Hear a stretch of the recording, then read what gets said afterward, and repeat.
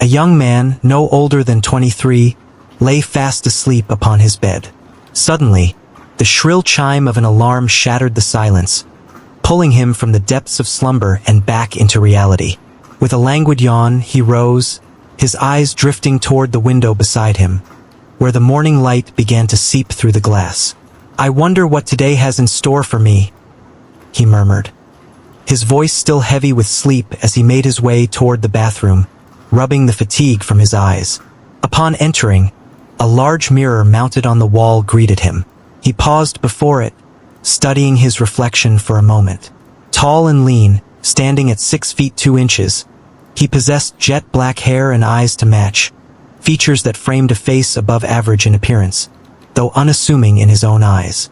With a faint shake of his head, he lowered himself toward the sink, reaching for his toothbrush and toothpaste with practiced ease.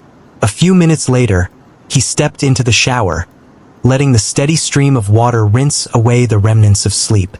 He emerged from the bathroom with a towel wrapped loosely around his waist.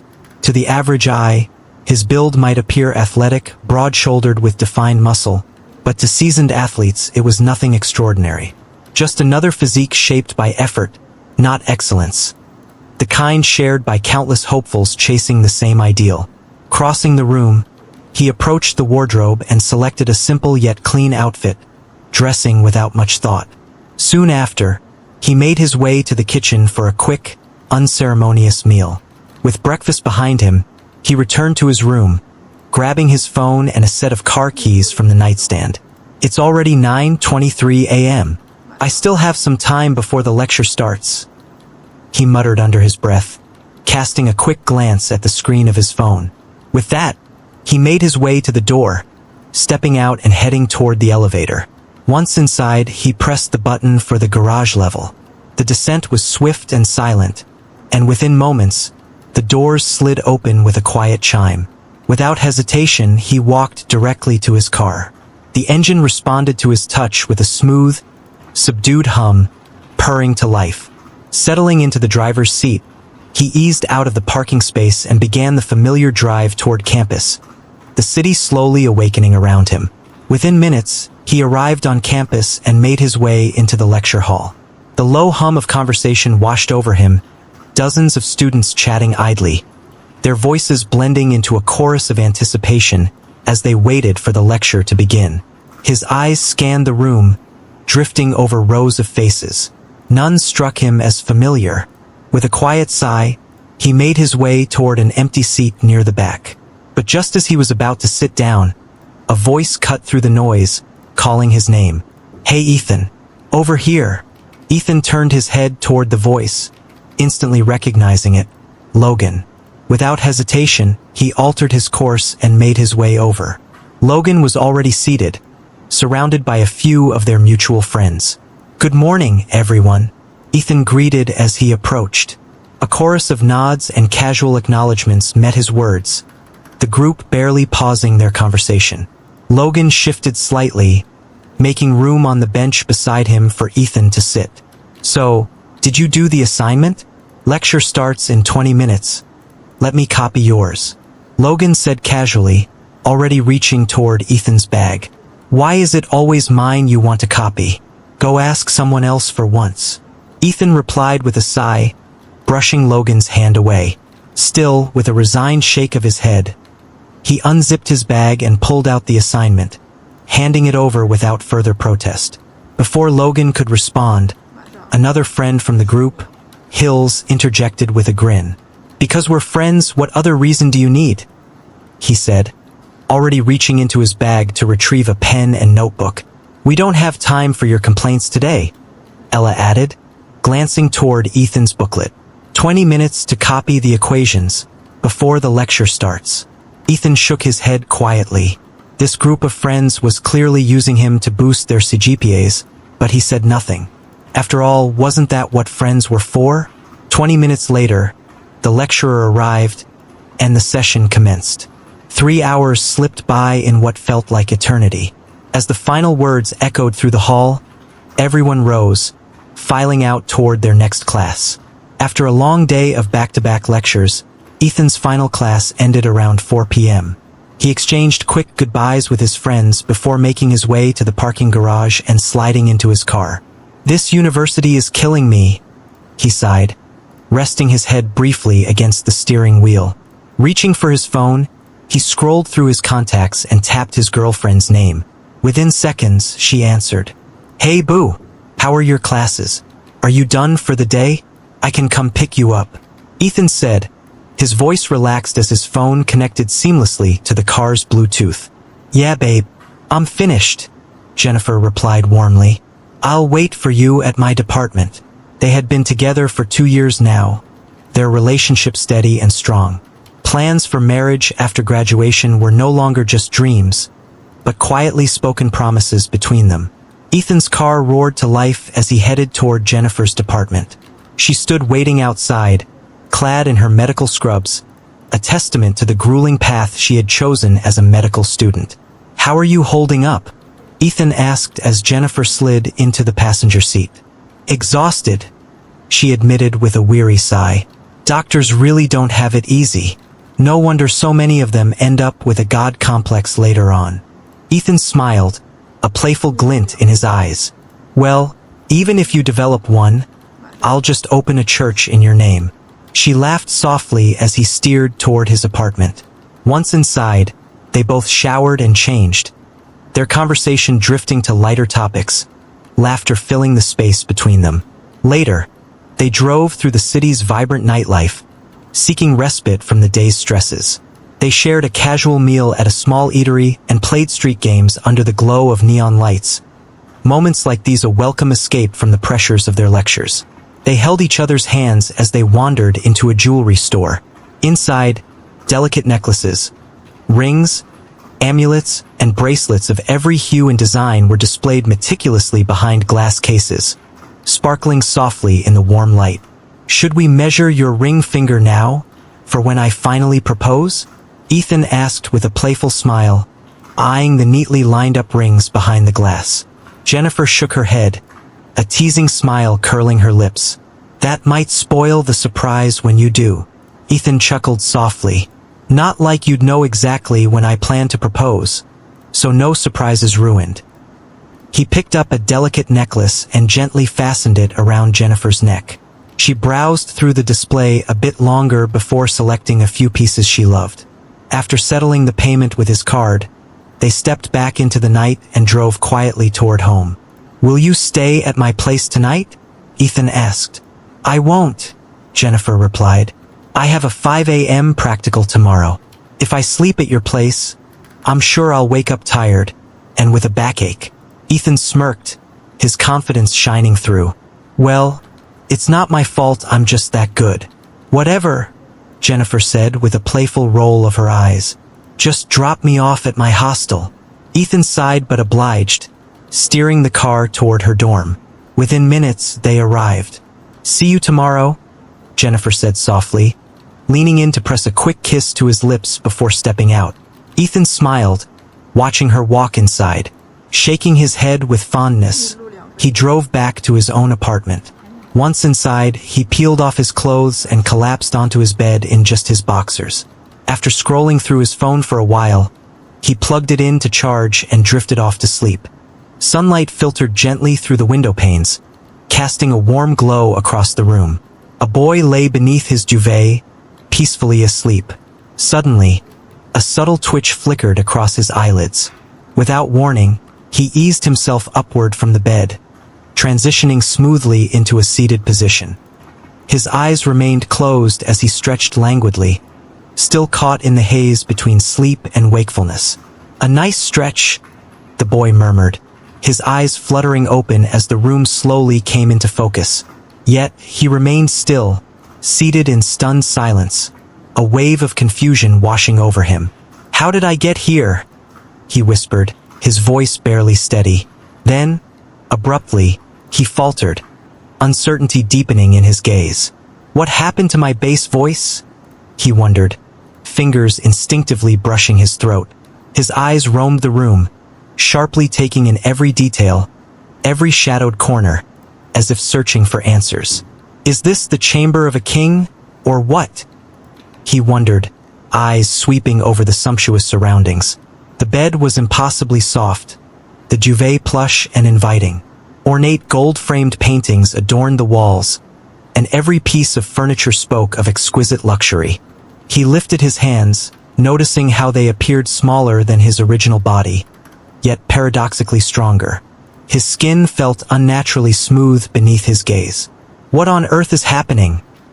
he muttered, the unfamiliar voice emerging from his throat, laced with disbelief. Ethan's mind raced, cycling through every possible scenario that could explain his current predicament. This wasn't how his days were supposed to begin.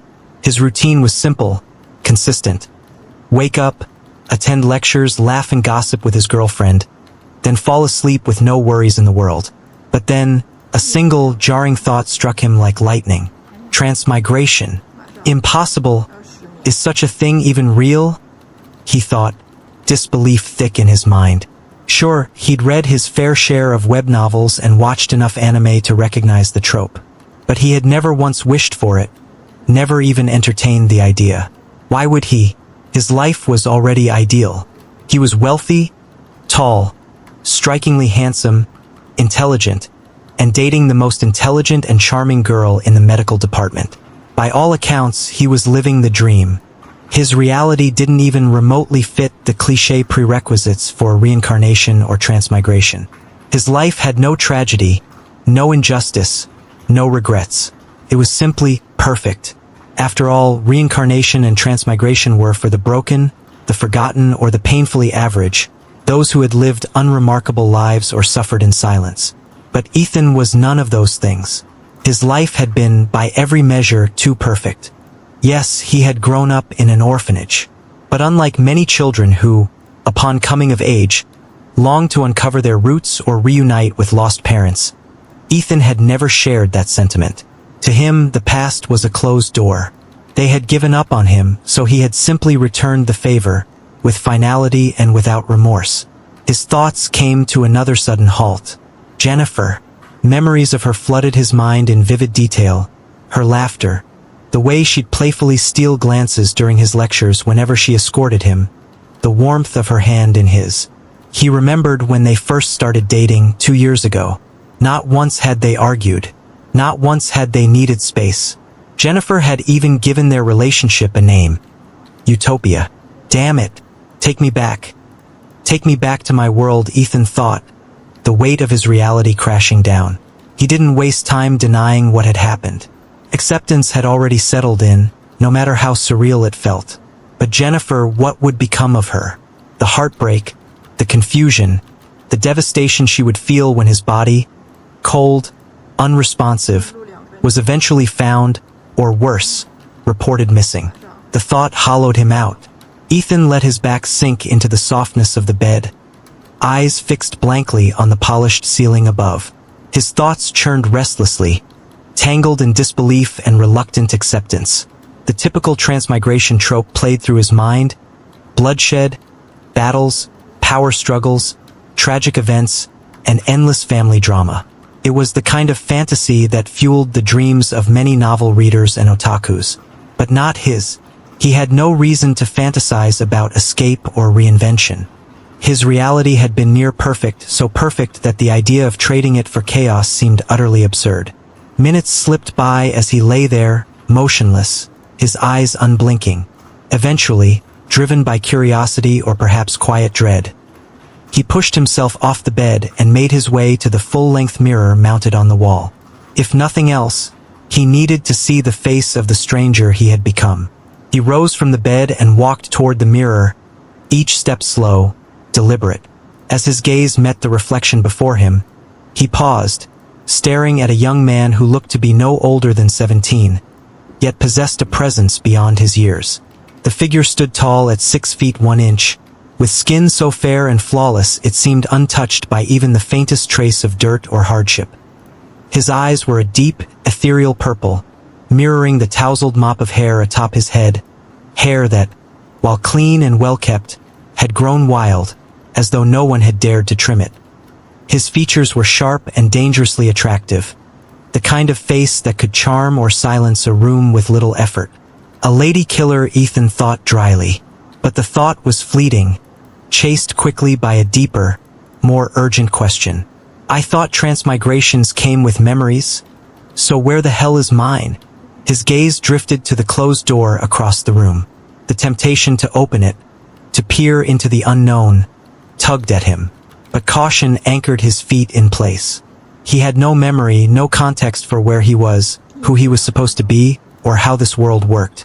Walking out blindly could be dangerous. Besides, judging from the opulence of the room and the refinement of his new appearance, this body likely belonged to someone of considerable status. A noble family, perhaps. Best to wait. A maid, a butler, someone was bound to come. And when they did, he'd have a chance to gather some much-needed information. Turning on his heel, Ethan moved toward the window, hoping to catch a glimpse of the world beyond. But just as he took his second step, he froze. His breath caught. A sharp, unseen force crashed into his mind like a hammer to glass. Pain. It bloomed in his skull, violent and sudden. He staggered, clutching his head with both hands as his knees buckled slightly. The urge to scream clawed at his throat, but he bit it back, forcing himself to stay silent. Then fragments. Images began flashing in his mind like fractured memories stitched together by chaos. Scenes, faces, places he didn't recognize, yet now somehow knew. A motion picture of someone else's life unspooled violently behind his eyes. Several agonizing minutes passed before the pain began to fade, then disappeared altogether, as suddenly as it had come. Ethan remained still, gasping softly for breath, his body trembling as he slowly pushed himself upright from his half-collapsed position. His mind raced, reeling from the torrent of memories that had just been forced upon him. They weren't his, but now, somehow, they were. He had just witnessed the life of the soul that once inhabited this body. Every experience, every moment, every scar etched into the consciousness now fused with his own. And what he saw left him stunned. "You've got to be kidding me," Ethan murmured, his voice low, almost breathless with disbelief.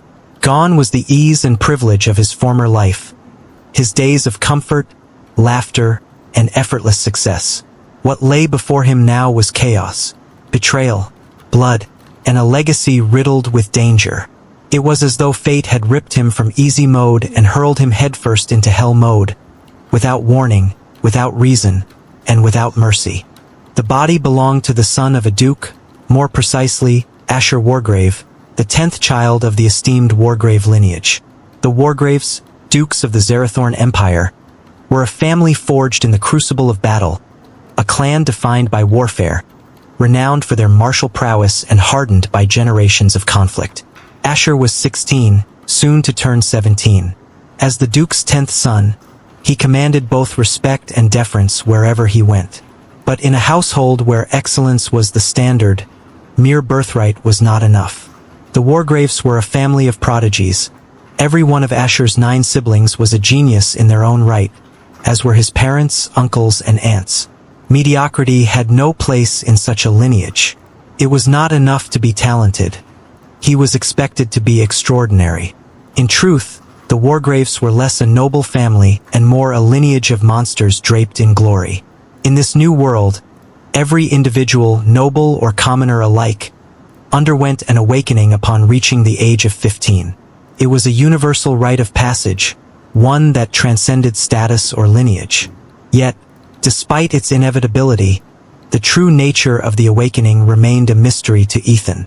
Still, as an avid reader of fantasy novels, he possessed a general understanding of what it might entail. The process of awakening occurred at 15, but success was not guaranteed. Not everyone was able to awaken. Each person was granted up to 3 attempts, at the ages of 15, 16, and 17. Should they fail all 3, their fate was sealed. They would forever remain ordinary, destined to live a life devoid of power or potential in a world that revered strength above all else. But Asher had done the unthinkable. He had failed his awakening at the age of 15. And that was where everything began to unravel. Though the world granted a second and even a third chance in the years that followed, failure, however temporary, was an unspoken disgrace within the Wargrave household. In a family where strength was not merely expected but demanded, such weakness was intolerable. This was not just any noble house. It was the domain of monsters, a lineage bred for war, where power was legacy and mediocrity a sin. After Asher failed his first awakening, the ridicule began. His siblings, who had never harbored affection for him to begin with, seized the opportunity to mock and belittle him. Love had no place among them, only ambition. Each was vying to become the next head of the Wargrave family, and Asher's failure made him an easy target. Even the servants, once courteous by duty, began to look upon him with thinly veiled disdain. Some of the maids had awakened on their first attempt, yet the youngest son of a duke, born into privilege and legacy, had not. In their eyes he was a disgrace, but Asher did not yield. He did not crumble beneath their scorn or the weight of their contemptuous gazes. Instead, he turned inward and endured. He pushed his body beyond its limits, embraced the pain, and welcomed the silence. Day after day he followed a merciless routine. Wake, eat, train, sleep, then repeat. No distractions, no excuses, just sheer discipline. When Asher turned 16, his second chance at awakening arrived. Every gaze was fixed on him, watchful, expectant, unforgiving. Could he redeem himself? Could he finally cast off the stain of his first failure? Even if he succeeded, the whispers would not vanish. The shadow of that first disgrace would linger. But what followed silenced even those whispers, replacing them with stunned disbelief. Asher failed again. A second failure, unthinkable, unforgivable. This time it broke him. He felt their stares, piercing, mocking, heavy with scorn. The weight of their disdain crushed him, and the cruel satisfaction in their eyes, the schadenfreude, was unbearable. He could no longer pretend to be unaffected. Retreating to his room, he shut out the world. For days, perhaps weeks, he did nothing but cry, eat, and drink. He drowned his sorrow in alcohol, desperate to blur the sharp edges of his reality. In that darkened room, surrounded by silence and the bitter scent of failure, Asher was no longer the 10th son of a duke. He was just a broken boy, clinging to the bottom of a well he could no longer climb out of. But none of it brought relief. The drinking, the tears, the isolation, it solved nothing. If anything, it pulled him deeper into the abyss, swallowing what remained of his resolve. Day after day, the same cruel routine unfolded. His siblings no longer needed to lift a hand against him. Their words, cutting, relentless, were far more effective than fists. Each passing comment chipped away at what little strength he had left. Eventually, Asher broke. One morning, unable to bear it any longer, he paid a maid to procure a drug. She didn't question him. She didn't dare to. It wasn't her place. She was but a mere maid. That night, Asher made his choice. He swallowed the drug, not out of recklessness, but with quiet, deliberate finality. For him, it was not a cry for help. It was an escape, a way to silence the voices, the judgment, the failure, a way to disappear from a world that had never offered him a place within it. Asher Wargrave, the 10th son of a duke, died not on the battlefield, but in a lonely room, defeated not by enemies, but by the weight of expectation and silence. Ethan felt Asher's emotions crash into him like a tidal wave, fleeting moments of joy, fierce determination, quiet resolve, then sorrow, despair, and finally, death. At least it wasn't a painful death, Ethan thought, his step steady as he approached a small table. Resting atop it was a bottle, half full of the very drug Asher had used, and beside it, a folded letter stained faintly at the edges. He didn't bother reading it. He already knew its contents. The memories were as vivid as if they were his own. Without hesitation, Ethan tossed the bottle aside and shredded the letter, letting the torn fragments flutter to the floor like discarded regrets. Despite having lived through Asher's final moments, Ethan could feel no lasting weight. The sorrow, the fear, the hopelessness, they belonged to Asher, not to him. And though they had touched him, they did not claim him.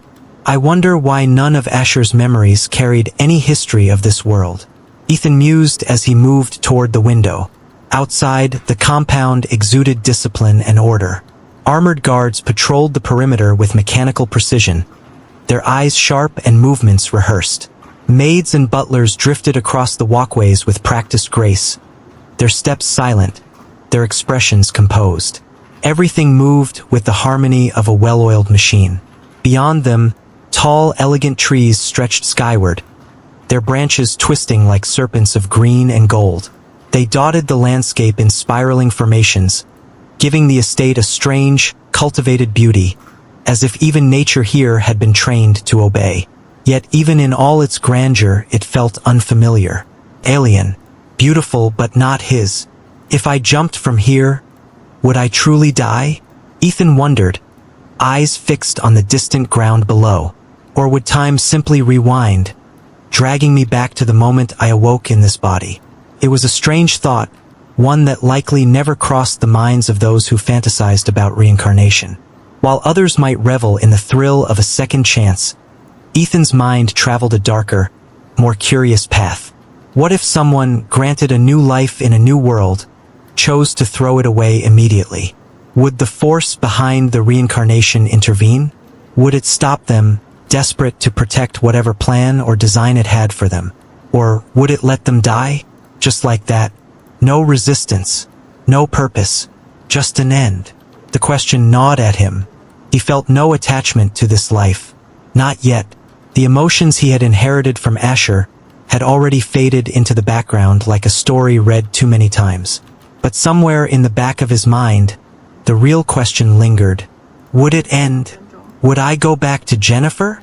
Would I wake up once more in Asher's bed as if nothing had happened? The temptation to test the theory was real, dangerous, but real. Not born of despair, but of curiosity. The kind that could kill a man just as swiftly as any sword. Isn't this the part where I'm supposed to hear that ding, system activation sound, right after I get my memories? Ethan muttered under his breath, more to himself than anyone else. He furrowed his brow, sinking deeper into thought.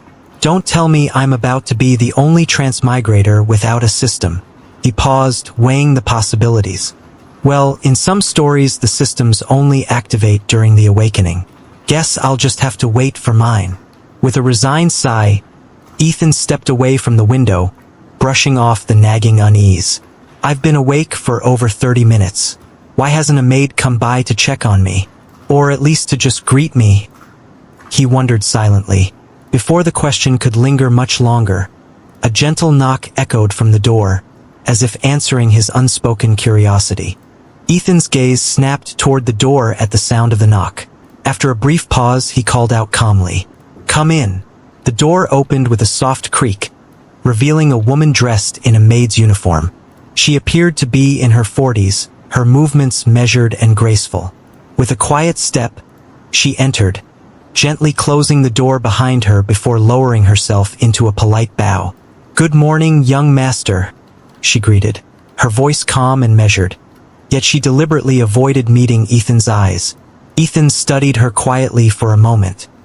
He recognized her from the memories, the personal maid assigned by the Duke himself. Her name was Lyra. Whenever the current head of the Wargrave family welcomed a new heir, it was customary to assign a personal maid or butler to the child. These attendants served not only as assistants but also as protectors, silent guardians tasked with safeguarding the young master until their awakening. The true strength of these maids and butlers remained a mystery to outsiders. No child was ever permitted to leave the Duke's estate before awakening, and as a result, none of these attendants had ever been tested in combat.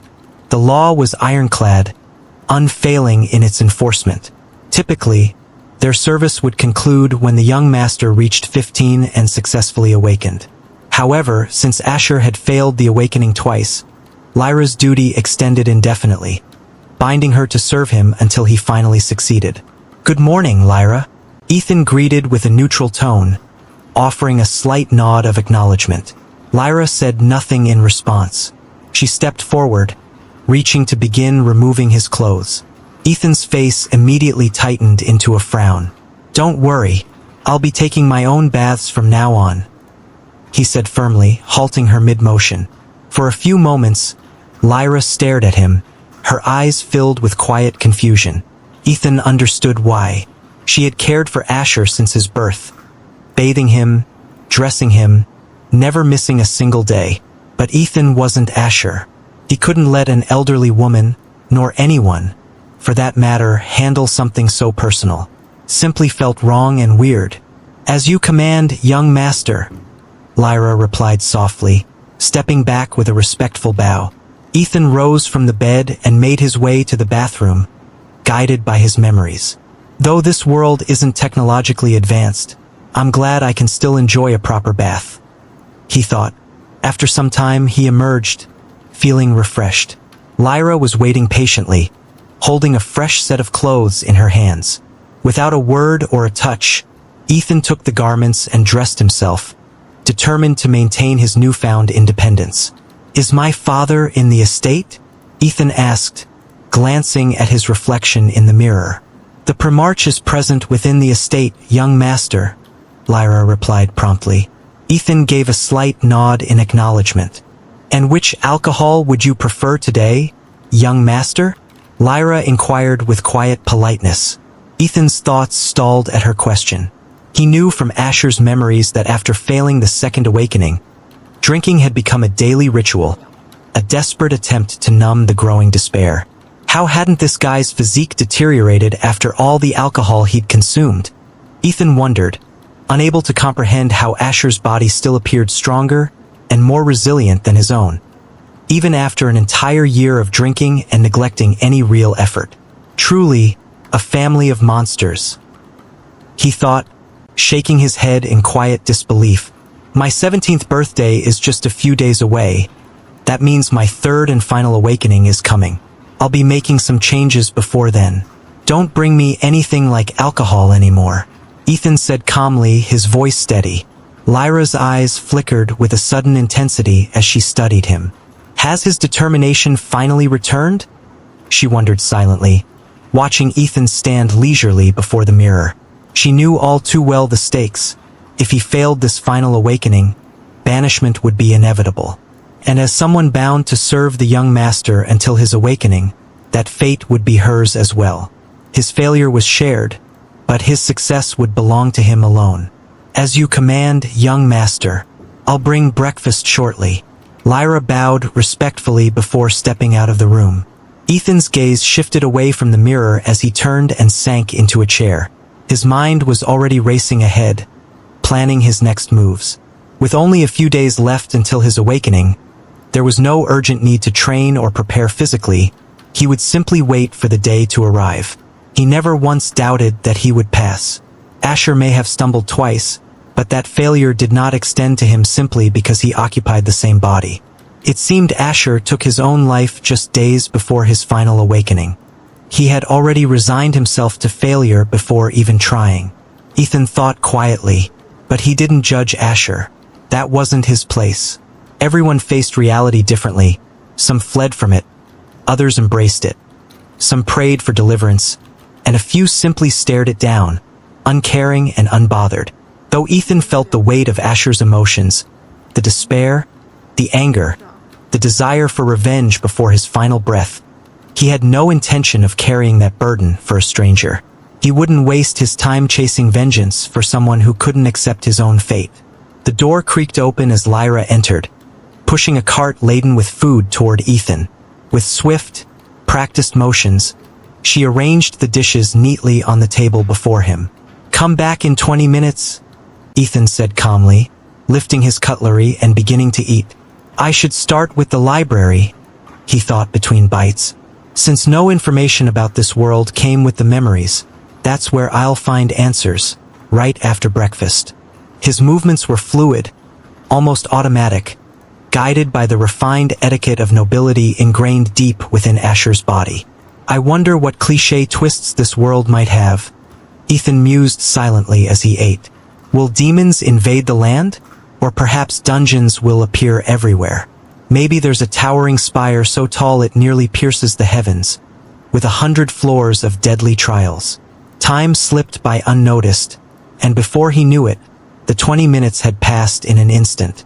Ethan dabbed his mouth with the table napkin provided, signaling he had finished his meal. The door creaked open behind him, and Lyra entered precisely 20 minutes later. With practiced grace, she cleared the table, gathering the empty dishes and neatly placing them onto the cart. Just as she prepared to wheel the cart back to the kitchen, Ethan's voice halted her. "Have another maid take care of that. You and I are going to the family library," he said, rising smoothly from his chair. "As you command, young master," Lyra replied, releasing the cart. She moved to the door, opened it with quiet precision, and Ethan strode through without a moment's pause. Ethan's eyes swept across the grand hall as he walked, attempting to maintain a composed expression, but he failed. A subtle glimmer danced in his gaze, his eyes shining like distant stars. The walls radiated with brilliance and color, as though someone polished them every moment of the day. Elegant light fixtures clung to the walls, their golden sheen giving the illusion of being gilded in actual gold. Some sections of the walls were made entirely of crystal-clear glass, while the floor was blanketed in a rich, red carpet that whispered of luxury with every step. Though Ethan had known wealth in his past life, what he now witnessed transcended affluence. This was opulence in its purest form. Lyra, walking a few steps behind, failed to notice the subtle shifts in Ethan's expression. Had she seen his face in that moment, she might have mistaken him for a man intoxicated by the sheer scent of wealth. In his early past life, Ethan had known only scarcity. Raised in an orphanage where even water was rationed, he had come to revere money, not merely as a luxury, but as a symbol of freedom and power. In his former world, wealth dictated influence. The richer one was, the stronger they stood. Although I'd love to explore every corner of this place, the library must take priority, Ethan mused inwardly. Ethan's gaze briefly settled on a maid approaching from ahead. At once, his features shifted into a mask of indifference. All children of the Primarch were known for their stoic, unreadable expressions, a trait Ethan had quickly observed from Asher's memory. Though he had no intention of permanently adopting their cold demeanor, now was not the time to stand out. Until he fully understood his current situation and status, playing along was the safest path. "Good morning, 10th son," the maid greeted, bowing respectfully. Ethan offered no reply. He walked past her without so much as a glance, perfectly imitating the aloofness expected of Asher. This was how Asher carried himself, detached, distant. For now, Ethan had no choice but to follow suit, lest he reveal his true nature too soon. According to Asher's memories, the male heirs are referred to as sons, while the females bear the title of moons. This world is fortunate feminism hasn't taken root. If it had, the backlash online would have been explosive, Ethan mused. "Young master, may I ask why we are heading to the library?" Lyra inquired, maintaining her respectful distance, 2 steps behind Ethan. Not too close to be intrusive, yet near enough to respond instantly if needed. In the Wargrave household, it was considered taboo for maids or butlers to question a young heir about anything outside their assigned duties. However, those personally appointed at the birth of a son or moon, the Primarch's children, were granted a rare exception. These select few served not only as attendants but almost as a secondary parental figures in duties, their standing determined by the strength of their bond and the class of service they maintained with their charge. Lyra was one such attendant. "As you know, my final chance at awakening is only a few days away," Ethan said, his tone calm and measured. "I'm sure you've heard the rumors. Should I fail again, I'll be cast out from the family." He neither turned nor slowed his pace as he continued down the corridor. "I'm simply going to the library to find the most suitable place to live, should that outcome come to pass," he added, weaving the lie effortlessly into his words. He couldn't exactly tell Lyra the truth, that he was heading to the library to study the world's lore and gather information.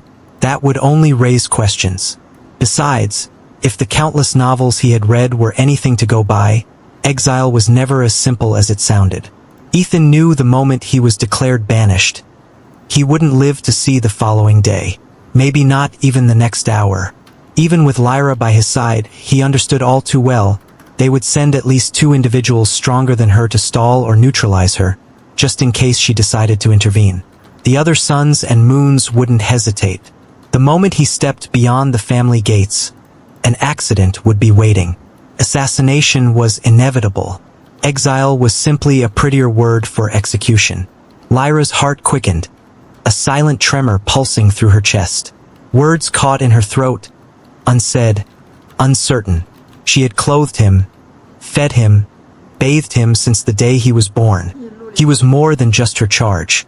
He was a part of her world, etched into her every routine and memory. But now, she could only walk in silence. There was nothing she could say that wouldn't feel hollow, nothing that could ease the weight of his words. So she said nothing and simply prayed. Prayed that this time he would awaken. Unaware of Lyra's inner turmoil, Ethan's attention remained fixed on the grandeur surrounding him. He admired every intricate detail, his mind already drifting into fantasies of unimaginable wealth. He paid no heed to the maids and butlers who crossed his path, their presence fading into the background as visions of the fortune he might inherit consumed him.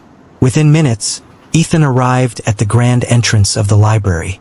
As he reached for the door, a voice cut through the silence. "Who, if it isn't the 10th son?" came the mocking tone, dripping with disdain, without so much as an attempt to conceal it. Ethan turned to see the 9th son, Thalric Wargrave, standing there, a smug smile curling his lips. Asher's memories flooded Ethan's mind. He recalled how Thalric had tormented Asher relentlessly, not with fists or swords, but with words sharper than any blade. Physical violence had never been used against Asher, not because Thalric lacked the will, but because of the Primarch's strict decree. Suns and moons were forbidden from touching one another outside the bounds of an official duel. "It seems you've finally emerged from your hiding place. Feeling confident this time that you'll pass the awakening?" Thalric sneered, his mocking smile never fading. Normally, Asher would have shrunk back, or slipped away to avoid such encounters with his siblings. But Ethan was not and was never Asher. That said, he had no intention of wasting time trading barbs with a fool, especially one barely a year older than him. Ethan's hand slipped into his chest pocket and withdrew a handkerchief. Without a word, he raised it to cover his nose and mouth, then strode past Thalric, entering the library with calm indifference. Though silent, the gesture was sharper than any insult, an unspoken rebuke that cut deeper than words ever could. Thalric stood frozen, stunned into silence, unable to believe what he had just witnessed. Behind Ethan, Lyra followed with a faint, knowing smile. After all, this was the first time Asher had ever dared to stand his ground. No words were exchanged, but the damage was unmistakably done. As Ethan stepped into the Grand Library, his thoughts drifted back to his recent encounter with the enigmatic 9th Sunday. He found himself unable to reconcile the reality before him with the image of young masters he had long encountered in novels. These scions of influential families possessed wealth, power, and undeniable talent. Yet, rather than savoring the privileges their lineage afforded, they squandered their time and energy tormenting those they deemed beneath them, driven solely by a cruel sense of superiority. Can they not simply relish the privileges bestowed upon them at birth? Marry as many women as they desire, indulge in leisure, and squander their fortunes without malice? Ethan mused with a weary sigh as he continued walking. At least, I doubt I'll cross paths with him again anytime soon. It seemed he was just departing the library, he reflected quietly, drawing near to a table. A man sat carelessly, legs casually draped atop the table. His hair was a striking contrast of black interspersed with silver strands, and his piercing green eyes hinted at a man likely in his 40s. Without offering Ethan so much as a glance, he absently flipped through the magazine in his hand. "Good morning, Great Elder," Ethan greeted respectfully. The man slowly lifted his head from the pages, his indifferent green gaze meeting Ethan's with a steady, appraising stare that lingered for a moment. "It's been a while, Asher. I wonder what brings you to the domain of this old man." The Great Elder, the librarian, remarked in a calm, measured voice. "I am simply here to read, Great Elder," Ethan replied evenly, his expression unreadable, neither a smile nor a frown to betray his thoughts. Obviously, The great elder responded with a hint of amusement. Anyone who enters a library comes to read, after all. Then I suppose there's nothing left to keep you, he added smoothly, his gaze shifting briefly to Lyra, who stood silently behind Ethan, before returning to the magazine in his hands. There's something different about him, the great elder mused, observing Ethan from the corner of his eye. Unaware of the scrutiny, Ethan moved deliberately through the library's aisles. Even if he had sensed the gaze upon him, it would not have altered his purpose that brought him here today. You may wait here or explore if you wish. I'll return in a few hours, Ethan said without turning. At his words, Lyra halted mid-step and nodded silently. She remained rooted in place, her eyes calm as they followed Ethan's every movement. Approaching a particular row of shelves, Ethan murmured to himself, I first begin with world history, then branch out to other subjects from there. He lifted his hand to retrieve an old heavy book titled History of the World. Without concern for appearances or status, Ethan settled onto the floor, his back resting casually against the bookshelf. As he opened the book and began to read, his mind absorbed the knowledge with effortless clarity and ease. Thank goodness my intelligence came with me. One can only wonder what sort of mind Asher possesses, Ethan mused silently as he read. It was precisely his intellect that allowed him to maintain a flawless 5.0 CGPA with apparent ease, all the while finding time to study and read medical textbooks to assist Jennifer with her own exams. From memory, Ethan had never seen Asher engrossed in a book. His years, from childhood at 5 to 16, had been consumed entirely by continuous physical training. 11 years of ceaseless exertion, enough for any observer to dismiss him as all muscle and no brain. Ethan effortlessly flipped through the thick book, its hundreds of pages seeming weightless in his hands. Within minutes, he had absorbed its contents. A faint frown crept across his face as he closed the book, his mind meticulously processing everything he had just read. The world into which he had transmigrated was called Crymora. At first glance, it appeared an ordinary realm, its inhabitants going about their daily lives untouched by supernatural forces or extraordinary powers, much like his previous world. But, unlike his former home, Crymora lacked technological advancement. Crymora was a world without nobles, kings, emperors, empires, kingdoms, or divisions. There were no gods to rule over it. Instead, it existed as a singular, unified entity, an apparent idol of harmony and order. Though crime persisted daily, offenders were swiftly apprehended and punished in accordance with the gravity of their offenses by the authorities entrusted with maintaining justice. Until everything changed. The first shift was recorded around 20,000 years ago, though some whispered it may have occurred even earlier, shrouded in the mists of time. A fragment of a star plummeted from the sky, striking Crymora's ground with a cataclysmic impact. Upon contact, a pulse of energy radiated outward in a perfect ring, encircling the entire planet. Witnesses to this extraordinary event rushed eagerly to the site of the star fragment's descent, driven by hope of treasure or revelation. Yet, all they found was a yawning sinkhole, carved deep into the earth by the force of the collision. But that was only the beginning. The pulse of energy, witnessed by many yet dismissed as an enigma beyond their understanding, especially since it appeared but once, had quietly set in motion a profound transformation. As years passed, subtle changes began to manifest, impossible to ignore. Some people found themselves sensing an unfamiliar presence in the air, an intangible shift. Others experienced the sudden awakening of abilities. Emerging crime surged as individuals began wielding their newfound abilities without restraint. Yet, with the rise of lawlessness, so too did justice rise to meet the challenge. The world grappled to comprehend the unfolding changes and the forces behind them, ultimately attributing the upheaval to the star fragment that had fallen from the sky. And in this, they were not mistaken. For the star fragment's influence extended far beyond merely awakening latent powers. It heralded something far greater, something yet to be fully understood. Humans were not the only beings touched by the star fragment's influence. The transformation rippled through the natural world, reaching animals and plants alike. Creatures awakened, Their very biology reshaped, bodies grew larger, stronger, and swifter. Claws lengthened, and fangs sharpened into deadly weapons. They became monsters in the truest sense. These beasts tore through cities with terrifying ease, extinguishing lives day after day. Even those newly gifted with mysterious abilities found themselves powerless against the relentless onslaught. Meanwhile, plants too underwent remarkable changes. They towered higher, their leaves a deeper, more vibrant green. Their presence exuded a soothing calm. Fruits grew sweeter, and crops flourished with unprecedented speed, bringing bountiful harvests to the hands of grateful farmers.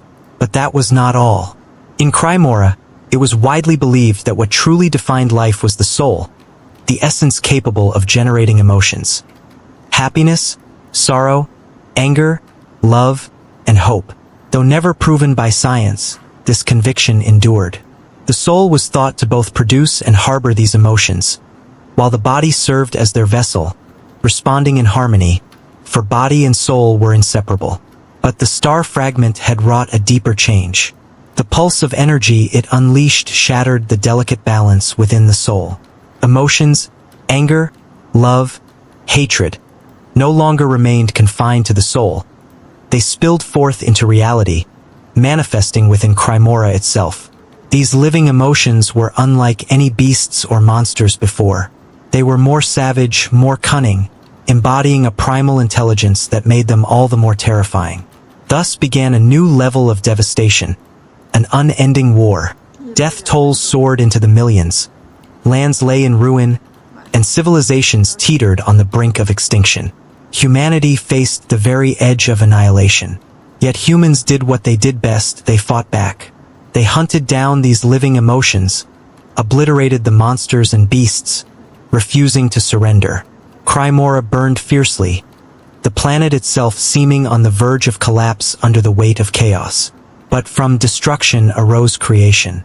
From death blossomed life. Years passed in a vanishing blur. Crymora was rebuilt anew, civilization resurrected from the ashes. Individuals gifted with abilities and powers became commonplace. Walls were erected, divisions formed, empires rose, and emperors ascended to rule. Nobles emerged, claiming their place in the new world. Yet the war did not cease.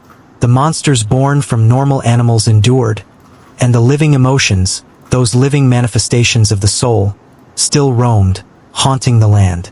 In time, names were bestowed upon these phenomena.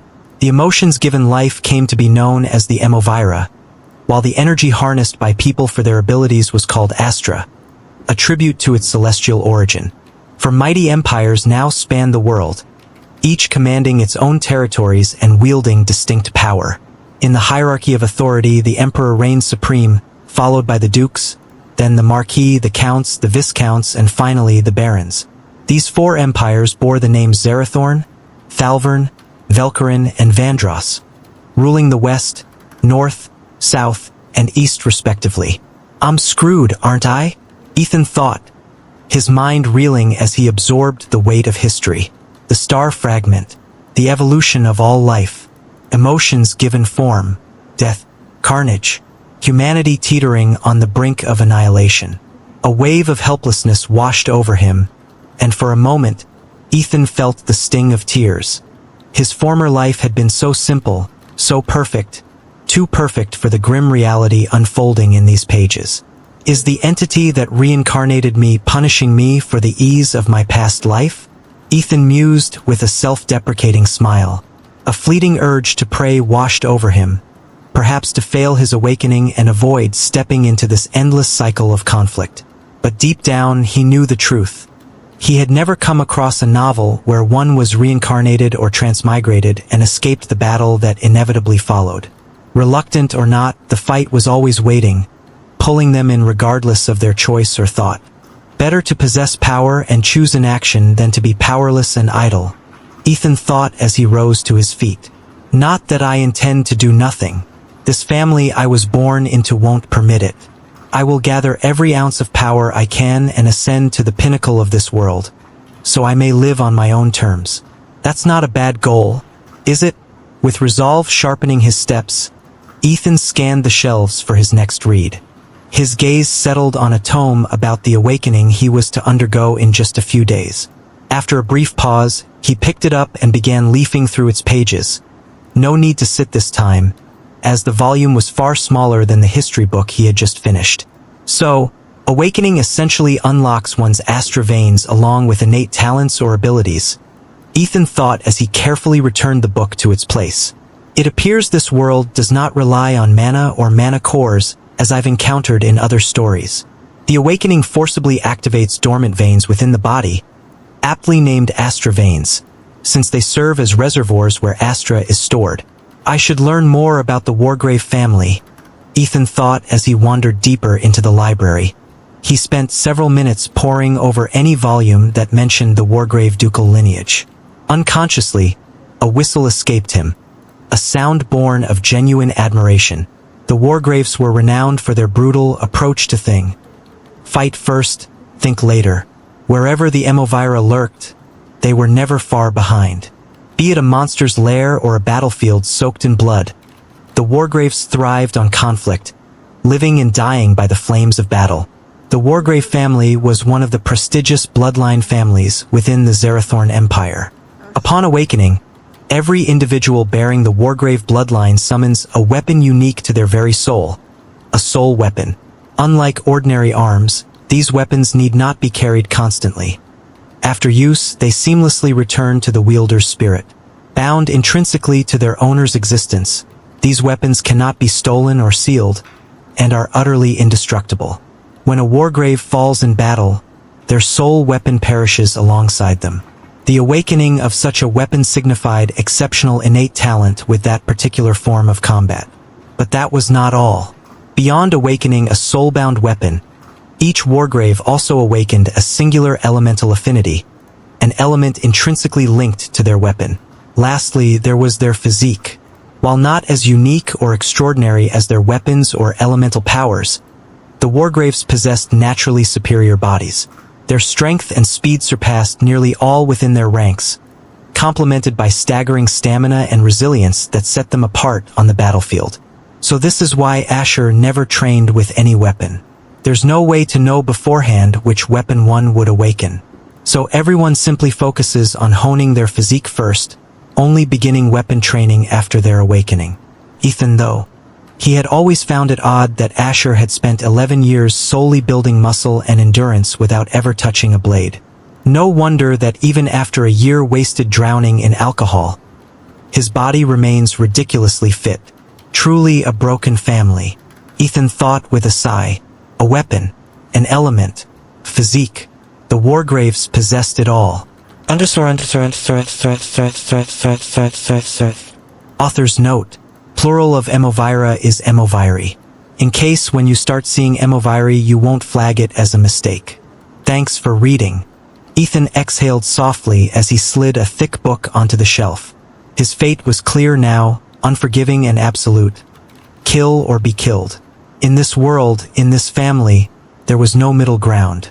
Shaking his head with quiet resignation, he resumed his slow walk through the aisles, eyes drifting over the spines of countless books. Despite his keen intellect, he had never held much affection for books. He had no intention of returning to the library after today. After the awakening, people became capable of drawing Astra from the air into their Astra veins. It's essentially cultivation, Ethan mused, snapping another book shut with a hint of frustration. Yet, there are no cultivation manuals to be found. Everyone draws Astra at their own pace, some faster, some more efficiently, but there's no standardized path. No structured techniques. No classifications like mage or healer either. Abilities manifest randomly during the awakening, he reflected, his footsteps echoing softly as he continued down the aisle. Everyone in this world is naturally fit. Astra passively enhances the body from birth, strength, speed, stamina, durability, all elevated by default. The Astra veins act as conduits, constantly reinforcing the body. It's as if everyone here is born a Superman. Ethan mused as he walked. Hours slipped by unnoticed, until Ethan finally came to a stop. His gaze settled on Lyra, standing a short distance away, her presence quiet but unmistakable. "It seems you didn't even bother trying to read anything. You just followed me," Ethan said, shaking his head with a sigh. "I've been alive a long time, young master," Lyra replied evenly, stepping forward until she stood precisely 2 paces behind him. "Long enough to have read more books than I care to count. Right?" Ethan mused as he resumed walking. "The stronger someone is, the longer they tend to live. Shame there's no path to immortality through cultivation. I might have considered it. Then again, I've heard that for immortals, boredom becomes their greatest enemy. Maybe eternal life isn't such a great bargain after all." His thoughts drifted from one subject to another, his mind a quiet storm of reflection. Ethan arrived at the same table where he had last seen the Great Elder seated. "You're finished reading?" the Great Elder asked, glancing up from his book. "I must say, this is your first visit to the library, and you spent 7 hours here. That might just be a new record. Asher really is the all-brawn, no-brain type," Ethan mused privately. "Not that it's his fault. Just look at the family he comes from." Offering a polite smile, Ethan replied, "I'll be awakening soon. I figured it would be wise to learn a bit of world history before then." The Great Elder gave a slow nod, then returned his attention to the book in his hands, a subtle signal that their conversation had concluded. Taking the hint, Ethan turned and walked out of the library, the weight of knowledge and answered questions trailing behind him. From what Ethan had gathered in his hours at the library, the Wargrave family operated under a rigid hierarchy of power. At the top stood the Primarch, the head of the family, his father. Below him were the elders, comprised of the Primarch's siblings, making them Ethan's uncles and aunts. Above them were the Great Elders, the biological uncles and aunts of both the Primarch and the elders, Ethan's granduncles and grandaunts. In the Wargrave family, only the Primarch was permitted to bear an heir. Any elder or Great Elder found with a child would face immediate execution, alongside the child. Ethan could only regard this as cruel, yet he understood the reasoning behind it. The rule existed to prevent internal strife, ensuring that no elder or Great Elder would attempt to position their own offspring as a future Primarch. Power, in the Wargrave household, was not inherited through ambition but dictated by blood and order. Even the women of the family were forbidden from marrying, whether within or outside the bloodline. If one was not the Primarch, one was not expected to have children, regardless of the circumstances. The Wargrave bloodline was meant to remain pure, unchallenged, and tightly controlled. The bloodline of the Wargrave stays and dies with the Wargrave. But what if the current Primarch were impotent? Ethan couldn't help but entertain the thought. Would they simply replace him? Would the entire system collapse under its own rigidity? He had come across records of some defiance. 3 members of the Wargrave family who had dared to secretly bear children. Their rebellion had been short-lived. Each one was discovered and executed, along with the child they tried to protect. No mercy, no second chances. What kind of family did I reincarnate into? Ethan wondered, his steps aimless as he wandered the halls. Guided by Asher's memories, Ethan made his way to the training grounds. As he arrived, the sharp ring of clashing metal greeted him, an unrelenting symphony of precision and power. Guards moved across the field in a blur, their speed far beyond what his eyes could follow. Seeing them was a generous term. He could only register afterimages, ghost-like flickers of motion that vanished as quickly as they appeared. The rhythm of their strikes, the cadence of steel meeting steel, was the only indication of their movements. Sparks flared beneath the sunlight, brief flashes of brilliance as their blades collided again and again. Despite his arrival, none of them paused. They remained entirely absorbed in their practice, dancing across the field like phantoms locked in a silent war. Ethan's eyes gleamed with quiet awe, shining like distant stars as he watched the display unfold before him. He had seen scenes like this countless times in movies and anime, but witnessing it live, in raw, unfiltered reality, was an entirely different experience. On the opposite side of the training ground, another guard balanced effortlessly on a single fingertip, the scorching sun beating down endlessly as beads of sweat traced slow paths down his chiseled form. For a full 30 minutes, Ethan remained rooted in place, utterly captivated. He didn't so much as blink, completely absorbed by the continuous dance of strength, skill, and discipline before him.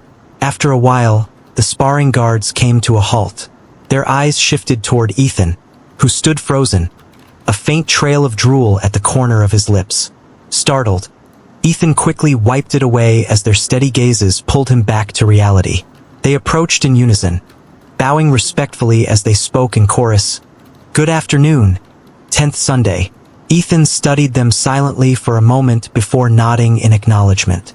"Good work," he replied curtly, then turned and walked away. While some of the maids had cast disdainful glances at Asher whenever he wasn't looking, the guards showed no such disrespect. Their loyalty ran deeper. Their very lives were intertwined with the family's honor and legacy. Ethan circled the building several times, deliberately avoiding the other sons and moons of the Wargrave family. He had no desire to encounter any of them before his awakening. As the sun dipped below the horizon, casting long shadows across the grounds, Ethan finally returned to his room, done for the day. Lyra wasted no time. She arrived shortly after, carrying dinner. She hadn't brought lunch, knowing Ethan had spent the entire day either buried in books or wandering the estate. It was already 9 o'clock in the evening. Ethan sat on the edge of his bed, eyes fixed on the window where the moon hung low, its pale light casting a gentle glow across the room. "Though I've come to accept this new life, if I fall asleep tonight and never wake in my old world, then I will fully embrace Asher. From this moment on, I will become him," he thought quietly. With that resolve, Ethan finally lay back and pulled the feather-soft, white duvet over himself, surrendering to the soothing embrace of sleep. For days had passed since Ethan's transmigration into this new world. In that brief span of time, he had come to terms with his reality. He had embraced this world. No, his world. He had accepted this family as his own. He had accepted Asher, for he was now Asher.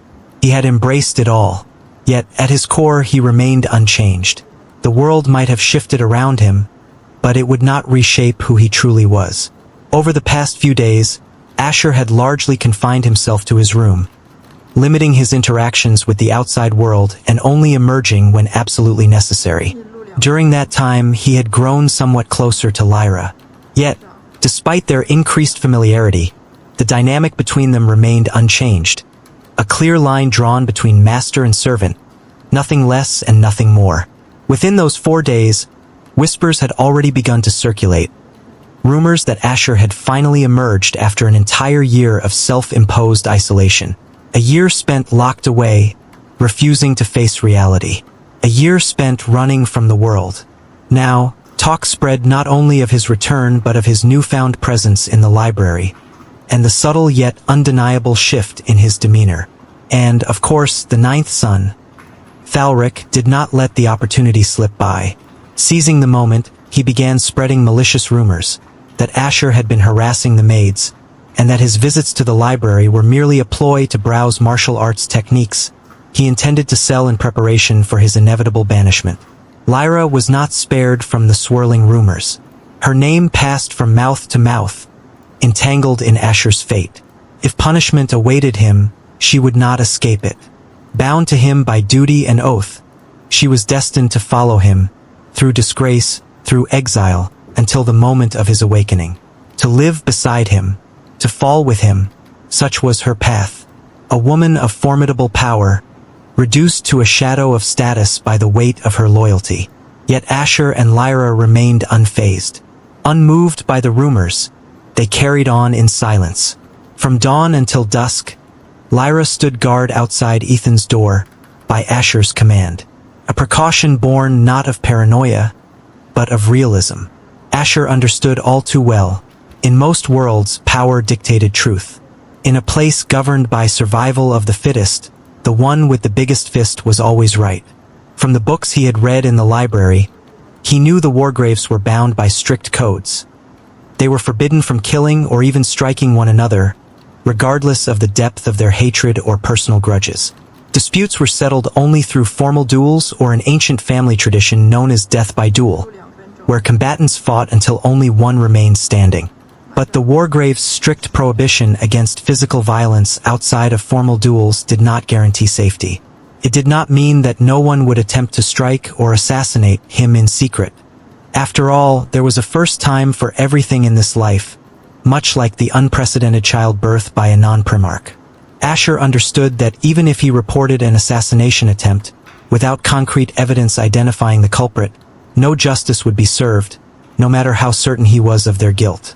Call it paranoia if you will, but it was far wiser to have Lyra standing guard outside his door, day in and day out. Asher lay beneath a crimson duvet, his chest rising and falling in a gentle, steady rhythm as he drifted in deep sleep. Sunlight filtered through the window, its warmth tempered by the drawn curtains, casting soft shadows across the room. Minutes later, his violet eyes fluttered open, adjusting to the quiet morning light. He sat up slowly, lingering for a moment as his thoughts clung to the fading remnants of a dream. Jennifer. She had appeared again, vivid and loving, in the fragile landscape of his mind. He couldn't simply erase her from his heart, despite having accepted this world, this new reality. Jennifer was his first love, his first everything. Though he was whole as a man, it was she who made him feel truly complete. He couldn't casually cast her aside just because of his transmigration. Yet deep down, he knew that sooner or later he would have to let go, whether he was ready or not. Sometimes, he found himself wishing that Jennifer had transmigrated alongside him into this world. Yet, just as often, he chastised himself for such selfish thoughts. Unlike him, an orphan, isolated even among the children of the orphanage, Jennifer had a family. A real family. Parents, siblings, cousins, grandparents. He could never wish the burden of transmigration upon her, knowing how it would shatter the bonds that held them together. After all, what family wouldn't swell with pride to have a medical doctor among their ranks? To sever such a bond would be nothing short of selfish. With a heavy sigh, he rose from his bed and approached the curtain. Drawing it aside, he let the golden rays of the sun spill across his flawless face, welcoming the new day.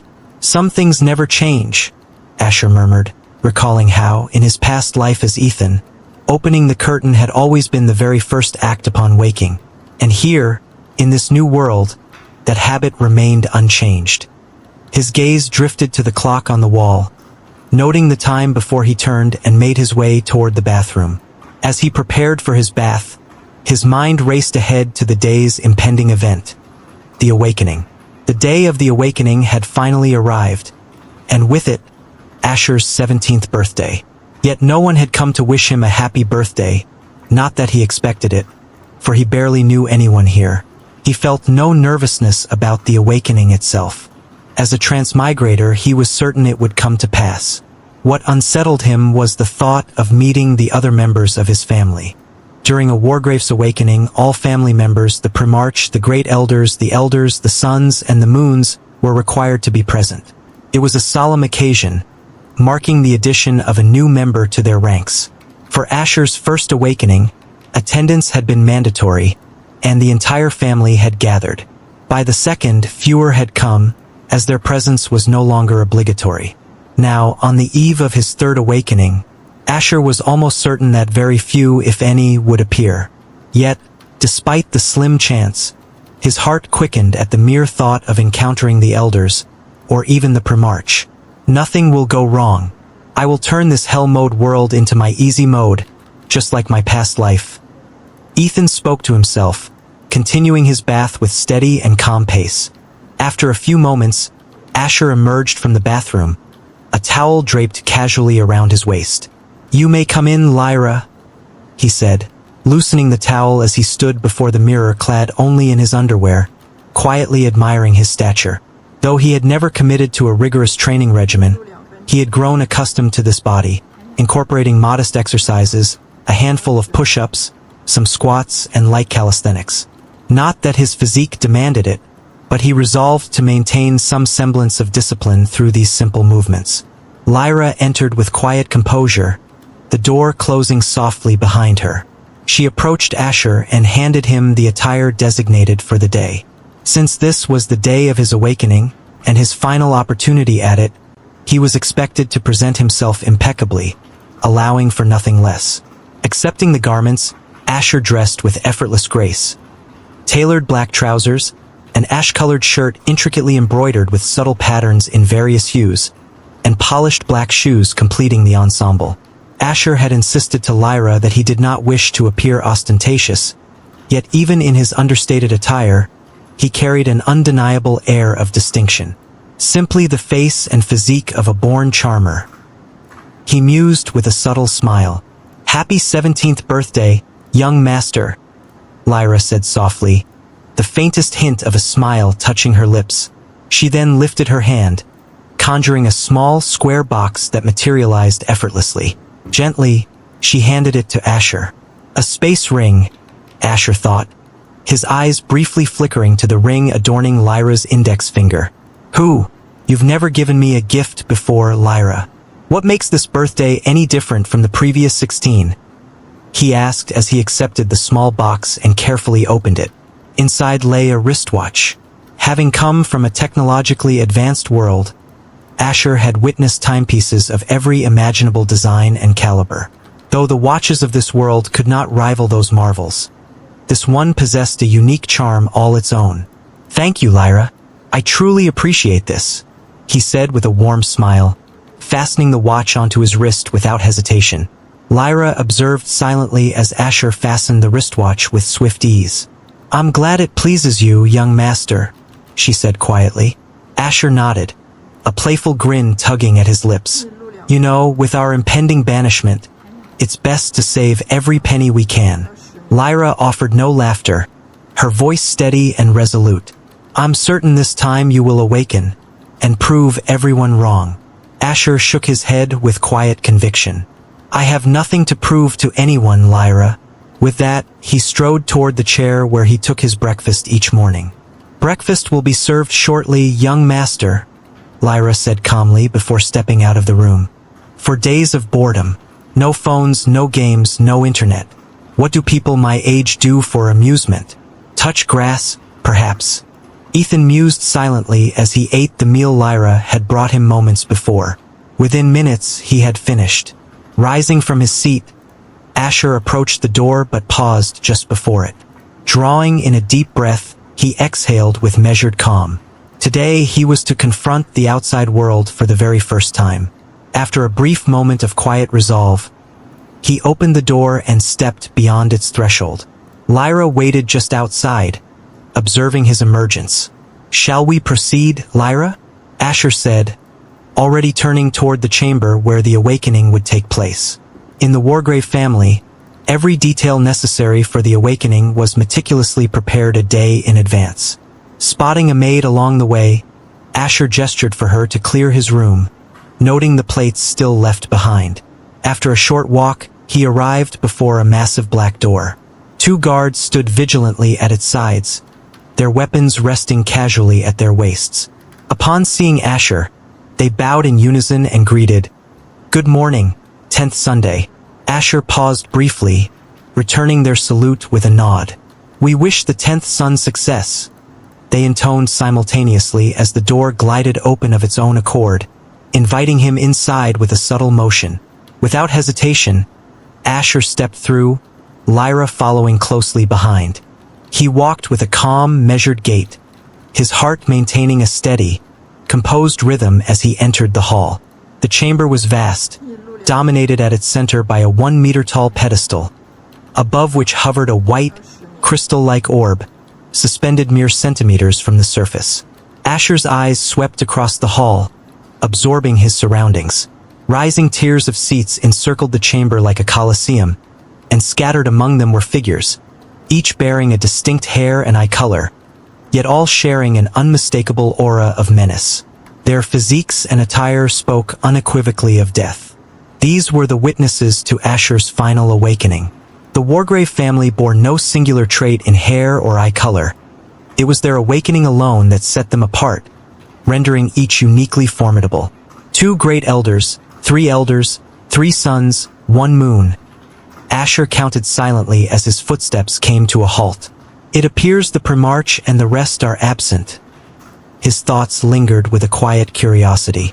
Lyra had already retreated to a distant corner, standing silently in observance. This was Asher's moment, meant to be witnessed from the sidelines. The fate of both their lives would be determined here, in this very instant. A heavy silence stretched across the hall, thick and unbroken. No one spoke. All eyes fixed on Asher, as if silently urging him to make the first move. Among the spectators, Thalric sat with a sardonic smile curling his lips. He had arrived fully convinced of Asher's inevitable failure and subsequent banishment. After all, if Asher had faltered twice before, why should the third attempt be any different? Then, abruptly, the silence was broken. The door behind Asher swung open, revealing a man clad in a pristine butler's uniform, white immaculate gloves. He stood tall, 6'2", with striking black hair and piercing black eyes. Zarek, the Primarch's personal butler and trusted right-hand man. Zarek entered the hall with measured calm, a subtle smile playing on his lips. Though merely a butler by title, he was reputed to wield the greatest influence within the Wargrave family, second only to the Primarch himself. Within the rigid hierarchy, the Great Elders stood next in authority, followed by the Elders. Yet Zarek had shattered this order. He held no formal rank or title, but his role as the Primarch's personal butler and trusted right hand afforded him unparalleled power. Like Lyra, Zarek had been assigned to the Primarch from birth. He had stood by the Primarch's side from the very beginning, saving his life on many occasions during his youth. Though only a butler by title, none dared to underestimate or confront him. Fear of the Primarch's wrath was enough to keep all in check. Of course, Asher learned much of this from Lyra. During those 4 days of confinement, he did far more than eat and sleep and exercise. He pressed Lyra for every scrap of knowledge she could offer, determined to understand the intricate web surrounding his family. "Forgive my lateness, 10th Sunday. I hadn't anticipated the matter I was attending to would take longer than expected," Zarek said smoothly, a composed smile lingering on his lips. "No problem, Zarek. A short delay is hardly an issue," Asher replied evenly. Zarek inclined his head and approached the pedestal. "You are already familiar with the process, 10th Sunday. There's no need for me to reiterate it, unless you wish me to." Asher shook his head firmly. "No need. Let's begin. Just like every cliché story, all I have to do is place my hand on this floating crystal orb," Asher mused. His hand rose deliberately, moving toward the orb. It hovered above the smooth surface for a few tense seconds as he drew in a deep breath, then exhaled steadily. In the next moment, his palm made contact with the orb. Every pair of eyes in the hall sharpened, fixed intently on him, anticipation hanging thick in the air as they waited to witness what would unfold. Seconds stretched on, yet the orb remained inert, its surface cold and lifeless. A wave of disbelief rippled through the assembly. Could a Wargrave truly fail to awaken? The silence was thick with unspoken doubts and murmurs. Thalric's smile deepened into a knowing smirk, his confidence vindicated. He had anticipated this very outcome. With a quiet mental sigh, Zarek prepared to announce the outcome. But before the words could leave his lips, the orb suddenly flared to life. Its glow intensified rapidly, bathing the room in a radiant light as Astra surged outward in powerful waves. Asher felt an unfamiliar energy surge into his body, heat radiating from within as a golden aura flickered briefly around him. It was as if his very blood vessels were igniting, yet he understood this was no pain, but the awakening of his Astra veins. A few seconds passed as the radiant glow of the orb gradually faded, eventually returning to its dormant, lifeless state. A smile slowly spread across Asher's lips. Though he had been confident he would awaken, the brief moment of silence, the orb's initial failure to respond, had shaken him deeply. After all, who would willingly abandon the comfort of such a powerful family to start anew with nothing? "Congratulations, 10th Sunday, welcome to the path of the strong," Zarek intoned calmly, a warm smile softening his features. "Thank you, Zarek," Asher replied, returning the smile. Without another word, Zarek turned and strode away. Whispers rippled through the hall as murmurs of relief spread among the elders and great elders. It wasn't personal concern for Asher. They cared little for him individually, but a complete failure by a wargrave to awaken would have been a blight on their family's honor. At least that stain had been averted. Among those present was the librarian Asher had encountered 4 days prior. The sun and moon remained as stoic and unreadable as ever. Without a word or glance in Asher's direction, they rose and strode toward the door, their personal maids silently following in their wake. Yet, one sun lingered, seated with a faint, knowing smile fixed on Asher. Thalric's smug expression dissolved into a deep frown, disbelief etched across his features. Though stunned, he refrained from causing a scene. Quietly, he stood and exited the hall. Neither the great elders, the elders, nor the suns and moon cared to inquire about the weapon or element Asher had awakened. After all, one who had failed his awakening twice, how far could such a one truly rise on the path of power? And their assumptions were not without merit.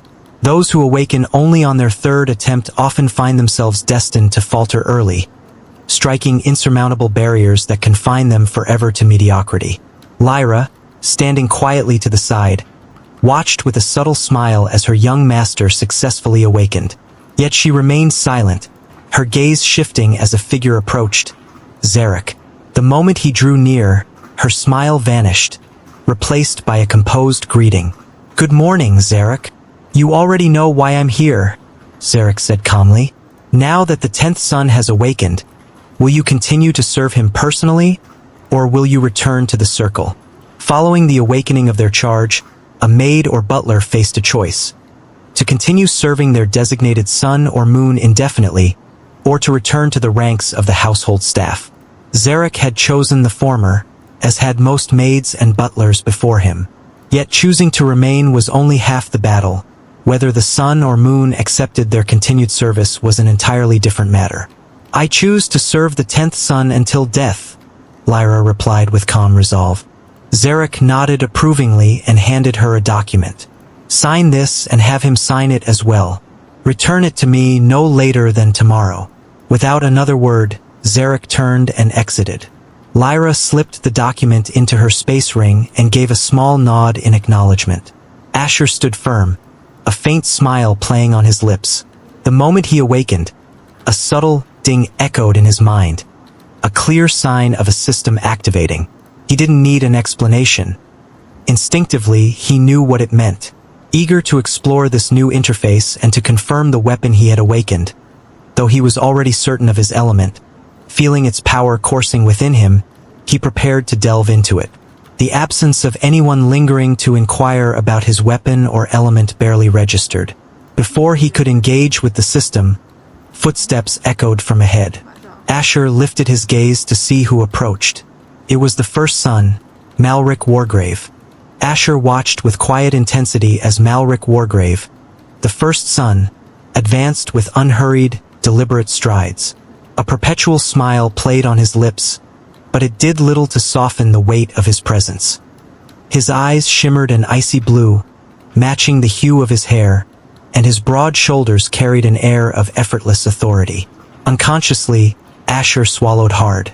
Though newly awakened, he could already feel the overwhelming pressure that radiated from Malric, a presence so immense it seemed to bend the very air around him. The smile, calm and confident, only served to make him appear all the more formidable.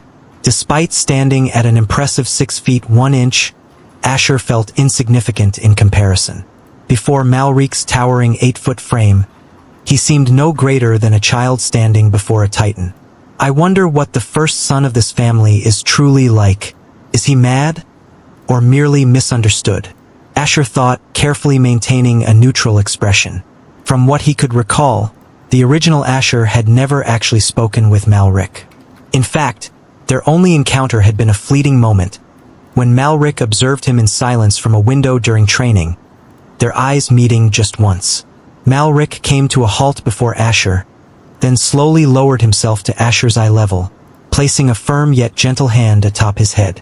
"Congratulations on your awakening, youngest," he said, a rare smile gracing his lips, his eyes reflecting genuine warmth. Asher remained motionless, momentarily stunned by the unexpected gesture. He had anticipated intimidation, not praise, from the man known for his fearsome reputation. After a brief pause, he composed himself, forcing a polite smile. "Thank you, first son," he replied carefully. He had never met Malric before, and it felt wiser to use the man's title rather than his name. "There's no need for such formality," Malric said calmly, his smile graceful. "I'm your elder brother, your eldest sibling. Call me Malric. We shouldn't speak to each other like strangers." Asher gave a small nod in response, though inwardly, disbelief churned within him.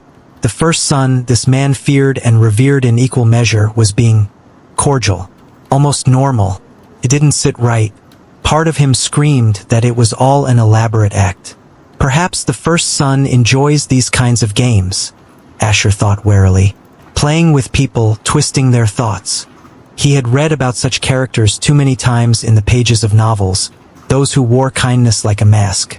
And in a world as brutal as this one, kindness was often the most dangerous lie of all. "So, what brings you here, Malric?" Asher asked, adapting with surprising ease to the first son's request for familiarity. "Oh, nothing much," Malric replied casually, his tone light. "I simply came to witness your awakening." As the two began to walk side by side, leaving the awakening hall behind, a quiet rhythm settled between them. Behind them, at a respectful distance of 10 steps, followed Lyra and Malric's personal butler, silent shadows granting the brothers space for their conversation. From the fragments of memory now accessible to him, Asher realized that Malric had been present at all of his previous awakenings. Over the past 4 days, Lyra had shared bits of insight, enough to paint a broader picture of the man walking beside him. The first son was considered an enigma by nearly everyone. He smiled at all, treated everyone with the same disarming charm, making it nearly impossible to gauge his true thoughts, except for his enemies. To most, that ever-present smile had long ceased to be comforting. Many believed it to be a mask, something carefully crafted to conceal a far more dangerous reality beneath. "Then what if I hadn't awakened?" Asher asked quietly as they passed a cluster of maids along the corridor. The smile on Malric's face remained steady, unfazed. "I always knew you would awaken. After all, you are a wargrave. But if you hadn't..." He paused thoughtfully before continuing. "I planned to take you under my wing." Asher's steps faltered. Malric's openness made it easier to speak than he expected. "Why?" he asked, his voice genuine and unguarded. "Why? Because why wouldn't I care for my sibling?" Malric replied simply, reaching out to pat Asher's head once more. Asher gently removed the hand and smoothed his hair back into place. They resumed walking, though a contemplative silence settled between them. After a few minutes, they arrived at Asher's door and paused, standing side by side before it. "You're not curious about the weapon and element I awakened?" Asher asked calmly. Though indifferent toward most Wargrave family members, he wasn't so callous as to disregard genuine care when it was shown to him. He was no maniac, after all. Malric's expression remained composed. "I am curious," he admitted quietly, "but I'd rather not see it just yet. I want to witness it when you've mastered control, when you can wield it in battle. Perhaps then we can spar." Asher found himself at a loss for words. The idea of Malric wanting to spar with someone freshly awakened bordered on madness. Yet he did not protest. This was typical of the Wargrave bloodline. Passionate, battle-hardened, and relentless. He simply nodded in quiet acceptance. Perhaps this is who he truly is, Asher reflected. And not the monster so many believe him to be, but, in truth, he understood very little.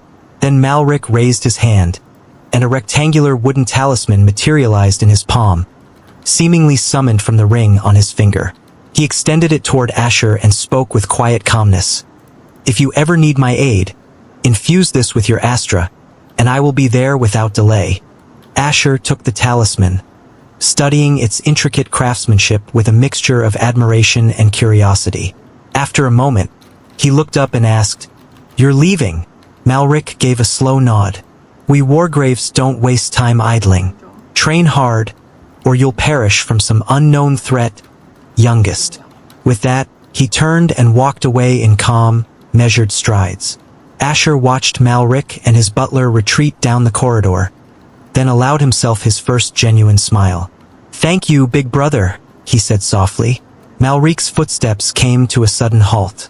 His head turned slightly, a subtle smile touching his lips as he replied, "Anytime, youngest." The moment the words left his mouth, he vanished, no longer bothering to walk. Can he teleport? Or is his speed simply that extraordinary?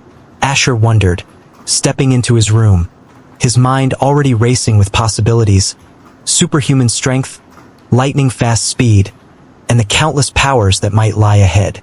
Upon entering his room, Asher sank onto the edge of his bed, immediately lost in thought. Lyra, sensing his introspection, remained silent, standing quietly by his side. After a few moments, Asher lifted his gaze and looked toward her. "You may leave. I need to review the changes that occurred after the awakening." Without a word, Lyra stepped forward, and the file Zarek had entrusted to her materialized in her palm. She handed it to Asher, who began to scan its contents with an unreadable expression. At the bottom left of the document, his eyes caught Lyra's signature. Are you certain you wish to remain my permanent maid?" Asher asked quietly after finishing the file. Once he signed this document, he alone would have authority over Lyra.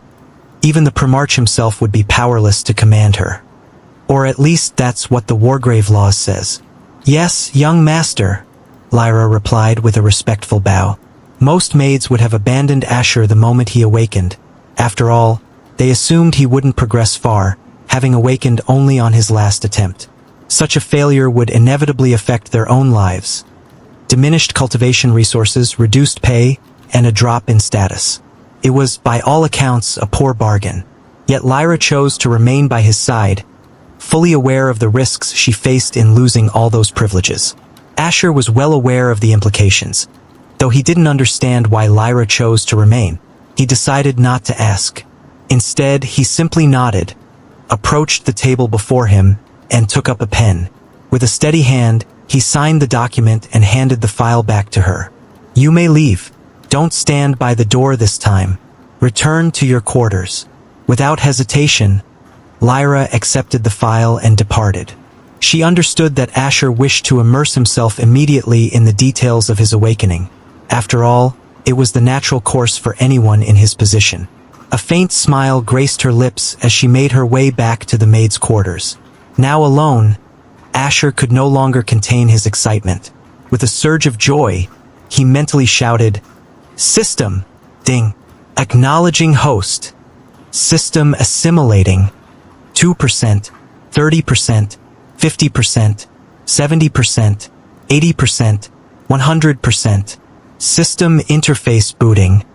Name, Asher Wargrave. Age, 17.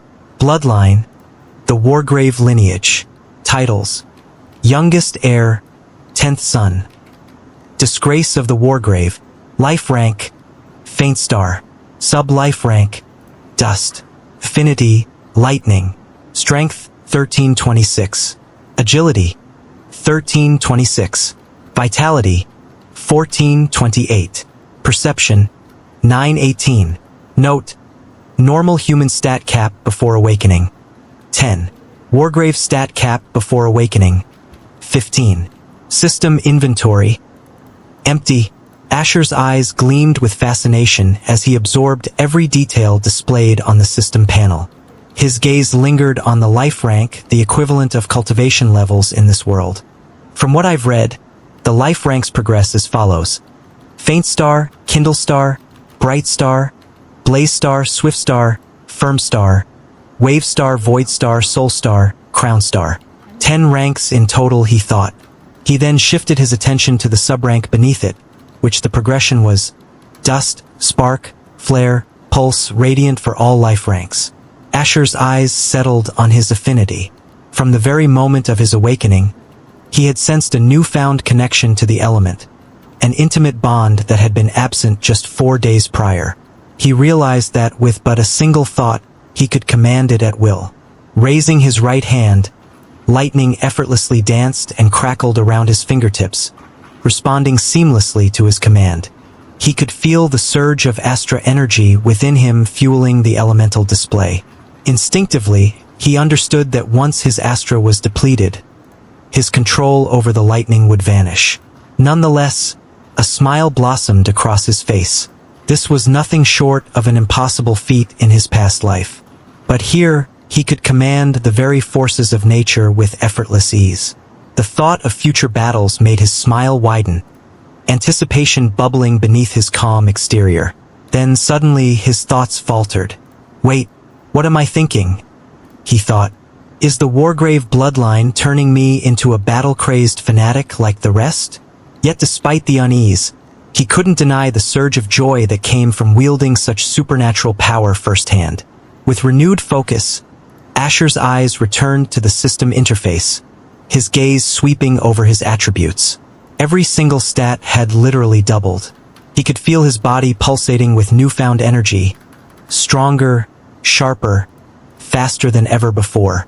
The man he was yesterday was incomparable to the one he had become today. Such was the undeniable miracle of awakening. His eyes then settled on his perception stat, noticeably lower than the rest. Yet Asher understood why. The original Asher had never honed his senses, focusing solely on physical training. That explained why his other attributes soared while perception lagged behind. Asher felt the Astra energy coursing through every fiber of his being, invigorating and strengthening each part of his body. He could sense the Astra veins winding within him, much like the network of blood vessels that sustained life. The greater the flow of Astra energy, the higher one's life rank, Asher reflected. His eyes shifted to the notification beneath the attributes. Truly a family of monsters, Asher mused as he read the message. The Wargraves had clearly surpassed even humanity's natural limits, at least before the awakening. He had read of their extraordinary physical prowess in the library, but the reality was staggering. A full 50% increase in physical stat alone was almost unfathomable. But Asher knew this was merely the baseline. Countless skills and techniques existed to amplify people's power. If the original Asher hadn't wasted an entire year drowning himself in alcohol, his physique might have reached its absolute peak, he thought bitterly. Then his eyes caught the final line on the system panel, and a smile crept across his face. At least my system has an inventory. Now all I need is a space ring to conceal it, Asher mused. He reached for the rectangular wooden talisman the first son had given him earlier. With a mere thought, the talisman vanished from his palm, only to reappear instantaneously moments later. Asher nodded in quiet satisfaction, pleased with the seamless test. With a thought, the system interface vanished. Time to find out what weapon I've awakened, Asher thought, an unshakable feeling stirring deep within his soul, as if the weapon itself were calling out to him. Just as he prepared to answer the silent call, the system interface abruptly reappeared, as if displeased at having been ignored. Ding. Newbie package distribution in progress. Open. Asher came to an abrupt halt as the system interface materialized once again before him. His eyes scanned the notification, and for a moment, he stood motionless, caught off guard by its contents. He hadn't anticipated this development, but, in hindsight, it wasn't entirely surprising. After all, the system had offered little in the way of tangible benefits, serving primarily as a display for his stats and granting access to an unlimited inventory. A smile tugged at his lips as a surge of excitement rushed through his veins. Who didn't know about newbie gifts? In countless novels, they were essentially overpowered starter packs, tools that gave protagonists an early edge. System, do you even need to ask? Open it immediately. Asher's thoughts brimmed with anticipation, his expectations soaring to unimaginable heights. Affirmative, host. Opening newbie package. Congratulations, host. You have received absolute physique. Asher read each notification carefully, eyes scanning every word with sharp focus. He had no intention of skipping anything. This was his cheat, his golden ticket. System, display the details of the absolute physique. I might not know what it is exactly, but anything with absolute in the name has to be broken tier. Right? He thought, a grin spreading across his face, anticipation gleaming in his eyes. Ding. The details of the absolute physique cannot be displayed until the host completes assimilation. The system's chime echoed in his mind. Asher's expression shifted into a frown as he read the message. His mind immediately leapt to the countless tropes he'd seen before. Assimilation usually meant agony. It was almost a given. Searing pain, bones reshaping, muscles tearing and reforming, and, of course, the inevitable black goo oozing from his body as impurities were purged. The mental image alone made him frown more. With that thought lingering in his mind, Asher made his way to the bathroom. He stripped off his clothes, leaving only his boxers, and lowered himself into a lotus position on the cool tiled floor. The atmosphere was still, heavy with anticipation. Grabbing a piece of cloth, he bit down hard, steeling himself for the torment he was certain would follow. His eyes, however, burned with unshakable resolve. No amount of pain would deter him. System, begin assimilation of the physique now. Affirmative, host. The moment the system responded, a surge of energy exploded within Asher's body. It was unlike anything he had ever felt. Pure, unfiltered power rushing through every fiber of his being. His veins bulged, muscles tensed, bones groaned under unseen pressure, ligaments stretched and tightened. His brain pulsed like a beating drum, and even his eyes burned as if being reforged from the inside out. It was as though his entire existence was being rewritten, every cell, every thread of his being restructured with brutal precision. Deep within him, his astra veins suddenly expanded, then contracted violently, condensing and refining themselves. Even the small trace of astra he possessed from awakening began to swell, becoming denser, more potent. To Asher's surprise, a sense of serenity washed over him. The world around him seemed to shift, brighter, clearer, almost surreal. The dull whites of the bathroom tiles now shimmered with an almost ethereal clarity, and the air itself felt lighter. His mind sharpened, every thought crisp and focused. Even his heartbeat pulsed with a quiet joy, as though his very soul was celebrating the transformation. And yet, the agony he had steeled himself for never came. Instead, he felt an overwhelming comfort, as if wrapped in the embrace of something ancient and powerful. His body continued to rebuild itself from the inside out, each adjustment smooth, seamless, perfect. Then, just as swiftly as it began, the energy faded. The brilliance receded, and Asher found himself once again grounded in the present. The bathroom was just a bathroom, but he was no longer the same. Asher sat in a quiet daze, savoring the lingering echoes of the transcendent state, as if clinging to the final notes of a melody before they faded into silence. Is this what enlightenment feels like in those cultivation novels? He murmured, voice barely above a whisper, a faint smile tugging at his lips. Slowly, he rose to his feet. If he had felt energized after his awakening, now he was overflowing with energy, every fiber of his being humming with quiet power. He could feel it in his breath, in his heartbeat, in the very way he moved. A quick glance in the mirror confirmed what he already sensed. His height had increased, rising from 6 feet 1 inch to a towering 6 feet 3 inches. His skin, already flawless, now radiated an unnatural perfection, smooth, radiant, and unmarred, as though sculpted by divinity itself.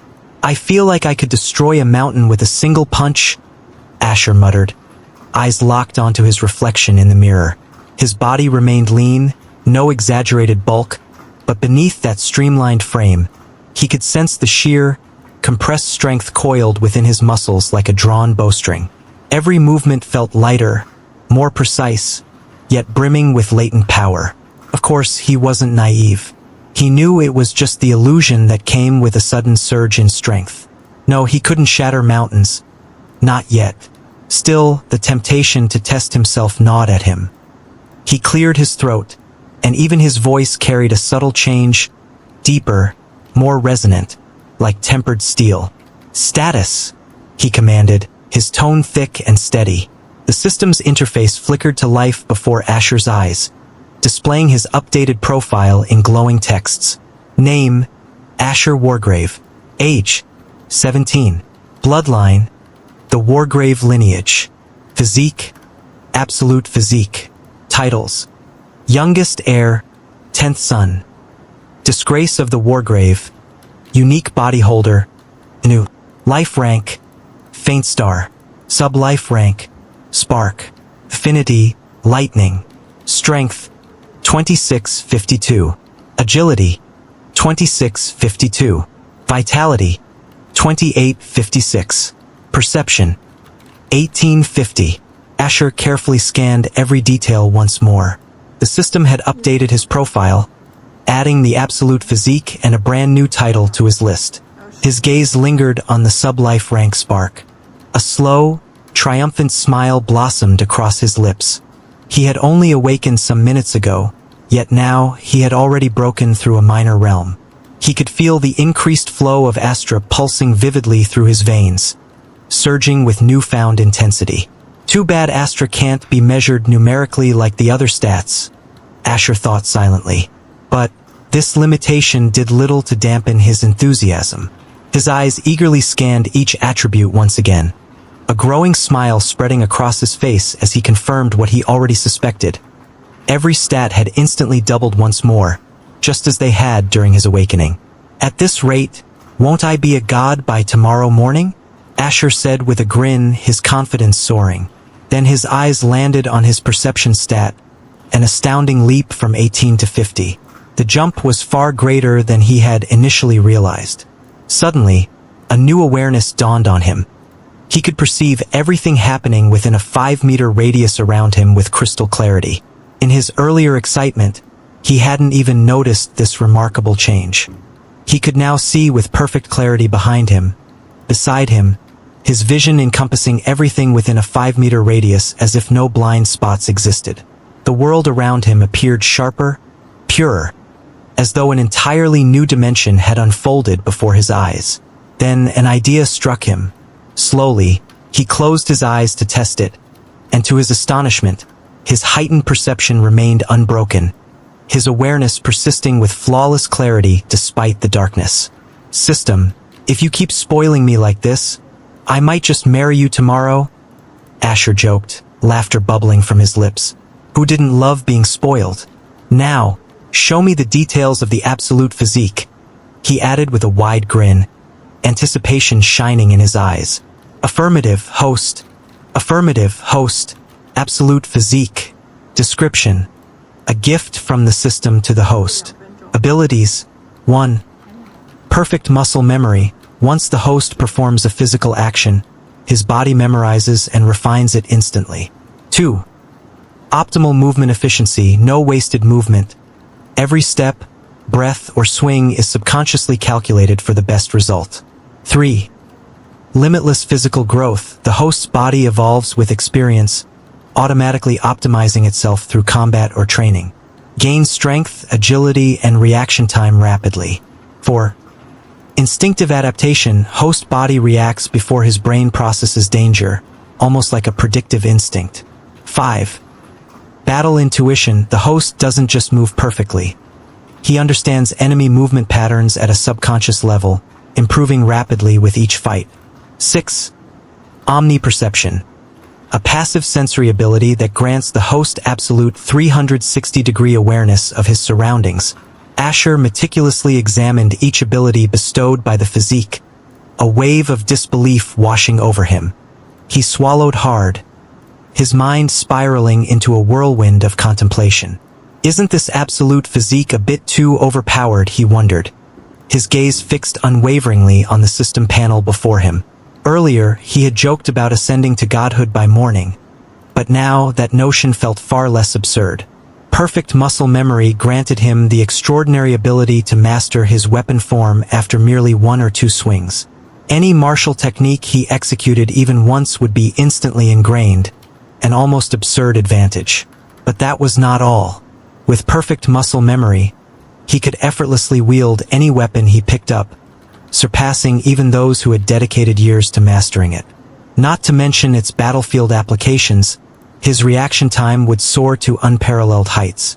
Even when pushed to the brink of exhaustion, his attacks would flow with flawless precision. Asher found himself at a loss for words. Every ability granted by the absolute physique seamlessly complemented the others. With battle intuition sharpening his instincts, he was poised to become an unstoppable force on the battlefield. Though Asher lagged 3 years behind his peers in every other respect, the absolute physique had effectively erased the disparity between them. While he remained at a lower life rank, his stats had already reached an impressively high threshold. He could feel the overwhelming surge of Astra coursing through his veins, an amount no one at his level should possess. Once again, the absolute physique had bridged that divide with remarkable ease. His peers held higher life ranks in name alone. In terms of physique and Astra, he was already on par with them. However, when it came to control, he remained lacking, having just awakened. His mastery over Astra and elemental manipulation was virtually non-existent. But, with the power of his absolute physique, that gap could be erased in the blink of an eye. Two individuals sharing the same life rank did not necessarily possess equal quantities of Astra. Ultimately, it all depended on the strength and capacity of their Astra veins. In this world, there were even those who awakened rare abilities capable of harnessing 10 times the Astra typically available to others at their rank. Asher shook his head. Now wasn't the time to dwell on comparisons. Besides, he hadn't truly had any peers of his own. The Wargrave strictly forbade any of their heirs from leaving the household until they awakened, which meant Asher had spent all 17 years of his life confined within these walls. "Time to find out about the weapon," Asher said with a faint smile, anticipation stirring within him. Would fate grant him yet another overpowered gift? Was he truly favored by Lady Luck? But first, he chose to dress, realizing there was no trace of the ominous black goo he had imagined. Perhaps he had simply overthought it. With that, he made his way back to his room. Sitting softly on the edge of his bed, he steadied his breath and quieted his mind, focusing once more on the faint, silent call he had felt earlier. Within seconds, something responded. In a sudden flash of white light, a faint weight settled into Asher's hand. His gaze dropped instantly, drawn to the object that had materialized before him. The weapon was long and gleamed with a refined silver sheen. Its slender frame spoke of elegance, and its tapered, razor-sharp tip made its purpose unmistakable. It was designed to pierce, to thrust with precision and grace. A rapier. But this was no ordinary rapier. Its edges was unlike any Asher had ever seen, lined with jagged, serrated edges that ran along its length like a row of razor-sharp teeth. These tooth-like notches weren't meant for clean slashes. They were designed to tear, to rend through flesh and armor alike with brutal efficiency. It was a weapon forged not only for precision, but for devastation. Asher's eyes gleamed as he studied the rapier in his grasp. It trembled faintly in his hand, almost as if it were alive, responding to his touch, resonating with something deep within him. His fingers glided along its sleek silver surface, and with every second, the connection between them grew stronger, inexplicably familiar. A smile tugged at his lips, widening the longer he gazed at the weapon. As if attuned to his emotions, the rapier began to hum with greater intensity, its subtle vibrations echoing the silent bond forming between wielder and blade. Asher addressed the system. "System, can you provide me with the details on the rapier?" Ding. "Please note, host, the system does not disclose information on things unrelated to itself. However, since both the system and the rapier are linked to your soul, compliance is granted." The system responded immediately, though with a reluctant tone, as if burdened by the extra effort. "Wait, you reside within my soul? I assumed you'd be in my mind, like other systems." "Negative, host. However, the system's presence within the host soul offers certain benefits." Asher sat frozen in disbelief at the thought of the system still have gifts to offer. "Why didn't you inform me sooner?" The host did not inquire. Asher arched an eyebrow, intrigued by the system's response. Is there anything else I should be aware of? I'm asking now. Negative, host. Very well. Then show me these benefits you speak of. Affirmative, host. Affirmative, host. The system chimed in, and the text across the panel shifted smoothly. System benefits granted to the host. 1. Mind Shield. The host is rendered completely immune to all forms of mental interference, including but not limited to mind reading, mind control, memory manipulation, illusions, empathic intrusions, and other psychic abilities. 2. Soul Guard. The host's soul is fully protected by the system, rendering all forms of soul-based attacks and manipulations ineffective. Asher gazed at the system interface with a subtle smile. With this protection, he was no longer a walking open book. In this world, individuals capable of reading minds did exist, though they rarely spoke of such abilities. After all, mental intrusion was a hidden trump card, guarded in silence. Still, such individuals were exceptionally rare. How does one even defend against soul attacks in this world? Are there truly individuals born with soul-related abilities? Asher pondered, a faint crease forming on his brow. He shook his head, brushing the thought aside. There was no point in dwelling on such things that didn't affect him. System, provide the details of the rapier, Asher thought, his eyes drifting down to the weapon still resting in his grasp. Affirmative, host. A name? Description, a soul-bound weapon, awakened through the host's longing affinity for the sword. Unlike conventional rapiers, typically designed for speed and precision thrusts, this blade defies standard limitations. It exists beyond the boundaries of form and expectation, a manifestation of the host's will and essence. Abilities. 1. Position marker. The rapier allows the host to teleport instantly to any of 3 marked locations. No cooldown. Unlimited range. Requires no Astra. Immune to spatial interference. 2. Astra Veil. The rapier passively stores up to 30% of the host's total Astra reserves, preserving energy for any moments. 3. Crimson Pact. The blade passively absorbs the blood of defeated enemies, using it to regenerate the host's injuries without conscious activation. Asher's smile deepened as he read through the system's notification. He examined each ability granted by the rapier, his expression glowing with quiet satisfaction. And why wouldn't he smile? Even the first ability alone was already overpowered. He could teleport to any location marked by his rapier, no Astra required, no concern for distance. In moments of danger, this would be his ultimate escape route. Though limited to 3 marks, Asher felt no disappointment. He was content, not greedy. The best part? Even spatial restrictions meant nothing. He could bypass them entirely. Simply too overpowered, Asher mused, a spark of excitement flickering in his eyes. The second ability, Astra Veil, was another game-changer. The rapier could passively store up to 30% of his total Astra reserves, effectively acting as a reservoir for emergencies. Asher could sense the Astra stored within the blade. It was intimately connected to him. With a single thought, he knew the stored energy could be transferred instantly into his body. However, he couldn't draw on it now. His Astra veins were already brimming, overflowing with Astra. What made this ability even more remarkable was its passive regeneration. The moment any amount of Astra, be it a mere 1%, was used, the rapier would immediately begin replenishing that exact portion without delay. Then there was the final ability, Crimson Pact, a passive effect that allowed the rapier to heal his injuries by absorbing the blood of his enemies. However, Asher quickly realized this ability wasn't as straightforward as it first appeared. The effectiveness of the healing was tied to the quality and potency of the blood consumed. After all, one couldn't expect to regenerate a severed arm using the blood of mere rats. The stronger the opponent, the more potent their life essence, and the greater the healing that followed. Besides, this was Asher's favorite ability out of the 3.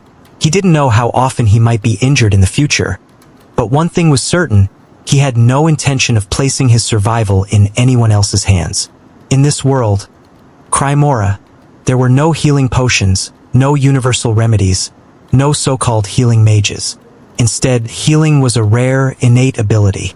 People were born with it, not taught.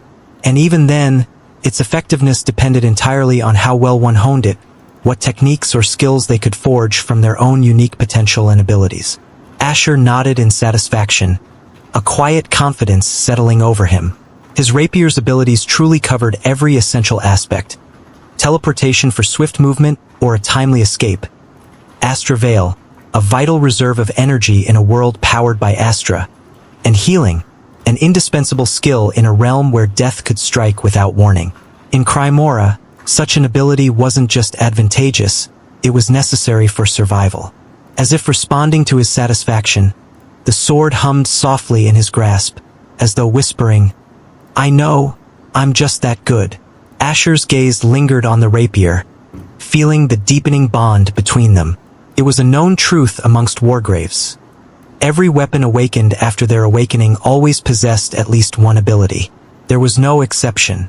"I should give you a name," Asher murmured, sensing that simply calling it rapier or sword no longer did justice to the weapon's significance. He paused, lost in thought, searching for the perfect name. "Virilis," he finally spoke, the word rolling off his tongue with utter calmness. "From this moment on, you shall be known as Virilis," Asher spoke with a heavy tone. The rapier hummed again, and Asher felt the bond between them deepen. Suddenly, the blade slipped from his grasp and began to float effortlessly at his side. Asher watched silently, a calm acceptance settling over him as the rapier hovered there, steady and ready. "System, what is happening?"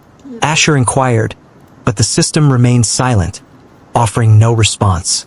Of course, the system had already made it clear it would not address matters unrelated to itself, he reminded himself.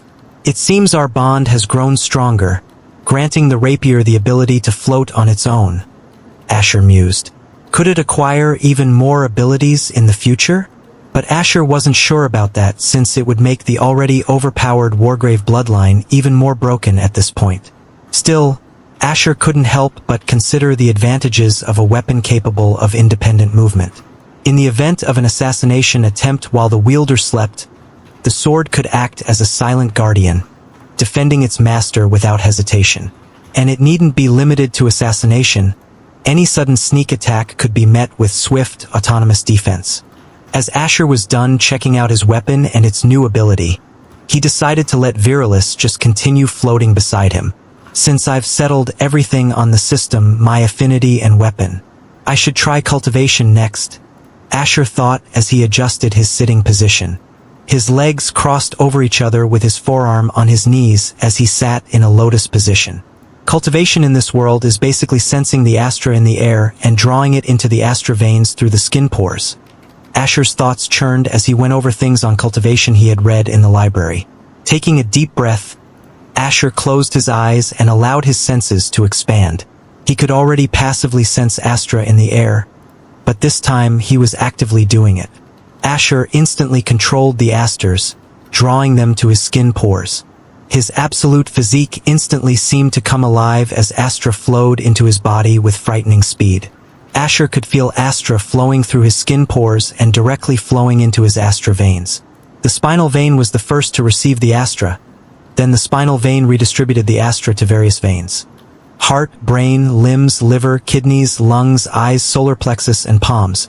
Asher felt surreal and calm as each vein received Astra, each vein having a network of micro-veins throughout the body, further enhancing the body and increasing the amount of Astra that flows into the Astra veins. To break through in life ranks, one has to expand the Astra veins' capacity and strengthen the walls of their Astra veins. In return, the Astra veins strengthen the entire body system while also increasing the capacity to hold more Astra. Hours went by as Asher sat down without moving. Only the rhythm of his breathing process could be heard in the room as Astra flowed through him. Suddenly, Asher felt his internal structure start to subtly adjust as his Astra veins seemed to contract and strengthen, then expanded gently and slowly. A few minutes later, Asher opened his eyes. He could see Virilis floating beside him without returning to his soul. "I have broken through. Isn't this a bit too fast?" Asher thought as he felt his body had changed. "System, is this a result of my absolute physique?" Asher asked the system. Affirmative, host. Asher smiled. He liked this unnamed benefit the physique brought. But he wasn't delusional to think him increasing his life rank would be this easy. He knew it was simply because he was still at the bottom stages of the life rank. Status, Asher thought. Name, Asher Wargrave. Age, 17. Bloodline, the Wargrave lineage. Physique, absolute physique. Titles, youngest heir, 10th son. Disgrace of the Wargrave, unique body holder. Life rank, faint star. Sub-life rank, flare. Affinity, lightning. Strength, 52-57. Agility, 52-57. Vitality, 56-58. Perception, 50-52. Asher smiled as he went over his system panel. Seeing his progress made him want to train more. If I stay in an Astra-rich environment, my cultivation speed should be faster, Asher thought. It seems this time my stats didn't double. If it did, I might have been afraid at the speed I'm gaining strength, Asher thought. He saw there were differences in increment between each stat. Perception and vitality increased by 2, but strength and agility increased by 5. Understandable, Asher thought. If vitality was that easy to increase, didn't it mean he would simply live for thousands of years? Besides, other people's stats might not increase by so much when they break through. Mine would increase by this much due to my physique. Asher nodded in thought as it made more sense. With that, Asher's gaze shifted to the window beside him. It was already dark as the moonlight filtered into his room. Damn, it's already dark, Asher murmured as his gaze turned to the clock hanging on the wall. It's already 10 p.m. Let's sleep then, Asher thought, and with that, he slipped under his duvet. Virilis vanished as it returned to his soul. The morning sun rose as its rays of light were cast into Asher's room as he slept. A knock on the door woke Asher from his sleep. He rubbed his eyes groggily. He didn't need to think who it was. He knew it was Lyra. Come in, Asher spoke as he came down from his bed. At his words, the door opened and Lyra walked in. She saw Asher standing on the side, seemingly ready to start the day. She raised an eyebrow in surprise as she saw him. Then she smiled and greeted, "Good morning, young master." Asher's gaze turned to her as he noticed the smile. "You seem happy this morning. What's the occasion?" he asked. "I'm just glad you awakened, young master," Lyra simply replied as her smile was already gone. Asher didn't reply. He simply went to the bathroom and went through his daily routine. Lyra handed him the clothes for the day as she spoke. "Young master, you will be meeting the Primarch today. It's better to look your best," Lyra spoke. Asher paused, surprised at what he had just heard. "When was this decided, Lyra? And why wasn't I informed earlier?" Asher spoke. "I was informed by Mr. Zarek yesterday afternoon when I went to submit the file, young master. But I wasn't able to inform you as you didn't want to be disturbed for the day," Lyra replied calmly. Then it clicked with him.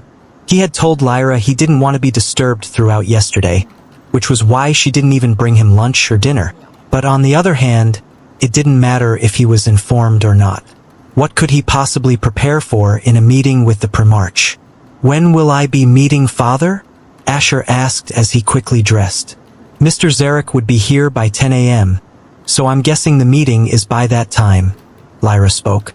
Asher's gaze turned to the clock once again. "I still have some time left," Asher thought. "Quickly bring my meal. I need to be done with everything before Zarek arrives," Asher replied.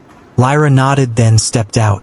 The moment the door closed behind her, Asher felt her presence instantly vanish. Is she running instead of walking? Asher thought. In less than a minute, Lyra had returned with breakfast. Asher ate quickly. The moment it hit 10 o'clock on the clock wall, a knock echoed through the room. Asher turned to Lyra and nodded. Receiving the command, Lyra opened the door. "Good morning, Mr. Zarek," Lyra greeted with an expressionless face. "Morning, Lyra," Zarek replied, his gaze turning to Asher, who was wiping his mouth with a napkin. As his gaze landed on Asher, a soft smile appeared on his lips. Then he spoke. Are you ready, 10th son? I am, Zarek, Asher replied calmly as he rose from his seat.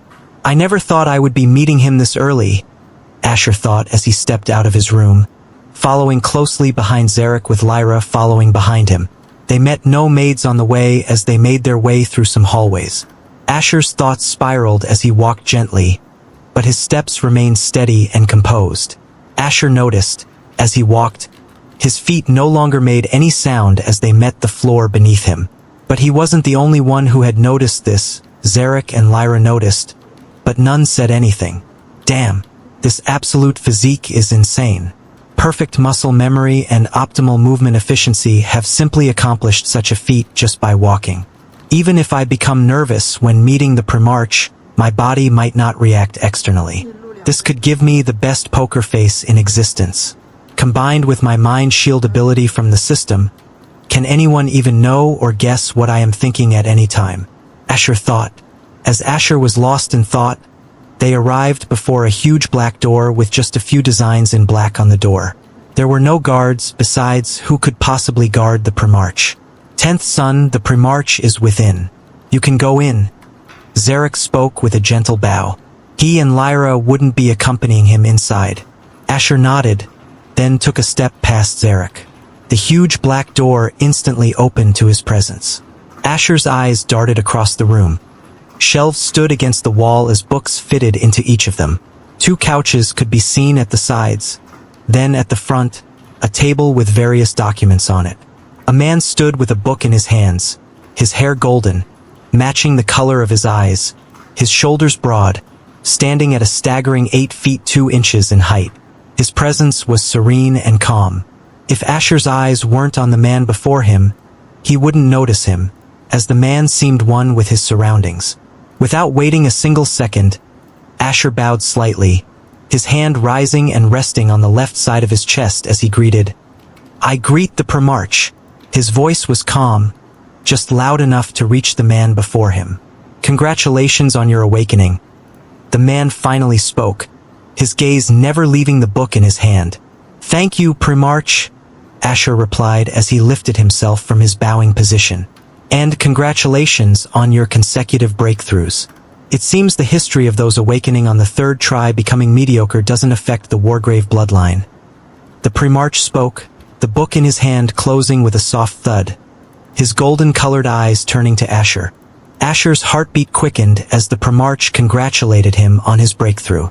It is what is expected of me, Primarch, Asher replied, his hands clasped behind his back as he stood straight. So that's why Lyra and Zarek were smiling, they had noticed. Would have been weird if the Primarch hadn't noticed, Asher thought. Do you know why you are here? The Primarch continued. I'm guessing it's for my training, Asher replied calmly. Indeed it is. As a Wargrave, we don't waste time on anything. Your training will be starting today. As you had failed your awakening consecutively, you shouldn't be qualified to train with the firsts, but I will reinstate this as a gift for your breakthrough. The Primarch spoke, his eyes on Asher as if reading him like the book he held before. Thank you, Primarch, Asher replied. Let me see your weapon and element, the Primarch ordered. Asher instantly raised his hand, and lightning coursed through it. At his side, Virilis appeared, floating gently beside him. Lightning and a rapier. A unique kind of rapier also. The Primarch spoke as he gazed at Virilis. To think you've achieved this level of connection with your weapon in just a day. The Primarch continued. Asher didn't reply. He simply stood there without a word. You have 30 minutes to prepare. Zarek will be taking you to the training ground. I hope you perform well during the true awakening. You may leave now. The Primarch spoke in finality.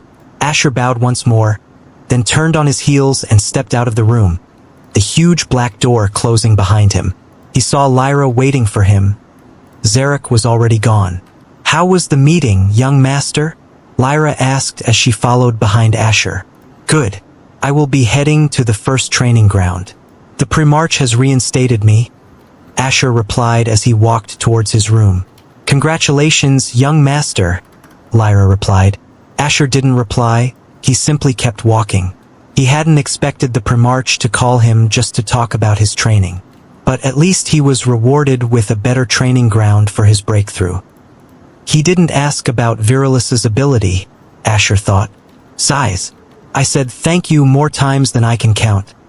Asher thought, as most of his replies to the Primarch were just thank you, Primarch. The first training ground, huh? Asher thought. As a ducal noble family, the Wargrave recruited children to train before and after their awakening. Those who awaken on their first try are sent to the first training ground. Those who awaken on their second try are sent to the second training ground. And those who awaken on their third try are sent to the third awakening ground. As for those who fail to awaken, they would simply be asked to leave the Wargrave estate. Per the rules, Asher was meant to be sent to the third training ground, but the Primarch has sent him to the first. History has shown that those who awaken on their first try always tend to be better than those who awaken on their second try. Hence the Wargrave division of training grounds. In the case of someone who awakened on their second try being able to match people who awakened on their first, they would be transferred to the first training ground. Asher stood silently in his room, removing his clothes with deliberate motions. A flurry of thoughts raced through his mind. Uncertainty gripped him, and he had no idea what to expect or what might come next. From the fragmented memories he possessed, the original Asher had never once stepped foot on the training grounds. They were reserved solely for those who had recently awakened, serving as a place of preparation and training until the age of 18. Upon reaching the age of 18, every trainee was expected to confront real combat, undertaking missions assigned by the Wargrave family. Though Asher was only 17, he doubted he would remain in the first training ground for the entirety of the year, especially in light of the true awakening the Primarch had spoken of. The true awakening was a sacred rite of the Wargrave family, a ritual that stood apart from the conventional awakening. While the standard awakening involved the use of an orb to activate one's astral veins, the Wargrave family's tradition was far more brutal and unforgiving. 6 months after the initial awakening of their astral veins, the family's suns and moons were cast into a wild, untamed forest with no guidance or aid. From that point on, survival became the only teacher. They either returned having seen the world for what it truly was, cruel, vast, and indifferent, or perished, swallowed whole by its merciless depths. From the tender age of 15, the moment their astral veins first stirred, the Wargrave family exposed their direct descendants to the raw, unfiltered horrors of the world. It was their way of forging strength through suffering, of shaping heirs through hardship. But Asher's awakening had come late, at 17. His own trial, the true awakening, would begin in 6 months. Ordinary children recruited into the Wargrave household were spared this merciless tradition. As they were not of the Primarch's direct bloodline, they were exempt from the ritual. Their training ended at 18, whereupon they could begin crafting their own horrors, on their own terms. Truthfully, Asher had no idea what to expect from the so-called true awakening. The suns and moons who returned from it never spoke of their experiences.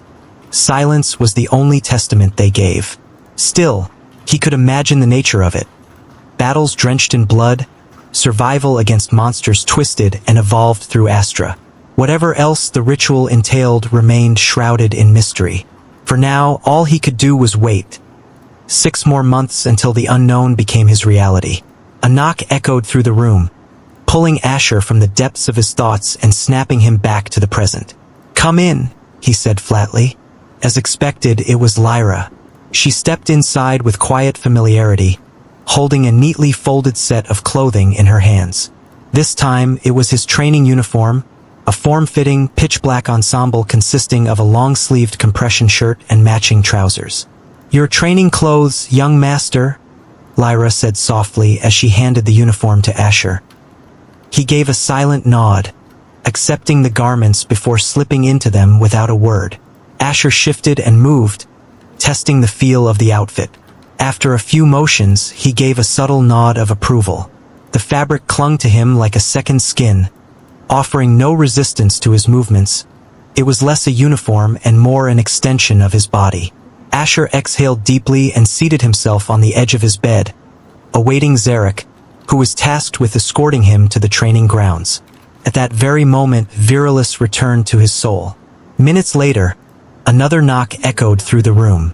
This time, Asher did not issue a command for the visitor to enter. Instead, he rose, approached the door, and opened it himself. His gaze settled on Zarek, who stood tall, poised and composed as always. "Are you ready, 10th son?" Zarek asked, his eyes fixed intently on Asher. "I am," Asher replied with a nod. "Then let us proceed," Zarek said, pivoting gracefully on his heel. Asher followed close behind, unfamiliar with the path to the first training ground. A few steps behind them, Lyra moved in silence, trailing their footsteps.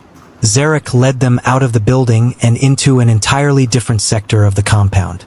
As they moved, Asher passed several guards, each bearing weapons at their sides. He spared them brief glances but did not slow his stride. Before long, they arrived at a vast structure, its architecture divided clearly into 3 distinct sections. Zarek offered no explanation and remained silent, his pace unbroken. Still, Asher could surmise that these divisions marked the 3 training grounds. Passing through a set of doors, Zarek and Asher entered the first training ground. By this point, Lyra had quietly slipped away. Only trainees were permitted within the grounds. Still, she remained nearby, concealed but within reach, ready to intervene at a moment's notice. After crossing another threshold, they stepped into a brightly lit room. At its center stood a modest table, behind which a man sat with composed posture. 2 empty chairs faced him, clearly prepared for his guest. Hearing the door open without so much as a knock, the man spoke without lifting his gaze from the photograph before him. "Who is it?" "It's been a while, Boris," Zarek replied, his eyes settling on the man seated across the room. Recognizing the voice, Boris immediately looked up, his expression shifting as he locked eyes with Zarek. A warm smile spread across his face as he rose from his chair. "Good morning, Mr. Zarek," he greeted, his gaze then drifting to Asher, who stood quietly at Zarek's side. Within the Wargrave estate, Asher's identity was unmistakable. Everyone knew of him, the Wargrave who had failed his awakening, the one believed to be bound by a future with little promise. "Good morning, 10th son," Boris said, this time lowering himself into a respectful bow. Asher offered no words in return, only a curt nod of acknowledgement. "And how may I assist you today, Mr. Zarek?" Boris asked, his smile gentle as he gestured for both men to take a seat. Zarek settled into his chair, one leg crossed elegantly over the other, his fingers interlocked and resting calmly on his knee. Asher took the seat beside him in silence. Though Zarek said nothing at first, he was well aware that Boris had already inferred the reason for their visit. Asher's presence made that all too clear. Still, there was no time for formalities or small talk. He had a duty to fulfill and was expected back at the Primarch's side without delay. "I'm here to register the 10th son in the first training ground," Zarek said without preamble, striking directly at the heart of the matter. Boris's gaze flickered to Asher for the briefest moment, though his composed smile did not falter. "Mr. Zarek," he began, his tone polite yet firm, "I'm sure you're well aware of the rules. I have no authority to enroll the 10th son in the first training ground. Doing so would be a direct violation of family law, one that would quite literally cost me my head." Zarek shook his head slowly. "I'm not here to impose my authority. That would be no different from madness," he said calmly. "This is a direct order from the Primarch, granted as a reward for his current life rank, despite having awakened only a day ago." As he spoke, a folded parchment scroll materialized in his hand. Without hesitation, he extended it toward Boris. Boris accepted the scroll without a word. From the moment Asher had entered the room, he had sensed the young man's life rank. He had been surprised, of course, according to the reports. Asher had only awakened the day before. But Boris had chosen not to reveal his astonishment. Only one person in Wargrave's recorded history had achieved anything remotely similar. The current Primarch, who had reached his first breakthrough the day after his awakening. Even so, that feat paled in comparison to what stood before him now. With careful hands, Boris unfolded the scroll and read through its contents. His eyes paused at the end, where the unmistakable seal of the Primarch had been stamped, a mark of unquestionable authority. I need to find a way to control my presence. I can't have people reading me like an open book, Asher thought, his gaze distant but focused. He had no intention of concealing his power or capabilities. But the idea of being so easily deciphered was something he found deeply unsettling. Turning to Zarek, he broke the silence. Zarek, does controlling my presence have anything to do with my mastery over Astra? Zarek turned to Asher, clearly surprised by the question. A faint smile curved his lips as he replied, "It seems the 10th son has grown tired of being so easily read." He gave a slight shake of his head, a quiet note of amusement in his expression, before continuing. People being able to perceive your life rank has little to do with your control over Astra or the amount flowing through your veins. It's more about the aura you emit, the presence you unconsciously project. That's what others pick up on. As for sensing the actual quantity of Astra within someone, that's a far rarer ability, and only those with a particular gift or trained perception can manage such a feat. Asher gave a small nod. Thank you, Zarek. Since it had nothing to do with Astra control, there was no reason to delay. Without another word, he closed his eyes, shifting his focus inward, seeking the subtle rhythm of his own aura. Zarek and Boris remained silent, watching intently as the young Wargrave sat still, eyes shut. A few seconds passed. Then, Asher opened his eyes, and his presence was gone. His aura, once unmistakable in the room, had vanished without a trace, as if it had never existed. Zarek and Boris exchanged a glance, faint smiles forming on their faces. Concealing one's life rank was a skill taught early through basic training, nothing extraordinary in itself. But to grasp it instinctively, within seconds and with only a single explanation, marked Asher not just as talented, but as a genius among geniuses. As Asher's gaze settled on Boris, the older man offered a warm smile and spoke, "Welcome to the first training ground, 10th Sunday." Reaching into a drawer beneath the table, Boris retrieved a form and handed it to him. "I'll be under your care," Asher replied calmly, accepting the form. Picking up a pen, he filled it out swiftly. The fields were simple, requesting only basic information. Just a formality. Zarek rose from his seat the moment Asher finished. "Since my part here is done, I'll be taking my leave," he said, his tone measured. Without waiting for a reply, he turned and made his way toward the door, disappearing through it moments later. Once the form was completed, Boris leaned back slightly and took a more formal tone. "Before anything else, allow me to brief you on the structure and expectations within the first training ground." He proceeded to outline the rules with practiced precision, the strict timeframes for each session, the types of training conducted daily, and the standards each trainee was expected to uphold. From endurance drills to combat simulations, every element was designed to temper both body and mind under constant pressure. Asher remained silent throughout, absorbing every word with calm focus. He committed the details to memory, understanding that discipline would be expected, not requested. After the explanation concluded, Boris rose from his seat and gestured for Asher to follow. He led him through a corridor that opened into an expansive courtyard, vast, sunlit, and humming with intensity. Before Asher stretched a field alive with movement. Over 100 trainees were jogging in formation, their strides heavy, their faces drawn tight with exertion. Chests rose and fell rapidly as they fought for breath. Some looked moments away from collapse. Others had already succumbed, lying sprawled on the training ground with sweat-soaked clothes and trembling limbs. The air was thick with heat, fatigue, and the unspoken will to endure. Up ahead, a man stood at the forefront of the training field, his voice thundering above the rhythmic pounding of feet. "Keep moving. Don't stop until your legs give out. Push beyond the limit." His tone was sharp, each word driving into the trainees like hammer blows. Sweat streamed down faces, muscles trembled with exhaustion, but none dared to defy his command. Then, mid-shout, the man's head suddenly turned.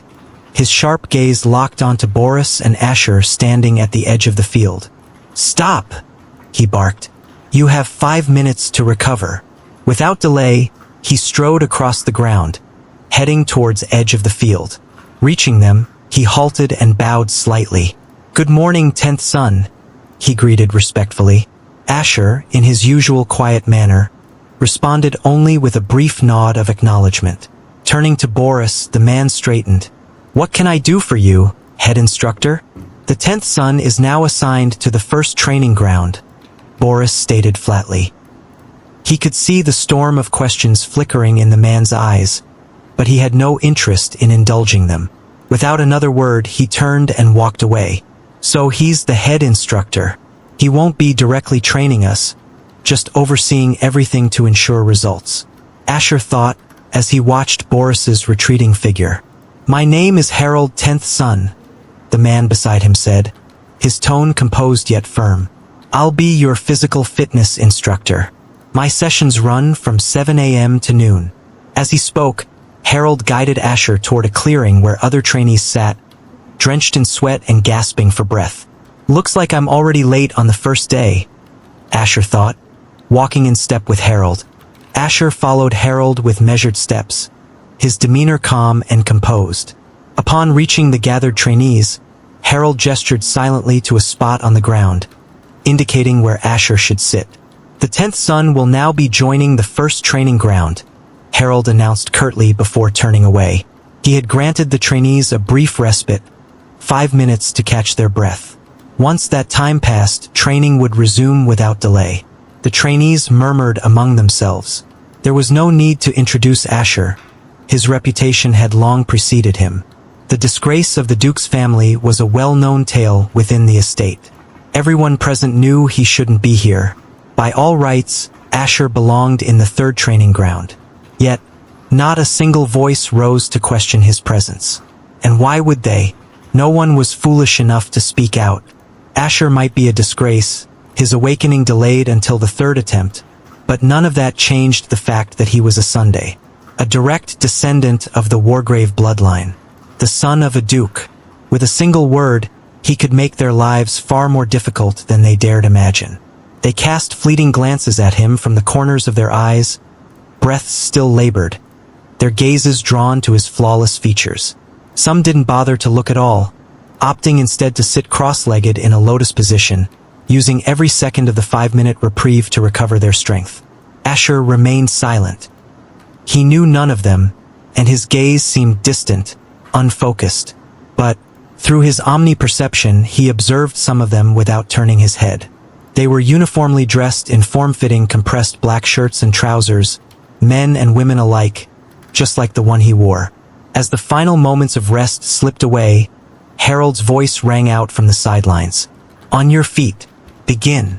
Without hesitation, the trainees rose and resumed their drills.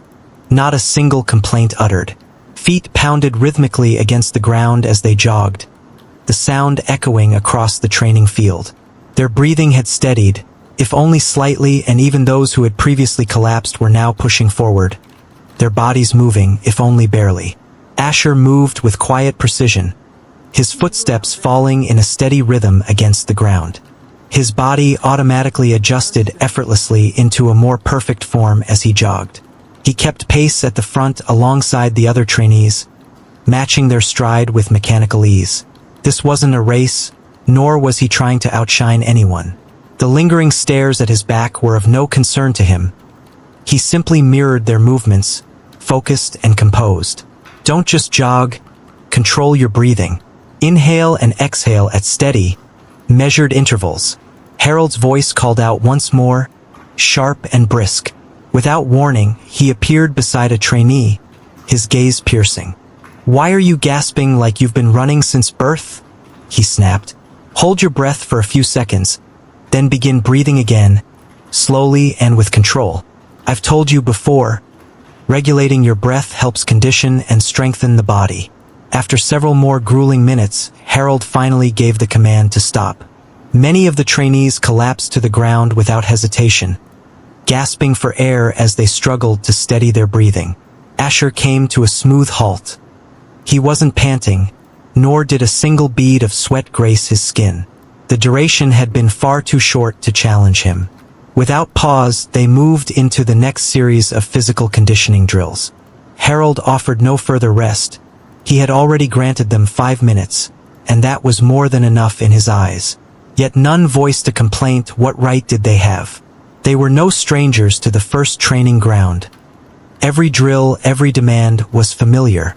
These exercises weren't just for discipline, they were designed to strengthen the astra veins, increasing their capacity to channel astra while simultaneously developing the body to its limits.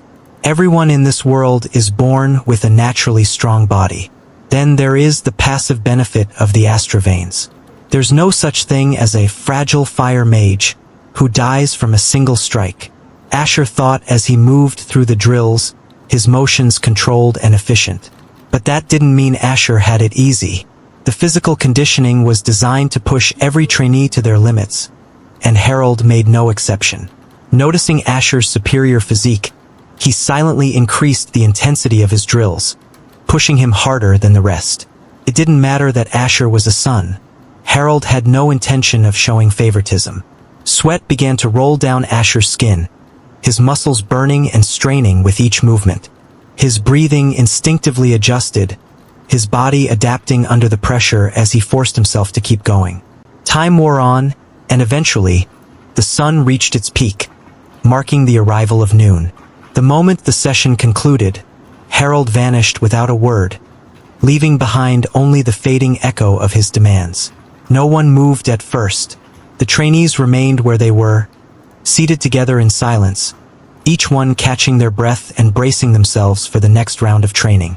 Minutes slipped by in stillness, until, without a single command, everyone rose in unison and began walking toward a secondary door along the side of the field. Asher stood as well, wordless and composed, falling into step behind them. They passed through the door, and another training field unfolded before Asher's eyes. At its center stood a towering structure built from an assortment of woods and reinforced planks, rising sharply toward the sky like a monument of discipline and pain. Boris had already briefed Asher on the nature of the first training ground. He knew the second phase of training focused on movement.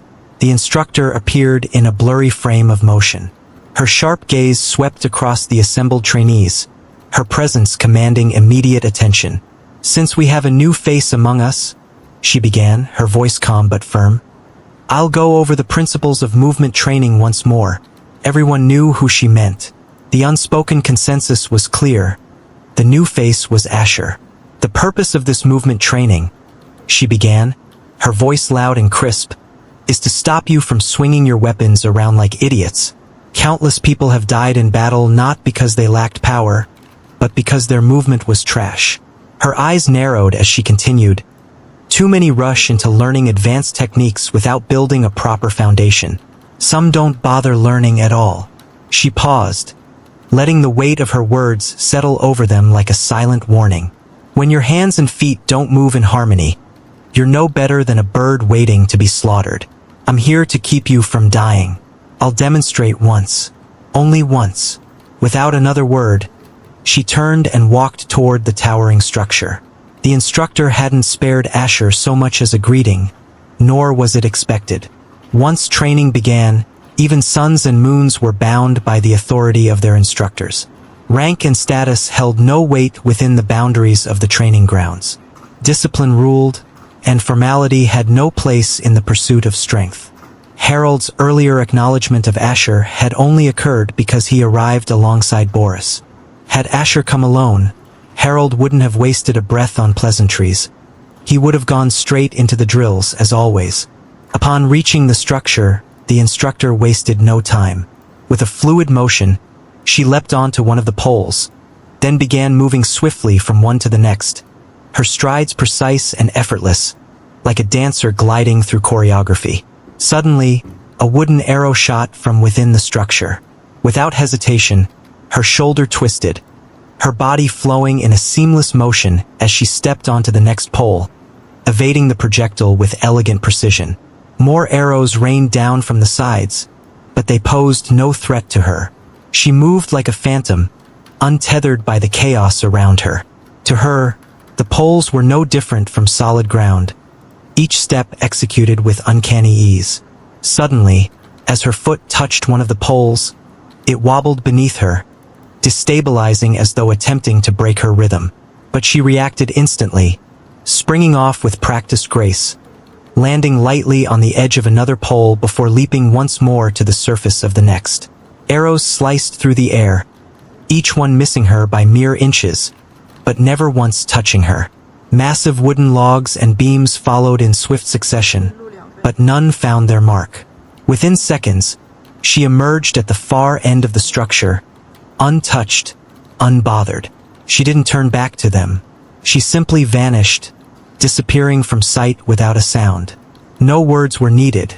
The trainees, understanding the message with perfect clarity, immediately began their own movement training. This training focuses on movement and balance, Asher noted, his gaze fixed on a structure positioned off to the side as he began walking toward it. His mind effortlessly replayed every motion the instructor had performed, as though each step, twist, and leap had been ingrained in his mind. The battle intuition granted by the absolute physique, it's absurdly overpowered. He mused inwardly. Then, with a controlled motion, Asher leapt upward, landing firmly atop the first pole. He drew in a deep breath and slowly exhaled, steadying himself. Not long ago, he had been just an ordinary person, but all of that had changed, and he had come to terms with it. Whatever trials lay ahead, he would face them head-on. With that resolve, he stepped forward. His mind and body moved in perfect harmony, instinctively mirroring the instructor's earlier movements. Pole by pole, he advanced, each step more fluid than the last. His speed began to build, not from force, but from refinement, as his body adapted and adjusted with every motion. His breathing remained calm and rhythmic as he moved, steady, focused. But then, without warning, a wooden arrow shot out from the side. The moment shattered his composure. A flicker of panic surged through him. Rationally, he knew the arrow wouldn't harm him, not with his current physique. But fear wasn't always rational. In truth, he had never been shot at before. In his past life, he had been just an ordinary person, someone who had never even been in a fight, let alone faced an arrow flying at him. His mind swirled with instinct and memory, yet his body moved on its own, mirroring the motion he had seen from the instructor just moments before. His shoulder twisted fluidly, his body following in perfect synchrony. With a seamless step onto the next pole, he evaded the arrow effortlessly, as though he had done it 100 times before. A smile tugged at his lips. He couldn't deny it. He was enjoying this. The wind whipped against his skin, cool and alive, and every movement felt effortless. There was a liberating rhythm to it all. He had never felt so free. It was as if the world itself bent around his motion, responding to his intent. Such grace, such speed, these movements had no place in his former world. Even if they existed, no one there could perform them with this level of precision. More arrows flashed from the sides and above, but Asher remained unshaken. That first arrow had been a turning point. After dodging it, something within him had clicked. Now he simply moved. Each step flowed into the next, fluid and controlled, his balance perfect. He heard the wind split behind him, a sharp whistle that only meant one thing. Something was coming. Within seconds, a wooden beam entered his omniperception range. 5 meters. Asher didn't hesitate. Without a moment's pause, he backflipped, his body arcing through the air with practiced grace. His purple eyes tracked the beam as it swept beneath him, the world slowing for just a breath. Then, as if the moment were made for him, he descended, landing lightly atop the moving beam. Using it as a foothold, he propelled himself forward, his movements swift and spectral. A grin spread across his face. He moved like a ghost, untouched, untraceable, and within moments, he was already at the far end of the structure. Asher came to a halt, his expression blank, but beneath the stillness, a quiet awe stirred. He was savoring the sensation, the fluidity of his movements, and the startling ease with which he had accomplished it all. That was fun, he murmured under his breath, a trace of wonder in his voice. He had never experienced anything like that. A sudden voice broke the moment. "Have you done this before?" came the calm yet curious tone of the female instructor behind him. Asher turned, his purple eyes meeting hers. "I haven't," he replied simply. The instructor already knew the answer. No training facilities were ever allocated to the suns and moons before their awakening. Until then, they were left to strengthen their bodies alone, using whatever crude means they could find. No assistance, no resources, no guidance. And yet, the ease with which Asher had moved had compelled her to ask. It wasn't something someone who just awakened could, or should, be capable of. Not without prior experience. Not without training. There was a calm certainty in his movements, a fluid confidence that spoke of something deeper, something unnatural. But she could also tell that Asher had mirrored her own movement. "It seems the 10th son is indeed a genius," the instructor said with a faint smile, a hint of intrigue in her eyes. "It seems I am," Asher replied, the smile returning to his face. He had no intention of wearing a constant mask of indifference or acting distant, as if he were above everyone else. Accepting that he was Asher didn't mean he had to become someone he wasn't. He was still himself, and he would live, speak, and move in a way that reflected exactly that. "Seeing a son smile is indeed strange," the instructor mused silently. Among the children of the Primarch, only the first son had ever been known to smile. The rest carried expressions that ranged from cold to utterly unreadable. Never warmth, never lightness. "Let's raise the tempo and the difficulty, then," she said aloud, her voice calm, but laced with challenge. And in the next instant, she vanished. Asher gave a small nod and stepped forward once more, re-entering the structure without hesitation. Each attempt grew more intense. The difficulty scaled rapidly, forcing him to adapt in real time. Poles destabilized in quick succession, sometimes more than two at once, while a barrage of arrows threatened to knock him down. But Asher didn't falter. He didn't overthink, he simply moved. With every stride, his body responded with instinctual precision, turning into a blur of motion as the instructor continued to escalate the trial. Time slipped by unnoticed. When the movement training finally came to an end, Asher stood tall. Though he had danced through the chaos with uncanny grace, sweat clung to his skin, proof of the physical toll.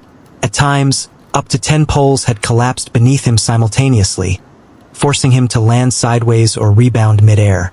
And yet, through it all, he hadn't fallen once.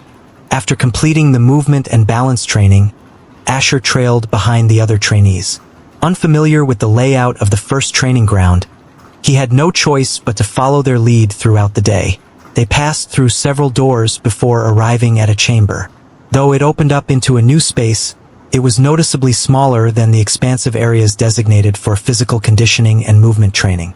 Asher's gaze drifted upward and froze. A man stood effortlessly on the ceiling, upside down, a book resting casually in his hand. As if sensing the weight of Asher's stare, the man's eyes lifted from the pages and met his. How is he standing like that? Asher wondered, his thoughts swirling with various possibilities. The man snapped the book shut with a quiet thud, then stepped off the ceiling. He descended gracefully, landing as if gravity itself bent to his will. Without preamble, he began to speak. "The purpose of this training is singular, to enhance your control over Astra. Nothing more. I will teach only the fundamentals. The rest you will discover on the journey that is your life." He paused briefly, letting his words settle, then continued. "Now, as is customary, begin by attempting to form a small sphere with your Astra. Those of you who have already mastered this should focus your efforts on learning to walk on walls or any other surface using Astra alone." At his command, the trainees dispersed into groups. Some remained standing, concentrating intently as they channeled Astra above their palms, attempting to form a small, stable sphere. Others moved toward the walls, channeling Astra into their feet as they began to ascend, each step a test of balance and focus. The man turned to Asher, his gaze calm yet expectant. "Since you're new," he said, "begin with the astrosphere." Asher gave a silent nod to the instructor, then raised his hand, focusing inward. He felt the astra stir within him, flowing through his veins before surging just above his palm. Though invisible to the naked eye, Astra could be sensed, its presence tangible like pressure in the air. He focused, shaping it with intent. But it was unstable. Each time he managed to mold it into the semblance of a sphere, it unraveled the next moment, dissolving into nothing. Still, he could feel something shifting, subtle adjustments, his control refining in real time. With every failed attempt, he improved. Minute by minute, his control sharpened. And after 3 steady minutes, the energy above his palm solidified, delicate, precise. A perfect astrosphere floated in place, stable and balanced. The instructor's gaze shifted to Asher, his eyes narrowing slightly in appraisal. "You've managed to form it," he said, voice calm but firm. "Now do it again, faster this time. Repeat it until it becomes effortless, until you no longer have to think." With that, he turned his attention to the other trainees, offering no further words. Asher could feel their eyes on him, curious, perhaps envious. It was hard to ignore. In just 3 minutes, he had accomplished something many of them still struggled to master. The astrosphere above his palm dissipated into the air, fading without a sound. Without hesitation, Asher channeled Astra once more, guiding it through his veins and into his palm. This time, the sphere formed instantly, clean, stable. He raised his other hand, channeling the same invisible force through his body, and a second astrosphere materialized just as swiftly. Too easy, Asher thought, eyes fixed on the spheres floating above his hands. With a thought, he dispelled them both and repeated the process. Again and again, and with each cycle his control sharpened. He began to notice the subtle inefficiencies, tiny traces of Astra leaking into the air during formation. Gradually, instinctively, he refined his technique, minimizing the loss and maximizing precision. The process, once fragile and uncontrolled, was quickly becoming second nature. Asher's gaze shifted toward the trainees attempting to scale the walls. Some managed a few steps before slipping, landing awkwardly on the ground. Others couldn't even lift themselves off the floor, their feet trembling with effort as they tried, and failed to channel Astra properly. His eyes then moved to the instructor. Unlike the struggling students, the man stood effortlessly on the vertical surface, as if gravity had no claim on him. Asher's mind began to turn, analyzing every subtle movement. He watched closely the posture, the calm breath, the way the instructor channeled Astra down through his legs, concentrating it into his feet to maintain contact and balance. Sensing the weight of Asher's gaze, the instructor turned his head. His eyes landed on the 2 astrospheres hovering steadily above Asher's palms, stable, refined, and flawlessly formed. There was no flicker of surprise in the instructor's expression. Forming an Astra ball was, after all, the most fundamental of fundamentals. Geniuses often required an hour or 2 to perfect it. True prodigies, monsters, needed only minutes. He had trained suns and moons before, individuals of extraordinary talent, and they, too, had achieved this feat in mere minutes. Asher had simply done it faster. That alone wasn't enough to surprise him. Not yet.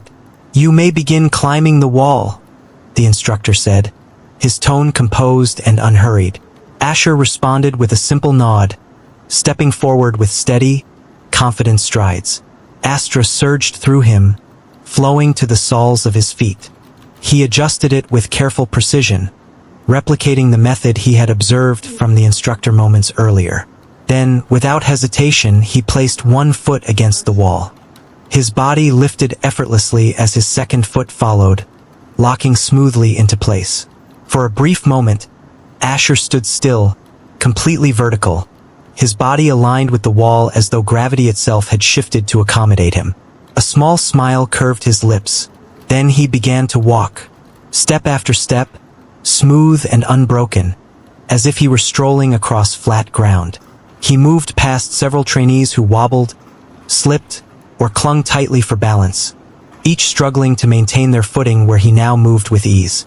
All eyes turned to Asher, stunned into silence as he strode past the instructor himself, still walking upright along the wall with perfect balance, as if defying gravity was as natural as breathing. "How?"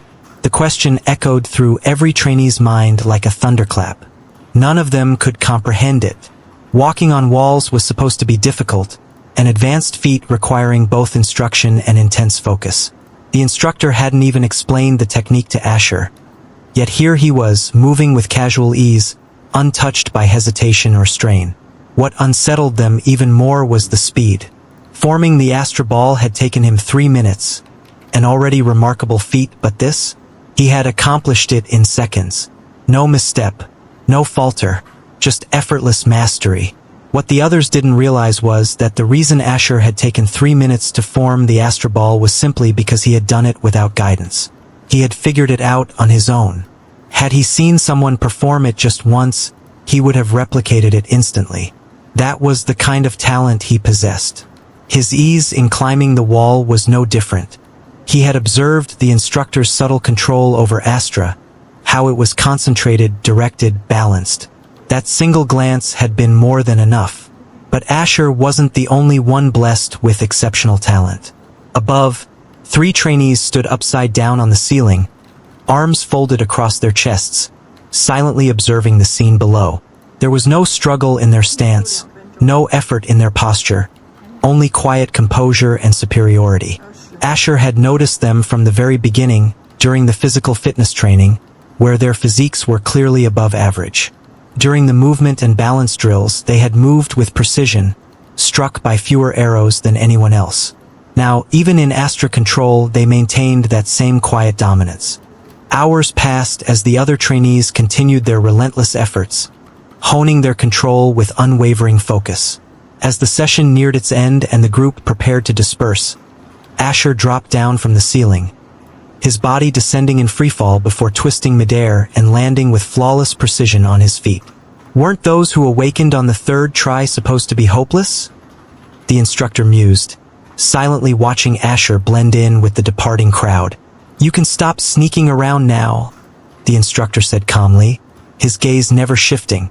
In response, 2 figures emerged beside him, Harold and the female instructor. What are you doing here? Asked Virek, the Astra control instructor, turning toward the pair with a raised brow. I came to see how the 10th son would fare, Eloan replied, her tone light. He breezed through my movement training like it was child's play. Yeah, Harold added, folding his arms. And now he's waltzing through Astra training the same way. We're heading to the next training ground, Eloan said with a small, teasing smile. You coming? Or are you going to stay behind and keep reading your erotic novels? Virek sighed. Fine, let's go. I'm curious myself. With that, the trio vanished from sight. Asher walked calmly behind the rest of the trainees, his thoughts drifting. 2 more sessions and I'll be done for the day. Technically, it's only 1 because I won't be allowed to join the 2nd until next month. The 2 upcoming trainings were weapons practice and monster subjugation. The Wargrave family traditionally introduced their sons, moons, and the other trainees to beast killing a full month after their awakening. That initial month, however, was strictly reserved for weapons training and sparring. During this period, the sons and moons were expected to become familiar with their weapons and test their mettle against each other in preparation for their first real battle. Asher, having only just awakened, was no exception. He would be given 1 month to master the fundamentals of his weapon before he was permitted to face a living threat. As Asher stepped into the new training ground, he was greeted by a vast, open space, larger even than the area designated for physical fitness training. At the center of the field sat a man in a lotus position, eyes closed, his presence radiating calm authority. He appeared to be meditating, undisturbed by the arrival of the trainees. But the moment he sensed their presence, he rose smoothly to his feet and spoke in a clear voice. Form up and begin your swings. The trainees moved without hesitation. Each of them made their way to the weapon racks lining the sides of the field, selected a weapon, assumed a stance, and began their practice swings with focused determination. The weapon instructor, Clinton, turned to Asher and addressed him in a firm tone. Since you're new here, take position over there. Your task is 1,000 slashes and thrusts, considering you wield a unique rapier. Asher wasn't the least bit surprised that Clinton knew about his weapon. He assumed the Primarch had already informed Zarek, who had likely passed the information along to the instructors overseeing the first training ground. With a silent nod, Asher walked toward the area Clinton had indicated. As he raised his hand, Virilis materialized in his palm, its blade humming softly with a faint resonance, eager, almost sentient, as if it shared Asher's anticipation for its first true use. Excited, huh? Asher mused. Then, Asher closed his eyes. He inhaled slowly, deeply, then exhaled, steadying his breath. Entering a modest stance, he raised Virilis above his head and brought it down in an awkward downward slash. Almost instinctively, his body adjusted. His footing shifted.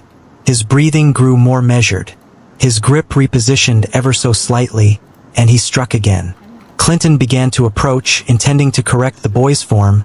Newcomers often fumbled their first swings, especially with such a specialized weapon. But as he neared, he paused. With each swing, Asher improved. Subtly at first, but unmistakably. His form refined itself with every motion, his body learning on its own, fluid, disciplined, focused. Asher didn't seem to notice the instructor at all. He was locked in a rhythm, lost in repetition. His arms moved like clockwork, his body a finely tuned instrument executing the same movement again and again. Sweat rolled down his skin, soaking through his clothes.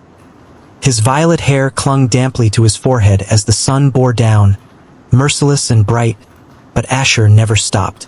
Clinton observed in silence for a moment longer before simply turning away. There was no need for interference. Returning to the center of the field, he called over the 3 trainees from earlier. Without delay, he began sparring with them, correcting their stances, testing their reactions, and refining their instincts. It was hands-on instruction, aimed at sharpening both their form and battle sense. Meanwhile, time slipped by.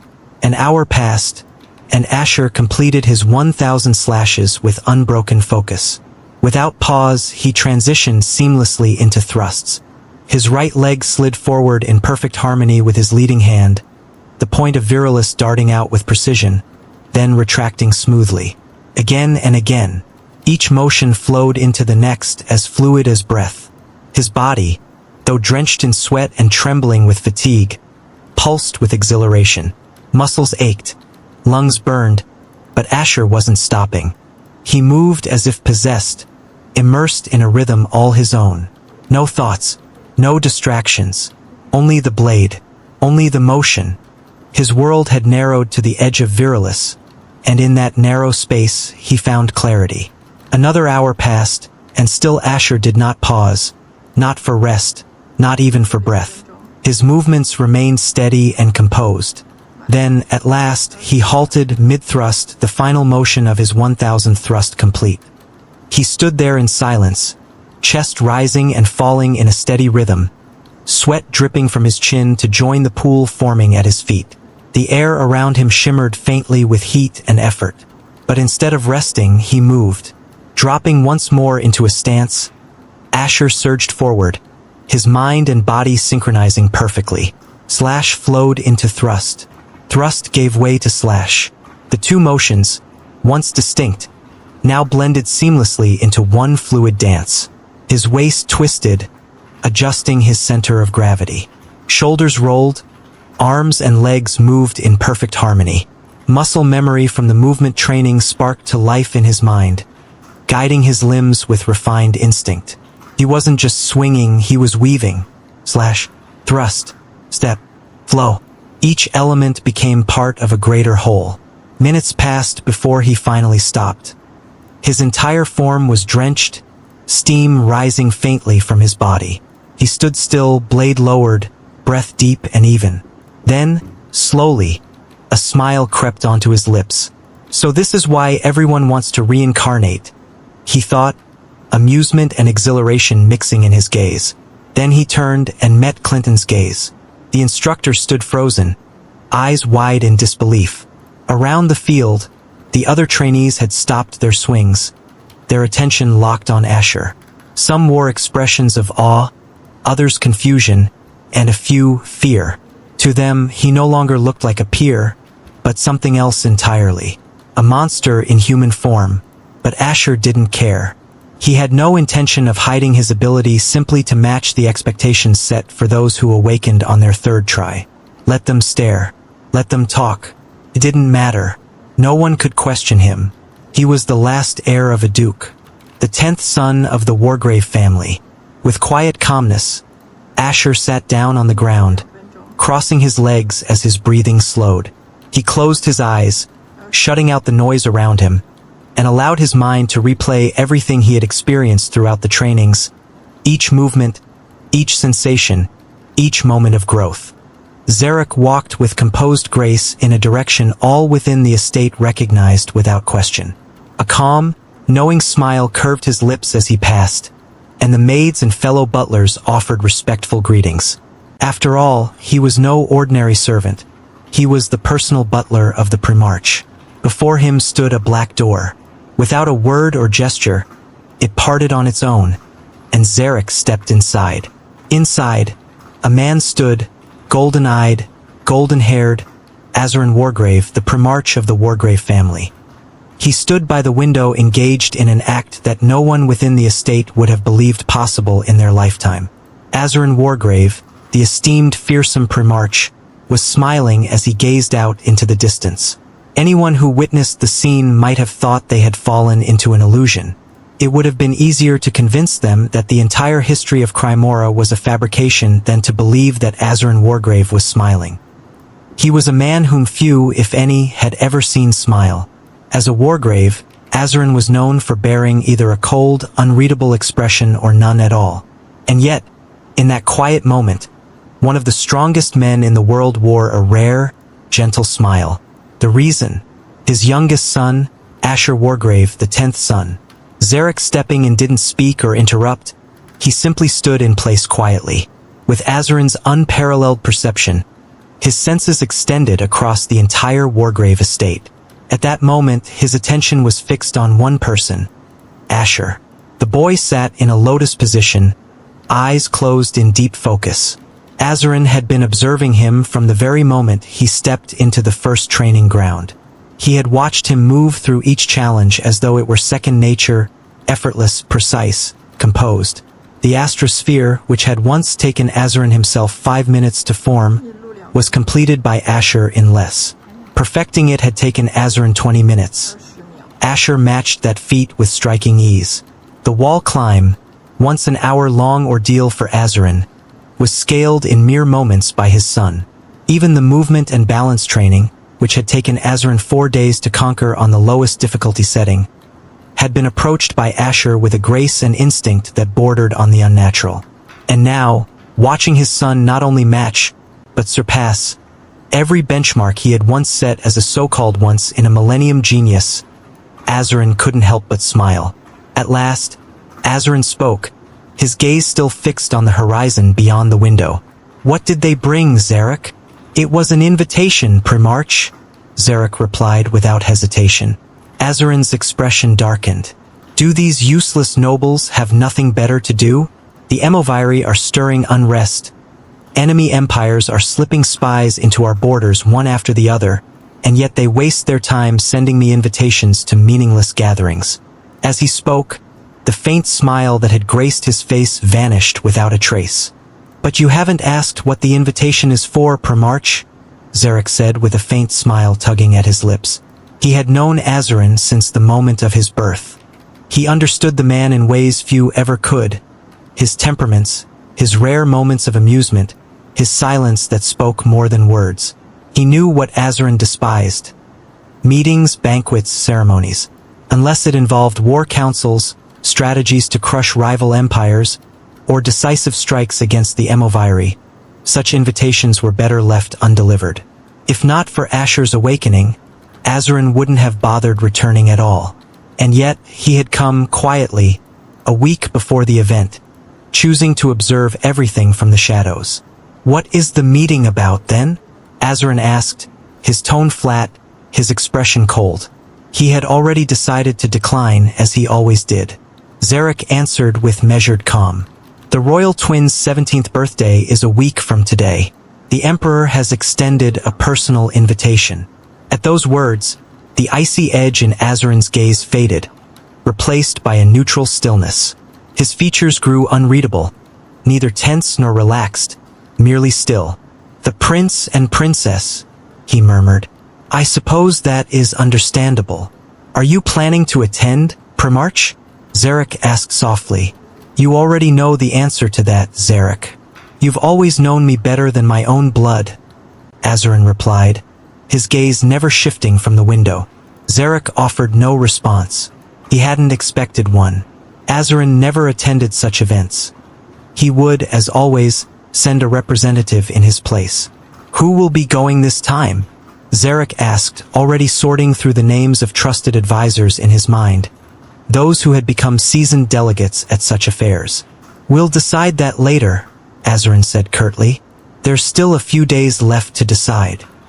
His golden eyes remained fixed on the distance, not on the Empire's politics or its emperor, but on one boy alone, Asher Wargrave. Zarek's eyes followed Azurin's line of sight, settling on the first training ground below. Noting where the Primarch's attention lay, he spoke quietly. "You didn't need to frame it as a reward," he said. "With your authority, you could have placed him there outright. To anyone else, such words might have seemed bold, insolent even. But between them, it was different. Zarek hadn't overstepped. Their bond ran deeper than rank or titles. It was a trust forged over decades. When Azurin had first summoned Asher to his study, his intention had been clear. He would use his authority to personally reinstate him into the first training ground. He couldn't bear the thought of his own son wasting away in the third, surrounded by mediocrity, especially after multiple failed awakenings. At that rate, who could say how long it would have taken for Asher to make any meaningful progress? But then he saw Asher and noticed his life rank. In that moment, he chose a different path. Instead of invoking raw authority, Azurin used Asher's life rank as justification, framing the transfer as a reward. It was a cleaner move, far more palatable to others, and, in truth, a better strategy than what he had originally planned. "I know," Azurin replied simply, the familiar smile returning to his face. "But with this, he has earned it on his own." "How is the youngest master faring, Primarch?" Zarek inquired. Unlike Azurin, he couldn't afford the luxury of spending his days observing Asher's training. His responsibilities were many, duties that rightfully belonged to the Primarch, but which Azurin routinely neglected out of sheer indifference. Unless it involved a blade or concerned his family, it rarely made its way onto Azurin's to-do list. "What can I say? He is a Wargrave, after all," Azurin said, a faint smile tugging at his lips. "And he's inherited his mother's innate gift with the rapier. If only she were here to witness it, to see her long-held wish finally fulfilled. A child of hers wielding her weapon with pride." There was a subtle shift in his voice, something softer, more wistful. Beneath his composed exterior, a deep sense of longing lingered. Lily, Azurin's late wife, had been a master of the rapier. Countless foes, men, monsters, even the dreaded Emoviri, had fallen to the precision of her blade. As the Primarch's consort, she had been formidable in her own right, an indomitable force whose strength had once commanded fear and respect in equal measure. To become the wife of a Wargrave Primarch, a bloodline born for the art of war, one had to be extraordinary. But to stand beside Azurin, a man who existed beyond the bounds of conventional standards, she had to be something more, truly exceptional. And Lily was exactly that. A woman so formidable that the Empire itself had dubbed her Lily of the Abyss, a name whispered with both reverence and fear. Her strength was the stuff of legend. Few dared challenge her, and fewer still lived to speak of it. Azurin had fallen for Lily the moment he laid eyes on her. Her striking violet hair, the piercing amethyst of her gaze, the flawless porcelain of her skin, the elegant curve of her waist, even her scent. It was all seared into his memory from that first encounter. But at the time, he had not yet ascended to the title of Primarch, and love was a luxury far removed from his path. Lily had loved him as well. Yet she, too, understood the unbreakable traditions of the Wargrave bloodline. Bound by duty and restraint, she made no move, knowing full well that desire alone was never enough to overcome the weight of legacy. After Azarin rose to the rank of Primarch, the distance between them began to fade. They grew close, then closer, until at last he proposed. But Lily of the Abyss, forged in battle and unbending in spirit, was not a woman to simply yield to any man, Wargrave or not. Instead, she made a counterproposal of her own. They would fight. If Azarin emerged victorious, she would accept his proposal and become his wife. But if he lost, then he would be her wife. He would cook, clean, and serve her as dutifully as any traditional bride. And above all, he would obey her, just as a wife was expected to obey her husband. Azarin had been momentarily stunned by her response. The notion of cooking or performing domestic duties was almost absurd to a Wargrave. Members of his family were warriors, not homemakers. Their days were spent in training, not in kitchens. They had chefs, servants, entire staffs dedicated to the mundane so they could focus solely on the art of war. There was, in truth, nothing else he had envisioned but the two of them simply being together. But he was a Wargrave, a man forged by combat, blood, and unyielding pride. And if battle was the price for love, then he would gladly pay it. Especially when the battlefield was shared with someone as unrelenting and wild-hearted as Lily, a woman as much in love with the clash of steel as he was. The duel was nothing short of legendary. Trenches tore through the land. Mountains were reduced to rubble. The earth split beneath their feet, and the land itself shattered beneath the weight of their blows. It was not just a fight. It was a courtship written in scars and fury. For Azarin, the battle was the proposal. And for Lily, her defeat was her answer, yes. Even on the night of their wedding, Azarin and Lily did not share a traditional union. Rather than consummating their marriage, the two battle-hardened souls spent the night crossing blades beneath the stars. An exchange of strikes instead of vows, steel instead of silk, battlefield instead of bed. It was the only kind of intimacy they truly understood. And yet, for all her strength, for all the legends whispered in her name, Lily of the Abyss met her end not on the battlefield, but in childbirth. It was a fate so cruel, so absurd, that many refused to believe it. But reality does not bend for even the strongest of warriors. Before her passing, Lily had only one wish, that at least one of her children would awaken to the rapier, her cherished weapon, her legacy. That wish had come true, but she was no longer here to witness it, to enjoy it, to nurture it, to pass on the art she had once danced with in war. She had died with Asher cradled in her arms, her final breath spent entrusting their son to Azarin. It was not a request, it was her last will, the final command of a warrior who had never bowed to anything but love. And Azarin, bound by her memory, intended to honor that vow to its fullest, no matter what it demanded of him, until the day he, too, returned to the earth. To Lily, as for the whispers of Asher's banishment, Azarin had never once considered such a thing. He had heard the rumors, yes, but he had not silenced them. Not out of neglect, but conviction. Asher may have been entrusted to him by Lily, but he was still a Wargrave by blood. And Wargraves do not falter. Azarin held no doubt. His son would awaken, if not on his first or second attempt, then surely on the third. It was not faith. It was certainty. This was the kind of man Azarin Wargrave was. Direct, battle-hardened, loving, and disarmingly simple.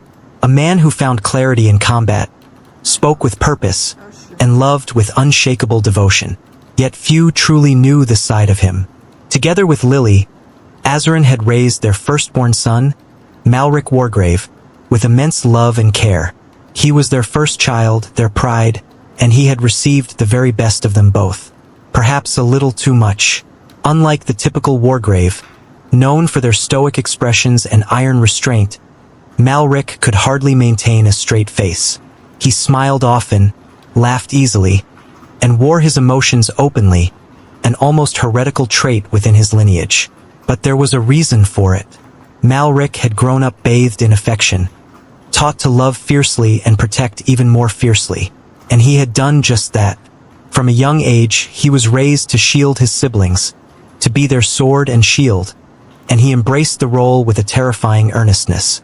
There were whispers of how many lives he'd taken merely for casting the wrong glance at his sisters, and none dared question if the rumors were true.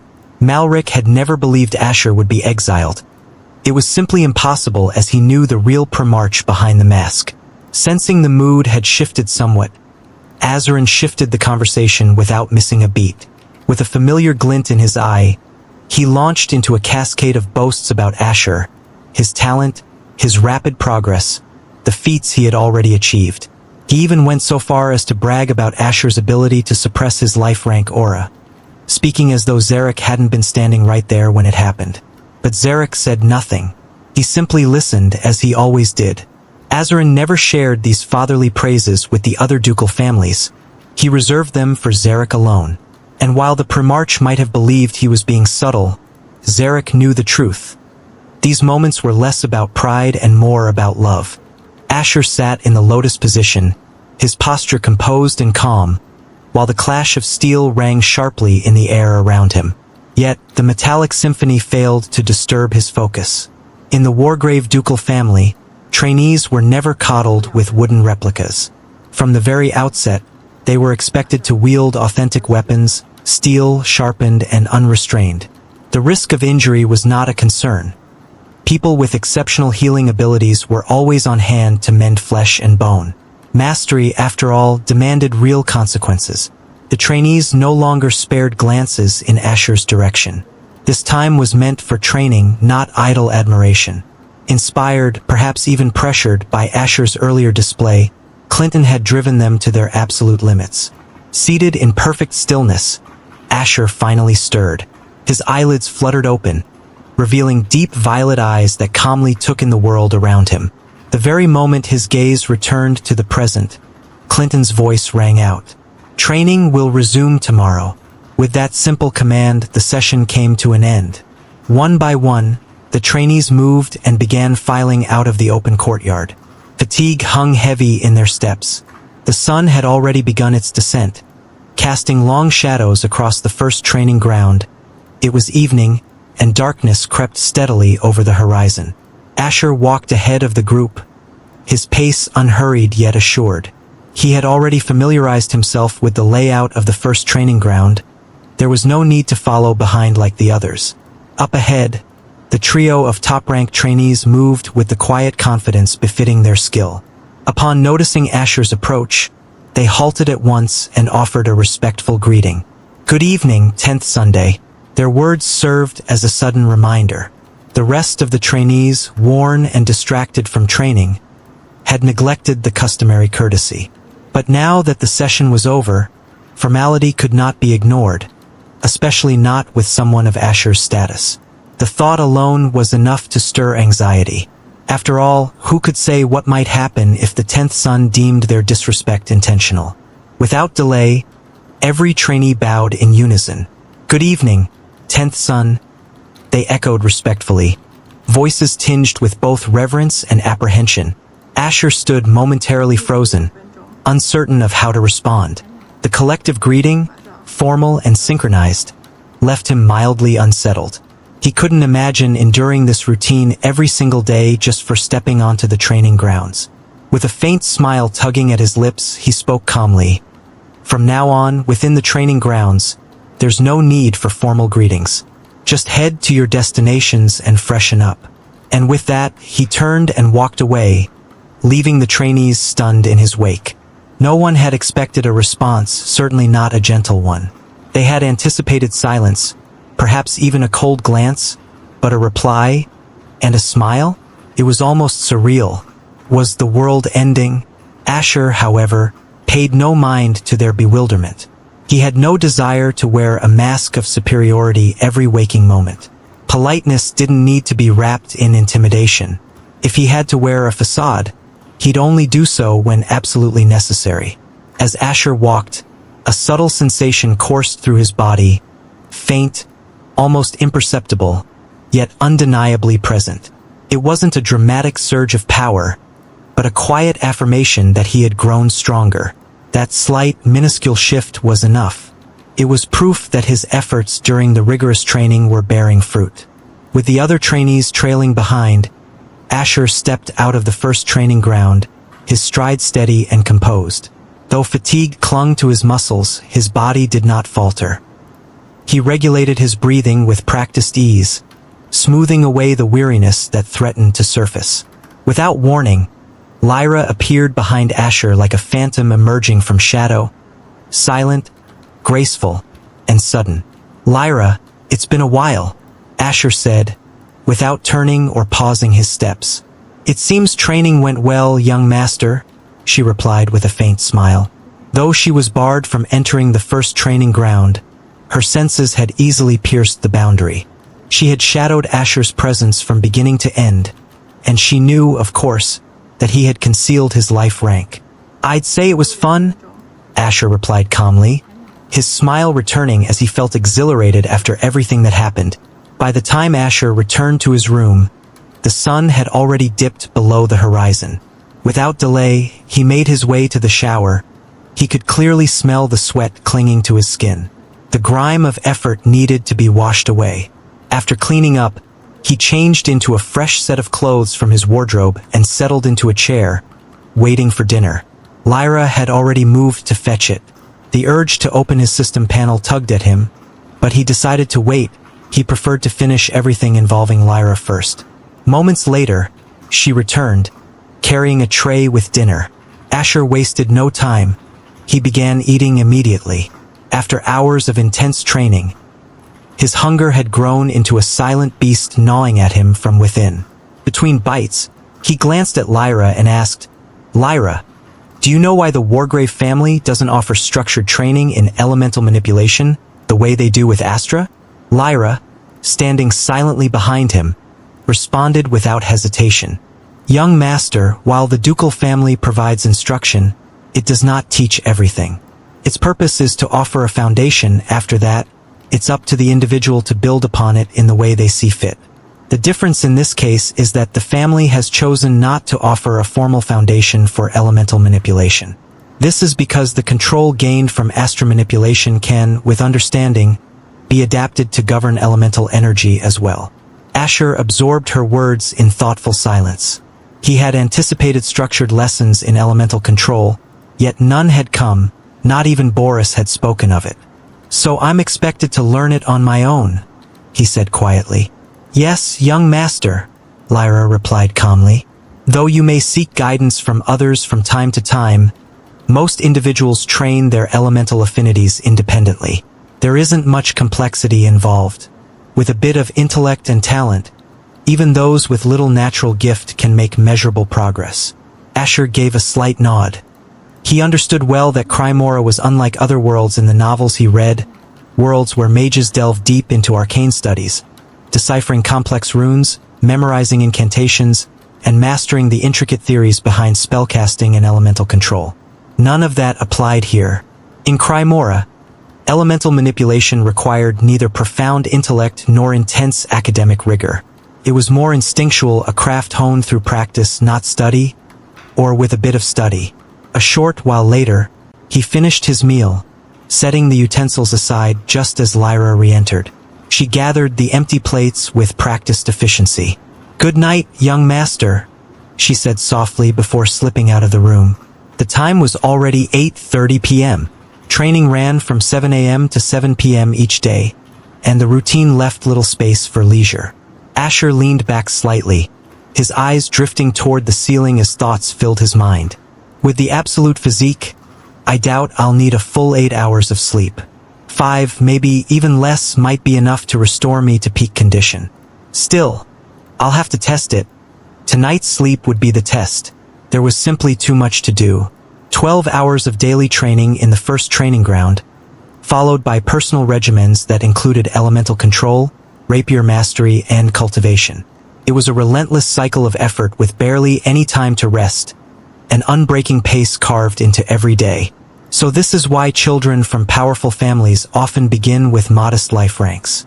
It's not negligence, it's deliberate. Their early years are spent building a solid foundation. After all, a high life rank without the substance to support it is meaningless. No matter the world, Strength without depth is shallow and easily shattered. Asher thought. Time to see if there are any changes to my stats. Since I feel subtly stronger, Asher thought with a smile. Status, Asher commanded. Name, Asher Wargrave. Age, 17. Bloodline, the Wargrave lineage. Physique, absolute physique. Titles, youngest heir, 10th son. Disgrace of the Wargrave, unique body holder. Life rank, faint star. Sub-life rank, flare. Affinity, lightning. Strength, 57-58. Agility, 57-59. Vitality, 58. Perception, 52-60. Asher's eyes swept across the changes, analyzing each with growing interest.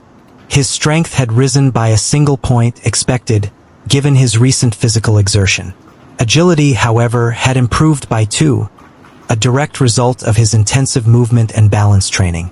Vitality hasn't increased, which was understandable. What truly stunned Asher, however, was his perception stat. It hadn't just improved, it had soared, leaping from the lowest stat to the highest in a single bound, now standing at an impressive 60 points. He could feel the difference, his senses had sharpened considerably, and his omni-perception now extended to a 6-meter radius. Looks like having arrows constantly fired at me actually paid off, he mused wryly. Asher smiled. In just a few hours of training, his progress had been remarkable. His thoughts drifted to his absolute physique.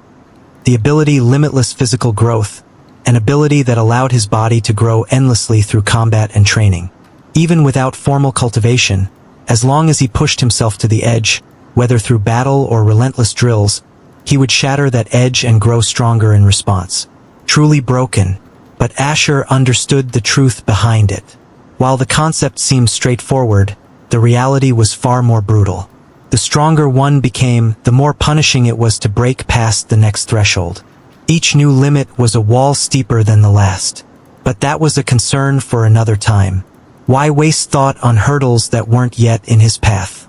Asher immediately settled onto his bed in a lotus position, his eyes closing with practiced ease. Without delay, he began cultivating. Streams of Astra in the air stirred, flowing through his pores and coursing directly into his Astra veins with rhythmic precision. Just because the first training ground didn't officially allocate time for cultivation didn't mean he would neglect it. He would carve out his own path, even in silence. Hours slipped by unnoticed, and soon it was already 1 a.m. System, is it possible for you to tell me the time? Asher asked as he opened his eyes. Throughout his cultivation, he had opened his eyes several times, checking the clock intermittently. He had set a strict boundary: cultivation would end at 1 a.m., at which point he would shift into the next phase of his training. The system remained silent. Whether it was genuinely speechless at Asher's attempt to turn it into an alarm clock, or simply unwilling to respond, he couldn't tell. Just as he was about to rise from his bed, the familiar chime finally echoed in his mind, like the reluctant sigh of an overworked assistant pushed into unpaid overtime. Ding. It is possible, host. Asher glanced at the message, a smile tugging at his lips. He gave a small nod of acknowledgement. I'm about to begin my lightning training. It'll only last an hour. End time is 2 a.m. sharp. Notify me. After a short pause, the system responded. Affirmative, host. Asher stared at the ellipses preceding the message, brows twitching slightly. This lazy system, he muttered with a shake of his head. No time to waste. Climbing down from his bed, Asher raised his hand, and crackling lightning surged to life around his fingers. With a focused breath, he willed the energy to flow downward, guiding it from his fingertips to his palm. The lightning arcs brightened, pulsing with a vibrant, sharpened hue as they followed his intent. Drawing upon the fundamentals of his Astra control training, Asher attempted to compress the energy into a sphere, a lightning ball. Within seconds, the orb began to take shape, humming softly with unstable power. He didn't pause to celebrate the minor success. Compared to the vast array of overwhelming abilities he had read about or witnessed, a mere lightning ball felt almost laughable. Without hesitation, he moved on, trying to refine its form. He focused on condensing the sphere, willing it to solidify, then experimented with its size, enlarging it, then shrinking it, only to expand it again. Then suddenly, boom! The unstable lightning ball detonated in front of his face, sending a mild shockwave that instantly blasted his hair upward, transforming it into a wildly spiked mess. In a flash, Virilis materialized beside him, as if asking what was wrong with his control. "There's still progress to be made," Asher mused, his eyes narrowing with determination. He didn't relent. Instead, he pressed on, continuing his training with sharp focus. Harnessing his control, Asher began shaping the lightning into rudimentary forms, spheres, lines, crude edges, though most wavered with instability. Still, within mere minutes, the raw potential began to settle.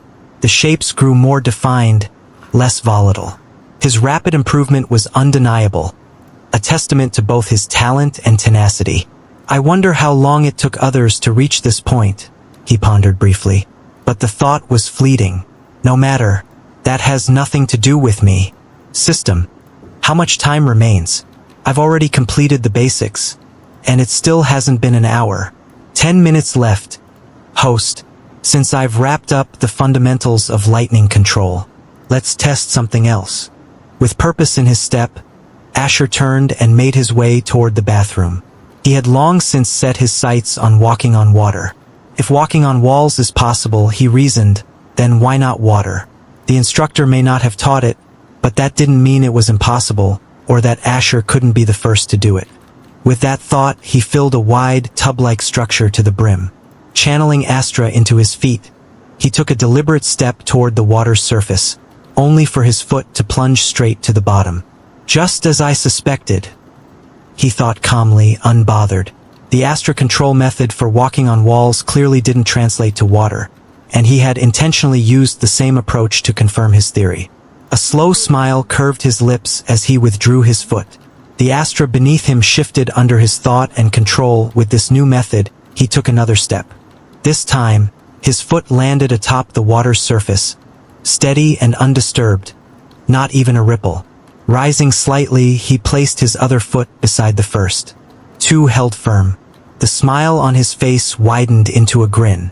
How many movie superheroes from my previous life could even dream of doing this? His first failure had sparked a revelation. Walls were solid, water was liquid, their properties opposites. So why not reverse the control method as well? It had worked perfectly. "Host, it's time." The system's notification echoed in his mind. Still grinning, Asher stepped off the water and made his way back to bed. Whether he would actually sleep, with excitement surging through every fiber of his being, was another matter entirely. 3 days had passed since Asher's initial arrival at the first training ground. In that brief span, much of the training had begun to feel mundane to him, as he navigated its challenges with increasing ease. But Harold remained undeterred. Regardless of Asher's rapid progress, he offered no praise, no pause for recognition, as though such improvement was merely the baseline of expectation. Instead, he escalated the intensity of the training to match Asher's growth, and Asher embraced every moment of it. During movement training, Asher chose to challenge himself by closing his eyes. Given that his omniperception remained active even without visual input, he saw it as an opportunity to refine its use. Within a 6-meter radius, everything fell clearly within his perception. Beyond that, a veil of complete darkness prevailed. It was during this exercise that Asher came to a realization. While omniperception heightened his awareness and granted a seamless 360-degree view of his surroundings, it did not equate to true sight, particularly not when it came to perceiving the invisible. But that didn't matter to Asher. He pushed his senses to their very limits. If he couldn't perceive the invisible directly, then he would learn to read the subtle shifts in the air, the breeze parting as something moved through it. With that thought, Asher no longer wished to see the arrows flying toward him. No, he wanted to trace their trajectories using only the wind and sound. At first, he was struck repeatedly, but gradually he adapted. His body began to respond instinctively, his ears attuned to the slightest whistle. and his skin detected even the faintest disturbances in the air. From clumsy beginnings, he progressed, steadily, fluidly, until, within 30 minutes, his movements became flawless. The trainees, along with Aloan, who had believed they had already seen the extent of his abilities, were once again left speechless. During the Astra control training, Asher demonstrated his ability to walk on water before Virek. Impressed, Virek informed him that water walking happened to be the next phase of their training. The other 3 gifted trainees had also mastered the basic technique. However, Virek raised the difficulty, transforming the calm surface into surging waves, destabilizing the water beneath their feet and making balance far more difficult. But Asher adapted effortlessly. He had already anticipated such a scenario and trained for it by himself before Virek even suggested it. As for wall climbing, Asher was tasked with scaling unstable, uneven surfaces, walls that were anything but smooth. The purpose was clear: to sharpen his control and force his body to adapt reflexively, without the need for conscious correction. Within just 3 days, Asher had shown remarkable progress across every aspect of his training. Over the past 3 days, Asher had grown somewhat closer to the trainees. He never demanded formal greetings. He simply gave a subtle nod in their direction whenever he arrived. To their surprise, Asher turned out to be far more easygoing than they had expected. He neither looked down on anyone nor spoke with arrogance or coldness. Whenever he had a moment to spare, he would casually offer a piece of advice to a nearby trainee. That said, he wasn't going out of his way to help others. Asher wasn't nearly charitable enough to offer free guidance without reason. Within the weapon training grounds, Asher moved with effortless ease. His footwork was flawless, each step flowing seamlessly into the next, and his swings and thrusts naturally adjusted in rhythm with his shifting stance. Unlike his first day at the first training ground, when he simply relied on movements from his prior training, this time, Asher observed the movements of Clinton and the others, analyzing their forms and integrating their nuances into his own style. The result was undeniable. His progress had been nothing short of remarkable. Hearing footsteps behind him, Asher turned to see the instructor, Clinton, approaching with a smile on his face. He had witnessed many trainees over the years, but never had he seen such rapid and profound improvement. To train someone this talented, someone capable of achieving the unimaginable, felt like an honor. "You've been training alone for the past 3 days," Clinton said, his tone light but firm. "It's time for a spar." Asher's eyes swept across the field. The top 3 trainees and several others were noticeably absent. He assumed they had been sent to the monster subjugation training. Many of them had already spent over a month in the first training ground. In a month, Asher reminded himself. Though he looked forward to the challenge, he couldn't ignore the unease lingering beneath his anticipation. His first kill might make him nauseous, he might even vomit. In his previous life, he had been just an ordinary person, someone who hadn't so much as killed a chicken. A few cockroaches and ants, perhaps, but even toddlers did that. "Will I be sparring with you?" Asher asked. Clinton shook his head and replied, "No, you'll be sparring with another trainee. Truthfully, with your level of talent, you should be facing the best we have, but he's currently away at the monster subjugation training." Asher gave a small nod in understanding. Clinton then turned toward a boy sparring at the edge of the field. "Kale, over here." Hearing his name, Kale immediately halted mid-motion. His gaze turned to Clinton, and without hesitation, he responded, "Yes, instructor," before jogging over. Clinton turned to Asher and spoke. "This is Kale. Among those who've been here for less than a month, he's currently the most outstanding. In 2 days, he'll begin his monster subjugation training." Asher gave a slight nod, his gaze shifting to the boy beside him, a fellow 17-year-old with striking red hair and sharp black eyes. "This is just a spar, a weapon-focused training session," Clinton began, his voice clear and brisk. "No abilities of any kind are to be used. That includes your rapier skill, 10th Sunday. You'll fight using only your rapier, no Astra, no enhancements." He paused briefly, letting the instructions sink in. "Only superficial injuries are permitted. No critical strikes, and absolutely no aiming for vital points. Clinton was thorough, knowing this would be Asher's first official spar. He wanted to ensure all boundaries were set clearly. With that, he stepped aside, allowing Asher and Kale to take their positions, standing face to face on the sparring field. "It's nice to meet you, 10th son," Kale said with a polite smile, choosing his words carefully. "Nice to meet you too," Asher replied, his tone relaxed yet clear. "I hope you're not planning to hold back just because of my family name. This is a training ground, not a political gathering. And don't worry, win or lose, I won't make your life difficult." He spoke not just to reassure, but to dispel any assumptions Kale might hold. Asher knew all too well that many hesitated around the son of the Wargrave family, fearful of offending prestige. Kale's smile lingered, though a brief frown flickered across his face. Then he nodded. "Very well. I won't hold back then, 10th Sunday." With that, he dropped into a battle stance, twin daggers steady in his hands, measured, prepared. Asher, in contrast, assumed no stance. He simply inhaled and exhaled, drawing his focus inward, sharpening his senses. This would be his first true spar since reincarnation. "Begin," came Clinton's voice from the side. At the sound, Kale lunged forward without hesitation, his dagger slicing through the air in a swift arc aimed directly at Asher's abdomen. Asher hadn't intended to initiate the fight. It was his first real spar, and his strategy was to observe, study his opponent's rhythm before fully engaging. With that in mind, he brought his rapier up to parry. A sharp clang rang out as steel met steel, and a brief cascade of sparks lit up the space between them, marking the beginning of their clash. Kale didn't hesitate. His second dagger shot forward fast, sharp, and unforgiving.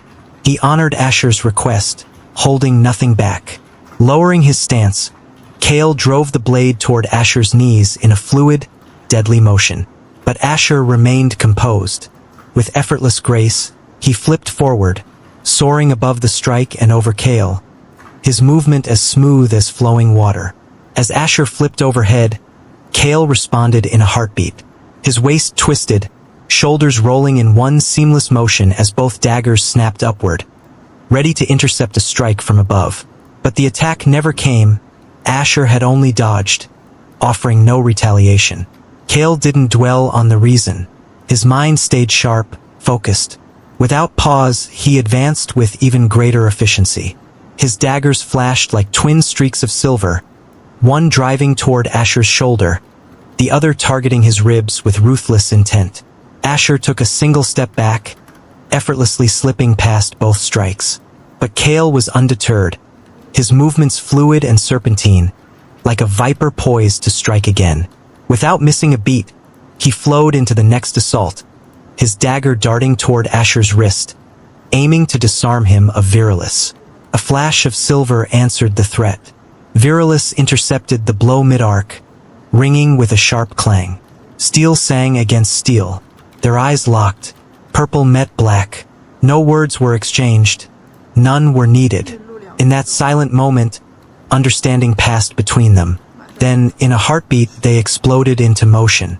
Their figures blurred, vanishing from ordinary sight as speed took over. A storm of movement followed, blades flashing, feet gliding, instincts clashing. The sharp symphony of steel on steel echoed like rolling thunder, marking the rhythm of their escalating duel. Speed met speed. Strength met strength. Metal met metal. The space between them drowned in crimson sparks as their blades clashed and bodies weaved across meters of terrain in fluid motion. Each collision painted the air with flickers of red, fleeting and fierce. Yet not once did Asher strike back. He wasn't here to win, he was here to learn. With no real battle experience to draw from, he welcomed the attacks, using it as a forge for experience. His battle intuition burned brighter with every step, sharpening with each near miss and shifting strike. His purple eyes flickered with focus, dancing within their sockets as they tracked Kale's every move. Posture, footing, the shift of his shoulders against his hips.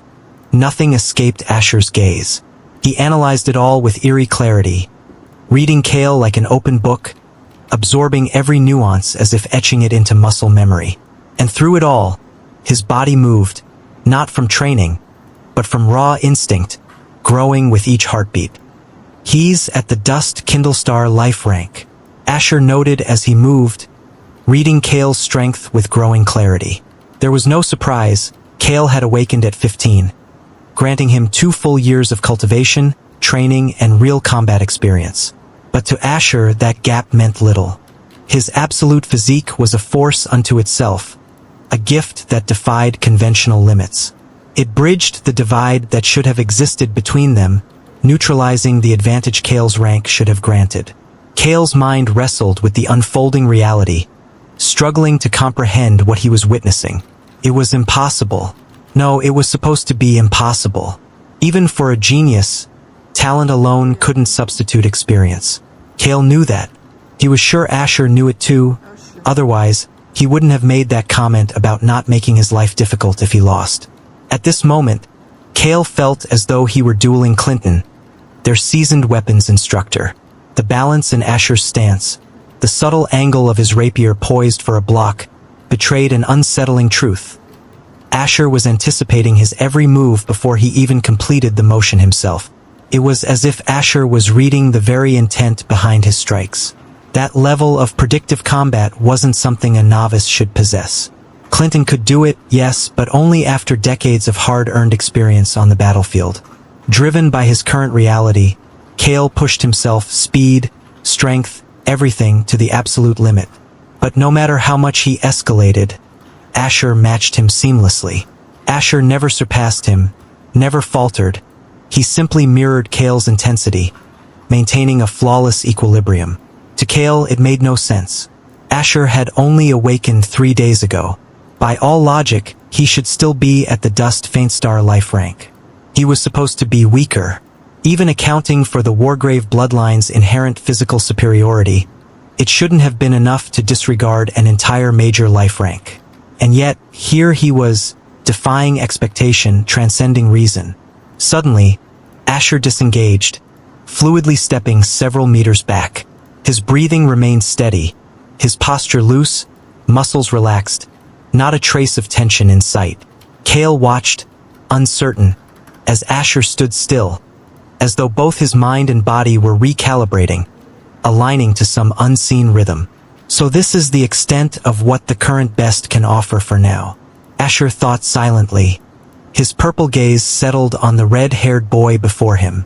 Then, without flourish or arrogance, he spoke. "I will be attacking now. Prepare yourself." Kale couldn't understand why Asher had given him a warning. This was a sparring match, not a duel of honor. Still, his instincts kicked in.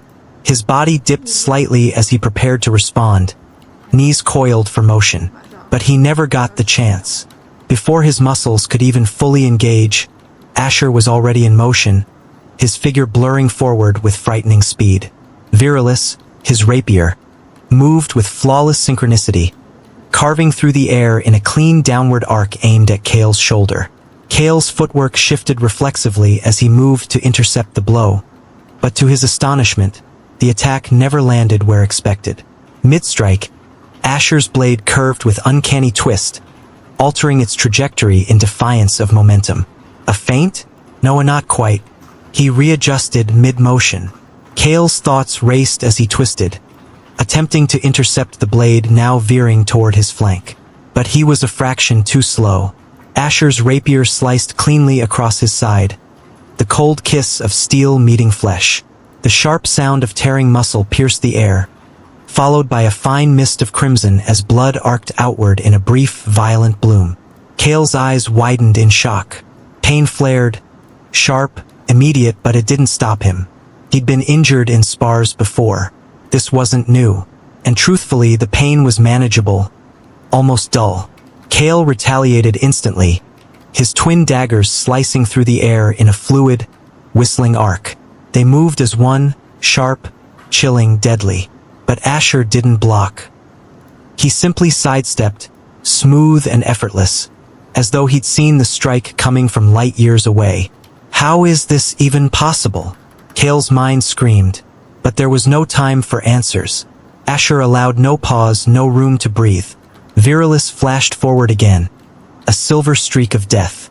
The blade tore cleanly through Kale's thigh, and a spray of blood erupted, staining the ground below. Pain shot up his leg, but before he could even flinch, Asher was already in motion, his form shifting seamlessly as he moved in for the finishing blow. The rapier blurred once more, a whisper of steel slicing through the air, then halted. Its tip hovered just centimeters from Kale's neck. Kale froze. His Adam's apple bobbed as he swallowed hard, black eyes locked onto the unblinking purple gaze that bore down on him with chilling clarity. There was no rage in those eyes, no gloating, just calm detachment, like a judge delivering a verdict. A moment ago, they had stood as equals, balanced toe-to-toe. Now that illusion was shattered. They were anything but that.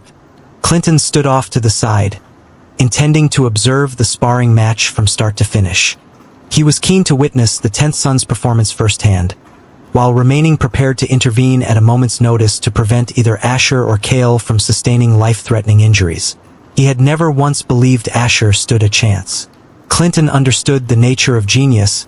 He had witnessed monsters in human form, and had even been the one to train them.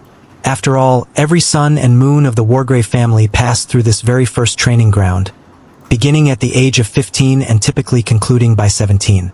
But this situation was different, 2 years of refined experience against none. Kale was no ordinary trainee. He was a slum-born orphan who had been tempered by hardship, forced to fight and steal from an early age just to survive. His battle instincts were forged in desperation, not drills. Without hesitation, he gave the signal. Begin. Clinton observed Asher intently, tracking every movement with the intention of offering corrections later. He analyzed his footwork, the fluidity of his rapier, and the rhythm of his stance, but found nothing amiss.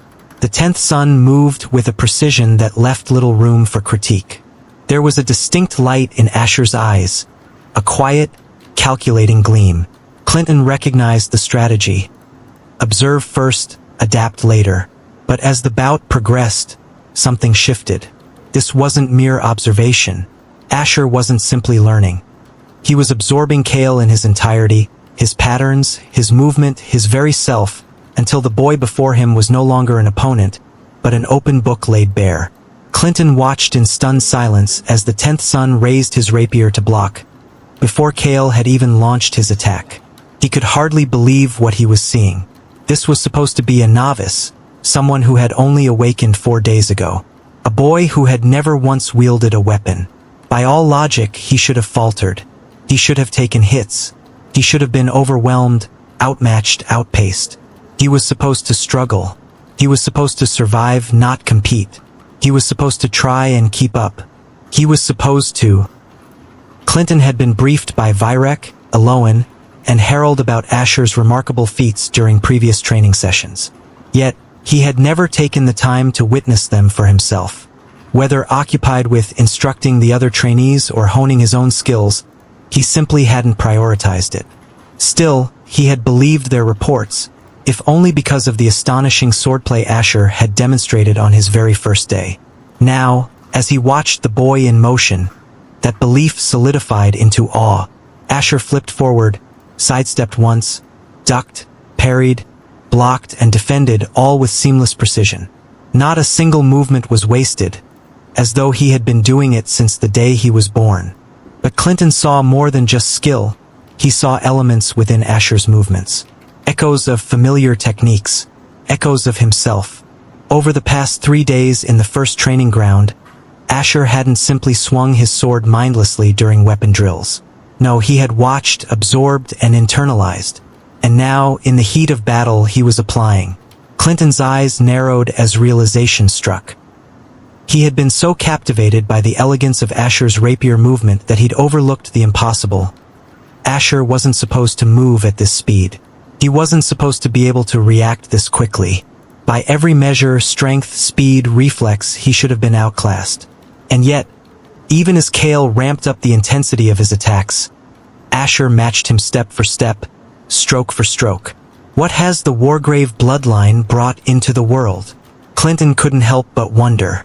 It seems even the limitations of a third awakening can't restrain the Wargrave bloodline, he thought, just as Asher abruptly shifted from defense to offense. His rapier moved with startling clarity, clean, efficient, and unhesitating. Then came a sudden mid-motion shift in attack, not a feint, but a deliberate recalibration. Clinton's eyes widened. He had executed that very maneuver just days ago against a trainee. Yet here it was again, replicated flawlessly, not mimicked but mastered. Asher had taken the movement, dissected it, and then seamlessly adapted it mid-combat, adjusting his strike in real time to counter his opponent's defense. Such battle intuition, Clinton mused, eyes narrowed in disbelief. He had heard of individuals capable of evolving mid-combat, those rare fighters who improved with every life-threatening battle.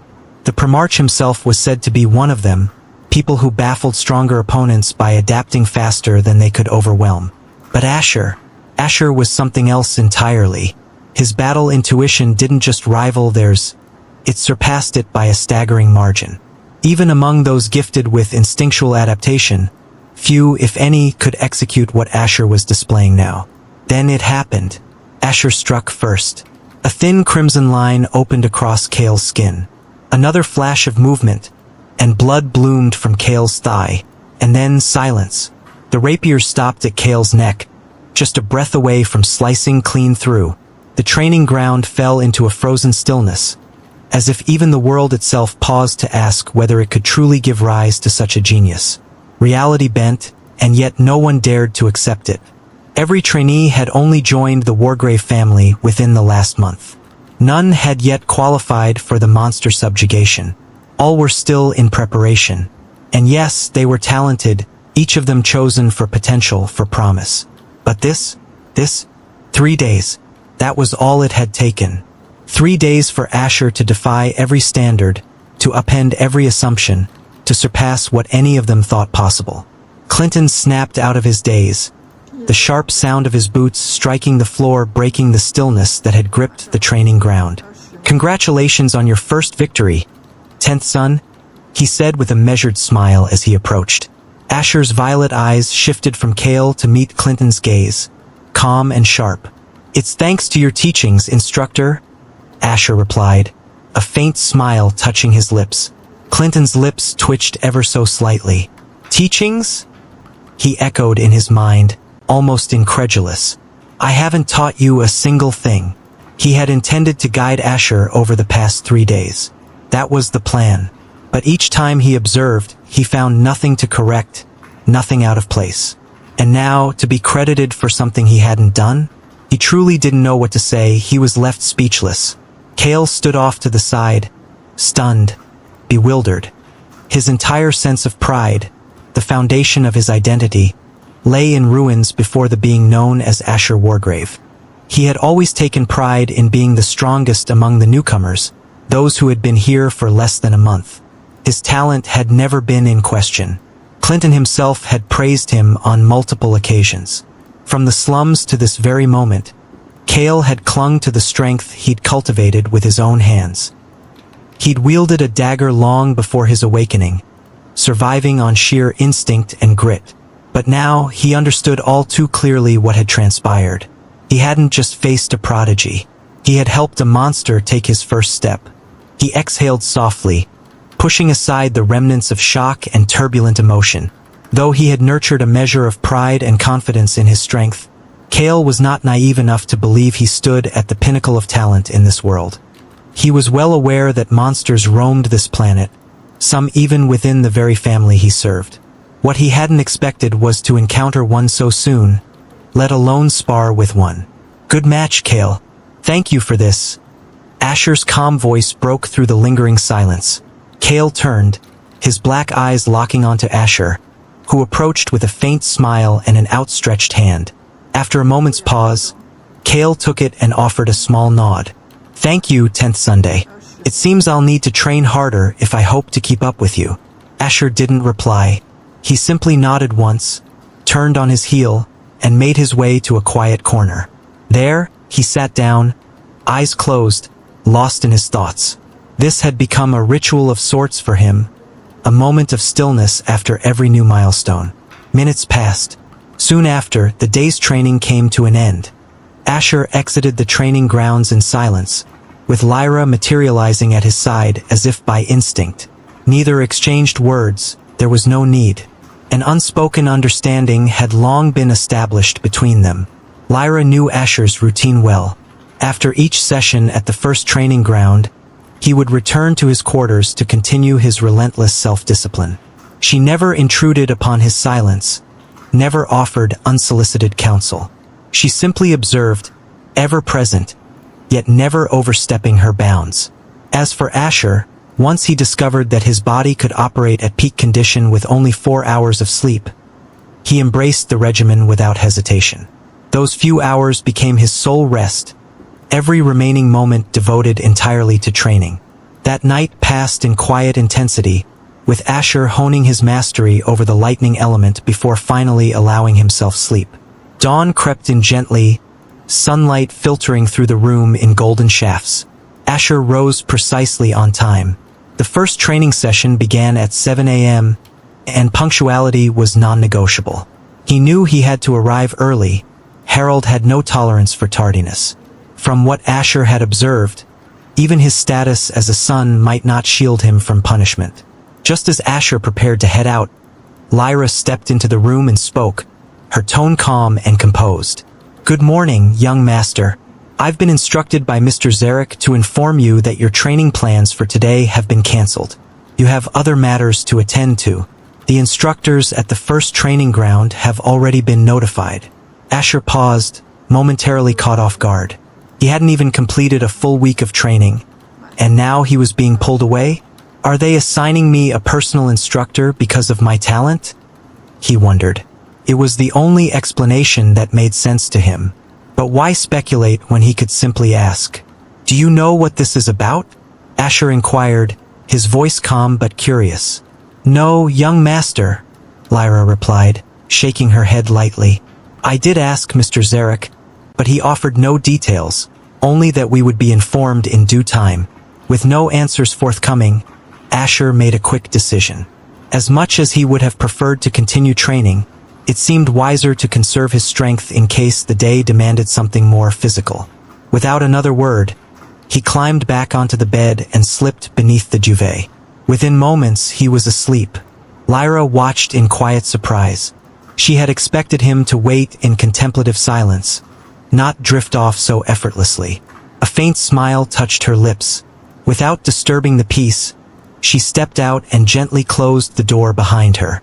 Though still early when he first returned to bed, just past 6 a.m., for quiet hours slipped by, and the time now stood at 10. A firm knock at the door roused Asher from his sleep. "Come in," he said, rising from the bed. The door opened, revealing Zarek with Lyra standing silently behind him. "Good morning, 10th Sunday. I trust you rested well." Zarek greeted with a slight bow. "I did," Asher replied evenly. "Now, what's going on?" There was no room for pleasantries. His tone was direct. "You'll be briefed by the Primarch himself," Zarek answered with a faint smile before turning on his heel and exiting the room. Asher exhaled through his nose, his expression unreadable. Without delay, he moved to follow, falling in step behind Zarek as they made their way to wherever the Primarch awaited. They arrived at a location entirely different from where Asher had last encountered the Primarch. It was unfamiliar yet grand in a subdued, authoritative way. Without hesitation, Asher stepped forward with calm, composed strides. He felt no fear in the presence of the Primarch. The man's lack of warmth, his cold, unreadable expression, was nothing new. It was, after all, a common trait among his siblings. "I greet the Primarch," Asher said, bowing with formal grace, his right hand placed firmly over his left chest. Seated at the head of the chamber, the Primarch regarded his youngest son with golden eyes, piercing, steady, and unreadable. "It seems you've made quite the progress since our last meeting," Azarin said, his tone devoid of emotion, his expression carved from stone. But deep within, hidden behind his stoic mask, the father in him smiled. A quiet, invisible joy that only a parent could feel upon witnessing the growth of their child after tireless effort and expectation. "As your son, that much is to be expected, Primarch," Asher replied smoothly, though internally he cringed at the formality of it all. "I have a task for you," Azarin said, his tone as flat and composed as ever. Asher remained silent, his posture steady. He knew better than to interrupt. "The Emperor's twins will be celebrating their birthday in 5 days. You are to attend the gathering and represent the Wargrave," Azarin stated plainly. Asher's mind stirred. He was well aware of the Emperor, the sovereign of their vast empire, but he had never met the man, nor anyone from the royal family. And now, he was being dispatched to what would likely be a grand, politically charged event. "You will depart today," Azarin continued. "The journey to the capital will take 3 days. That will be all, you may leave." No further details were offered. Just like that, the audience was over. Asher gave a curt nod and turned to leave. Lyra, as always, followed silently, her presence a shadow behind him as they made their way back to his quarters. Once inside, Asher sat on the edge of his bed, his thoughts drifting as silence settled around him. His gaze unfocused, fixed somewhere distant. Royal gatherings like this rarely brought anything good. Being a celebration hosted by the Emperor himself, it was all but certain that the other 3 ducal families would be in attendance, alongside a host of nobles spanning every tier of the aristocracy. In Asher's mind, it was a congregation of prideful peacocks, each vying for power and recognition. And yet, there was a part of him that looked forward to it. All his memories, his entire existence thus far, had been confined within the Wargrave estate. As was tradition, no Wargrave was permitted to set foot beyond its borders until they had awakened their powers. Now, with that right fulfilled, Asher was being sent out into the wider world. For the first time, he would see it with his own eyes. And that, despite the pomp and politics of it all, stirred something within him. "I suppose it's time to meet a parade of arrogant young masters who believe the world revolves around their titles," Asher muttered under his breath, a faint smirk playing at the corner of his lips. His thoughts shifted again. In scenarios like this, an heir traveling to the capital for a high-profile royal event, the risk of an ambush was more than a possibility. It was almost tradition. "I hope they assign enough guards to protect me on the road," he murmured, his tone more practical than fearful. He hadn't suddenly become invincible overnight. There was no cheat or divine shortcut at play. Yes, he was talented, exceptionally so, but talent was only the foundation. Growth required time. He was still at the very beginning of the path, still at the lowest life rank. Despite viewing the event as little more than a gathering of entitled nobility, Asher found himself anticipating it in his own way. He looked forward to witnessing their arrogance firsthand, to hear the boasts of young elites who believed themselves gods in human form. Reading about such characters in books was one thing. Watching them strut and posture in real life, that was an entirely different experience. As Asher sat on his bed, lost in thought about the countless scenes of arrogant nobles being humbled that he might soon witness, a soft knock echoed from the door. "Come in," he said calmly. The door creaked open, revealing Lyra, who stepped inside with a folded cloth draped neatly over her arms. "This is your attire for the party, young master," she said with a gentle smile, extending it toward him. "What do you think?" Asher examined the garment briefly, then gave a faint nod. He didn't dwell on the details. If Lyra had selected it, that was more than enough for him. Her choices had never failed him before. After all, she had basically been picking Asher's clothes since his birth. Rising from the bed, Asher walked over to the wardrobe standing silently against the wall. With a swift motion, he opened it, retrieved a few garments, and handed them to Lyra. Without needing a word of instruction, she instinctively understood and transferred the items into her space ring. Asher then began preparing a few personal essentials.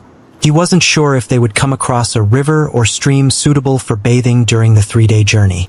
The customs of this era were still unfamiliar to him, and he preferred to be prepared. Once he had finished, Lyra quietly exited the room.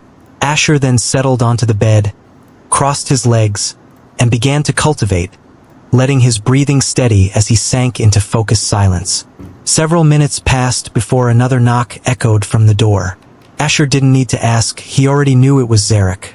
He had long since learned to recognize people by the rhythm and weight of their knock. Rising from the bed, he walked to the door and opened it. Zarek stood outside, bowing slightly as he spoke with respectful composure. "Everything is ready. 10th Sunday." Asher gave a silent nod and followed behind him. They descended the staircase and moved through a vast, echoing hall. Eventually, Asher stepped outside. The estate slowly came into view, majestic and expansive. Twin water fountains flanked the entrance to the manor, one on each side, their crystal streams rising and falling in a rhythmic dance. Neatly trimmed grass rolled across the land in soft, verdant waves, while towering trees spiraled skyward, their branches swaying gently as the wind whispered through them. The breeze added a touch of grace to an already breathtaking scene. How vast, Asher mused inwardly.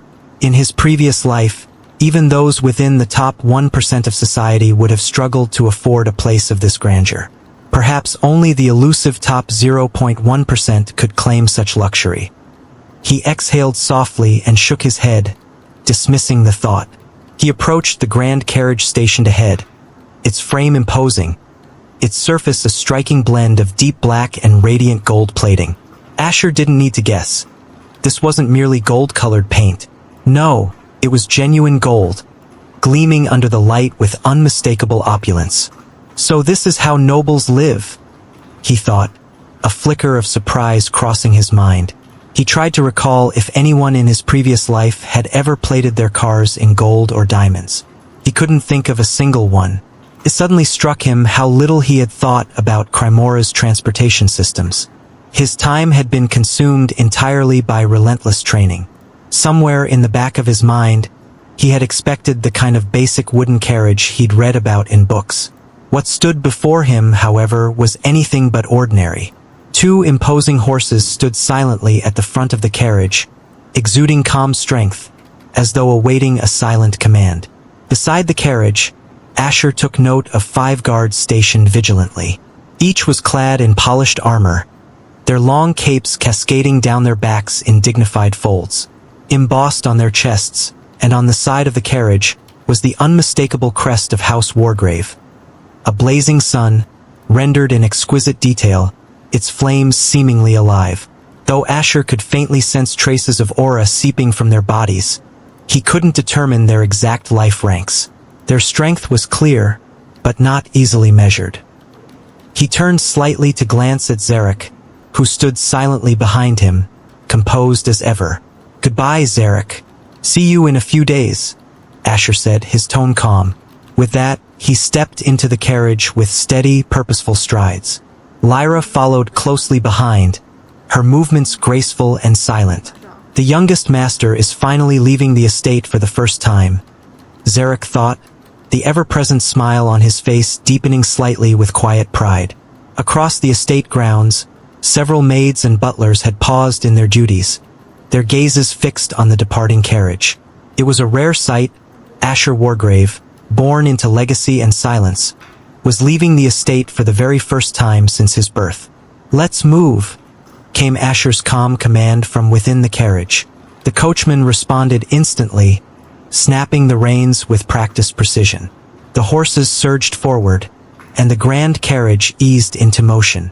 The armored guards fell into formation around it, their movements synchronized and silent, like shadows escorting nobility into the world. Asher had anticipated an uncomfortable ride, jolting up and down with every bump in the road. But to his surprise, the carriage glided forward with remarkable smoothness. It was clearly engineered for luxury, every detail crafted with comfort in mind. Of course, it made perfect sense. There was no world in which nobles of any status would endure days of travel in discomfort without devising an elegant solution. The journey remained smooth, the only sound accompanying them the whispering roar of wind as the carriage sliced effortlessly through the air. A gentle breeze drifted into the cabin through the open window, where Asher sat, his gaze fixed on the passing landscape.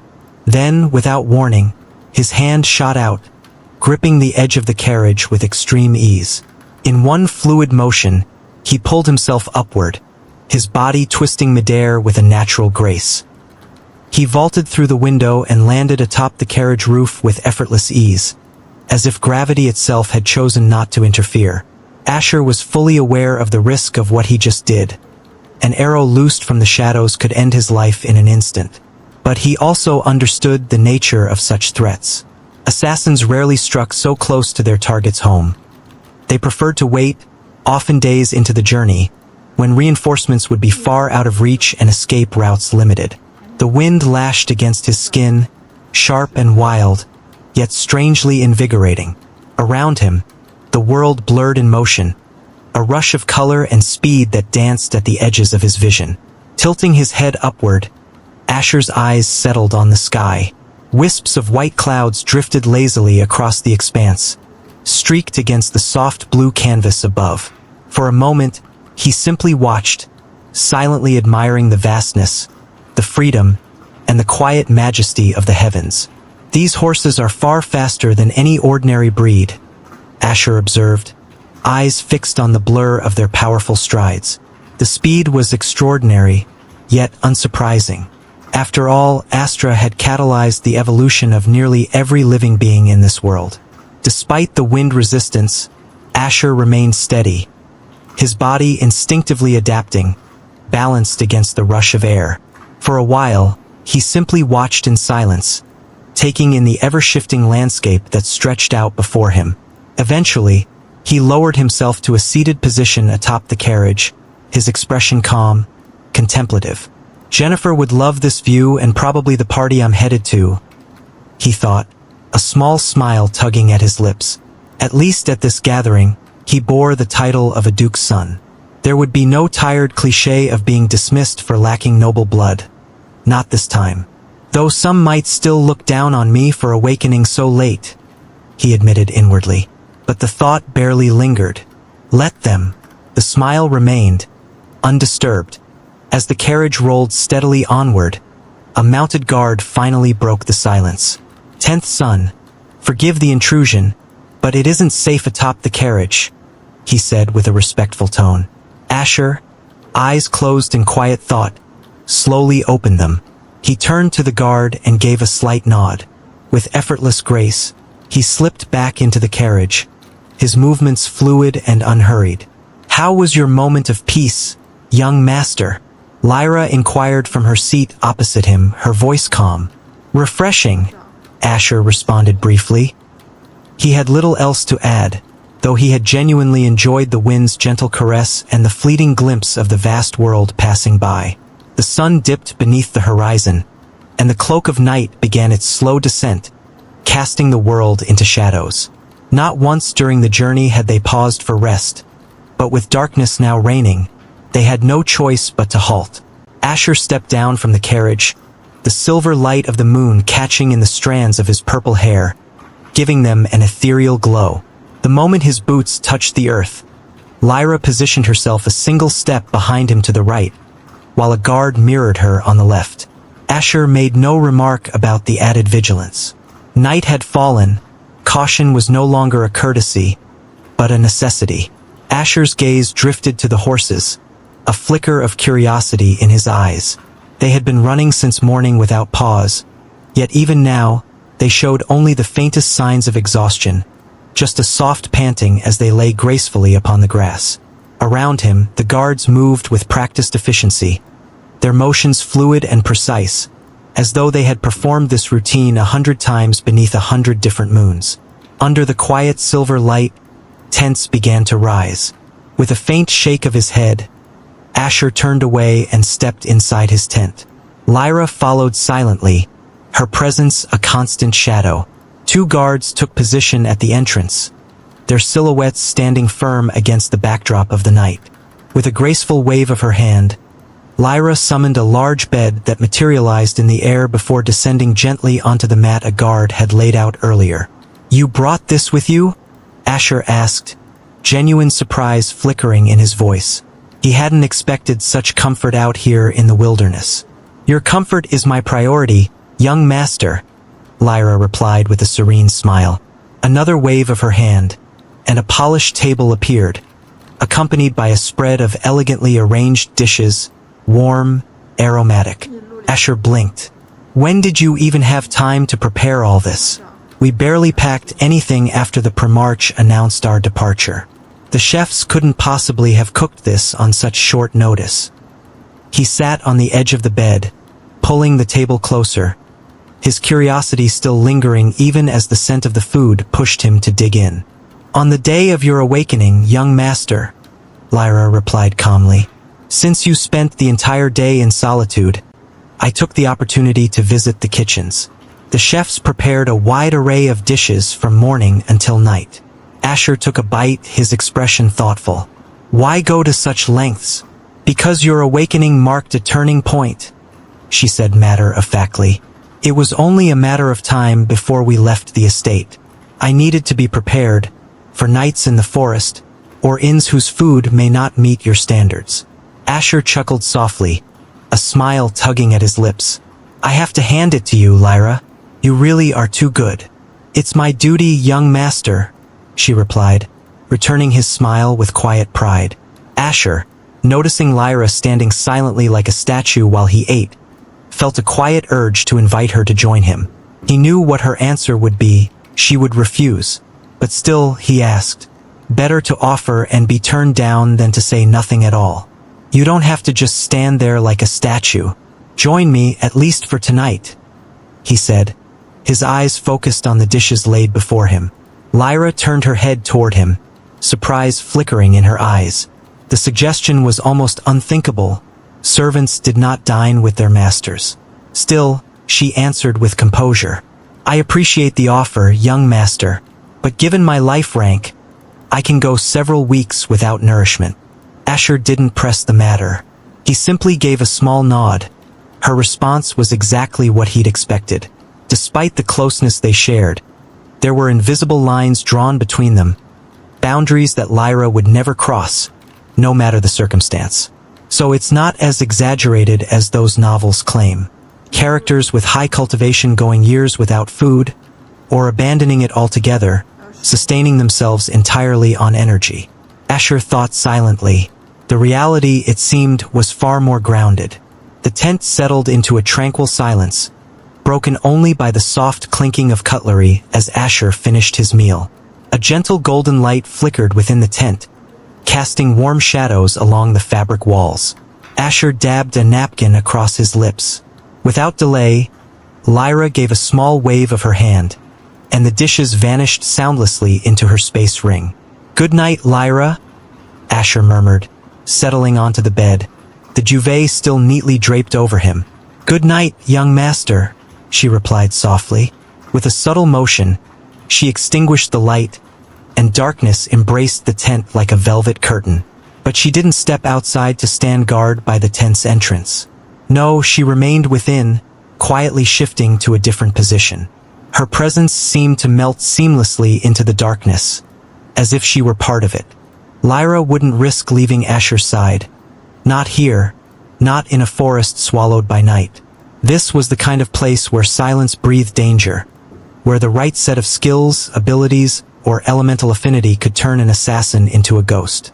And with that, only the soft rustling of leaves remained, whispers in the dark, swaying to the rhythm of the wind's quiet song. Outside, the guards stood silent, their senses honed to a razor's edge, prepared to react to even the faintest disturbance. They all knew one truth. If the 10th son returned with even a single strand of hair out of place, the Wargrave family would tear the Empire apart to find out why. The Wargraves might wear cold expressions and speak with veiled hostility toward one another, but that coldness was reserved for themselves. Should anyone outside their bloodline dare show the same indifference, or worse, hostility, toward a Wargrave, it was considered nothing less than a death sentence. Yes, the sons and moons of the Wargrave house may wage quiet wars among themselves, vying for the seat of the Primarch, but those battles ended at the family gates. Beyond those walls, they stood as one, unshakable and merciless. But Asher didn't know this. He didn't know that if an assassin were to strike tonight, even if it were killed before reaching him, silenced by a single guard, the Wargraves would still hunt down the Assassin's organization and raze it to dust before dawn. Author's note. Note that only a few among the suns and moons display cold demeanors toward one another as they vie for the position of primarch. The elders and great elders, having nothing to gain from the conflict, remain largely detached. There is little to no strife among them. Yet, even in their detachment, they consistently wear expressions that are either impassive or cold. The morning sun crested the horizon, gradually dispelling the veil of darkness that had draped itself over the forest. Within the quiet stillness of the tent, Asher's eyes fluttered open, their purple hue catching the soft rays that slipped through the fabric. "Good morning, young master," came Lyra's gentle voice from the side.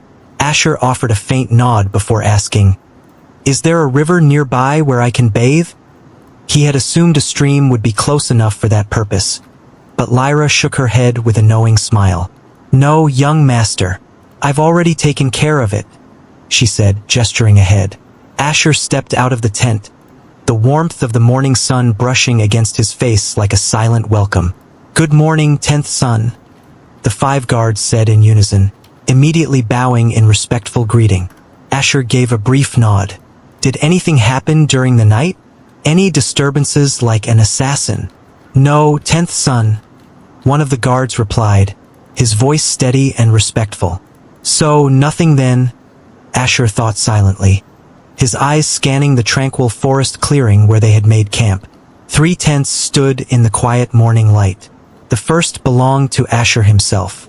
The second, slightly smaller and more modest, housed the coachman, an ordinary man among warriors. The third tent, before which Lyra now stood silently, was unfamiliar to Asher. Without a word, he began walking toward it. As he drew aside the flap and stepped inside, he was greeted by the sight of a large, basin-like structure, his makeshift bath prepared and waiting. Neatly arranged beside it were his bathing essentials and the clothes selected for the day. Asher shook his head, a faint smile tugging at his lips. Of course. There's no way these nobles would ever bathe in a stream or river. With that thought, he bathed swiftly, changed into the clothes laid out for him, and stepped back outside. Returning to his own tent, he had a simple yet well-prepared breakfast before boarding the carriage once more. Without delay, their journey resumed. "Second day already. We should reach the capital by tomorrow night," Asher thought, his gaze drifting lazily out the carriage window, his expression steeped in boredom. The silence, the stillness, it all pressed in on him. Am I truly meant to sit inside a carriage for 3 days, doing nothing but stare at trees and sky? The thought lingered like a haze. This stretch of the journey felt endlessly dull, as if time itself had slowed to a crawl. Hours slipped by unnoticed, the sun now perched high at its zenith, casting sharp rays through the forest canopy. The carriage rocked gently as it moved along the uneven path, and for the first time since the journey began, Asher noticed Lyra's gaze shift toward the window. A voice from outside broke the stillness. "Stop the carriage," one of the guards ordered. Without hesitation, the coachman obeyed, pulling the reins and bringing the carriage to an abrupt halt. Asher turned to Lyra, whose posture remained unchanged, calm and unshaken. "Is it an assassin?" he asked, his tone casual, almost indifferent. Then, a moment later, he blinked and let out a soft breath, mildly amused. "Why did that sound like I was hoping for an assassination attempt?" A wry smile crept onto his face at the thought. "No, young master," Lyra replied calmly. "Merely a cluster of low-level monsters, creatures too dull to know when to attack and when to flee." At her words, Asher rose from his seat and stepped out of the carriage. A quiet curiosity stirred within him. Since his transmigration, he had yet to see a single monster, had yet to witness the world's dangers firsthand. Not even an Emovira, a creature he'd read about, had crossed his path. He hadn't experienced a single battle, not yet. He still has to wait over 3 weeks to see any action within the first training ground. Lyra followed closely behind, walking just behind Asher with the silent grace of a shadow. As he approached the guard stationed ahead, Asher's gaze swept across the forest, but saw nothing. The clearing remained still. No movement, no sound beyond the rustling of leaves. Yet he was certain they were coming. He trusted that the guards and Lyra had sensed their presence from a distance away. Only one guard dismounted, the others remaining astride their horses. Clearly, the threat did not warrant full mobilization. "What rank are the monsters approaching?" Asher asked, standing near the carriage, his gaze fixed in the same direction the guards were watching. "They're merely whisper-ranked beasts, led by a single echo-ranked pack leader, 10th Son," the dismounted guard replied, already preparing to intercept them. Asher folded his arms, his expression contemplative. So, whisper-rank monsters with one echo. He recalled the hierarchy he had read about. In this world, monsters are classified across 10 tiers. Whisper, Echo Veil, Fong, Mark, Grave, Crown, Myth Void End. But then, a thought struck him, sharp and clear. This was an opportunity. His opportunity. Back in the Wargrave First Training Grounds, he was bound by protocol, forced to wait an entire month before being allowed to face a monster. But here, beyond those regulated walls, such restrictions held no power. Out here, the world was untamed. True, he had never killed before. Even these whisper-ranked creatures had been fighting to survive since birth. They would be more experienced, more instinctive, more ruthless. But Asher had something they didn't: superior stats. There might not be another chance like this, he reasoned. Even if I get critically injured, there are 5 guards here ready to wipe them out and pull me back. Lyra too. She wouldn't let me die. And while there were no healers present, the passive regeneration from Virilis Crimson Pact would restore his wounds if it came to that. The decision solidified in his mind. He would face the monsters. With his current strength, he could likely dispatch them in an instant, leave not a single one standing without taking a scratch. But he didn't intend to. That wasn't the point. He would fight them like he fought Kale. Deliberately, purposefully. Experience was what he lacked most, and nothing, not stats nor talent, could replace that. He would observe, wait for openings. No matter how weak the enemy, he would draw everything he could from each battle until his foundation was forged. But that didn't mean he planned to get injured. With that thought solidified, Asher turned to Lyra, who stood silently behind him. He removed his coat and handed it to her. She accepted it wordlessly, her brows faintly furrowing in confusion. But she said nothing, choosing instead to observe in quiet curiosity. Without another word, Asher strode forward, stopping just a step ahead of the guard who had been preparing to engage. "I'll handle them," he said, his voice calm and steady. "If anything goes wrong, you're free to intervene. That is an order." He didn't look back as he spoke. His tone left no room for debate. The guard parted his lips to object, but the words never came. It was a direct order from a son. Even so, if the 10th son were to be injured under his watch, the consequences would be severe. He hesitated, torn between duty and obedience, then slowly stepped back. At the very least, Asher had granted him permission to intervene if things took a turn for the worse. The moment his foot retreated, the rest of the guards followed suit, dismounting swiftly from their horses. Their hands hovered near their weapons, eyes sharp, muscles tense, ready to spring into action at the slightest sign of danger. Lyra moved forward as well, positioning herself a few steps behind Asher. Her expression remained unreadable, but her aura had shifted, silent, watchful, prepared to protect. No one spoke, no one dared. All eyes were fixed on the young man who stood at the front of the group. They were about to witness it, the 10th son's first true battle.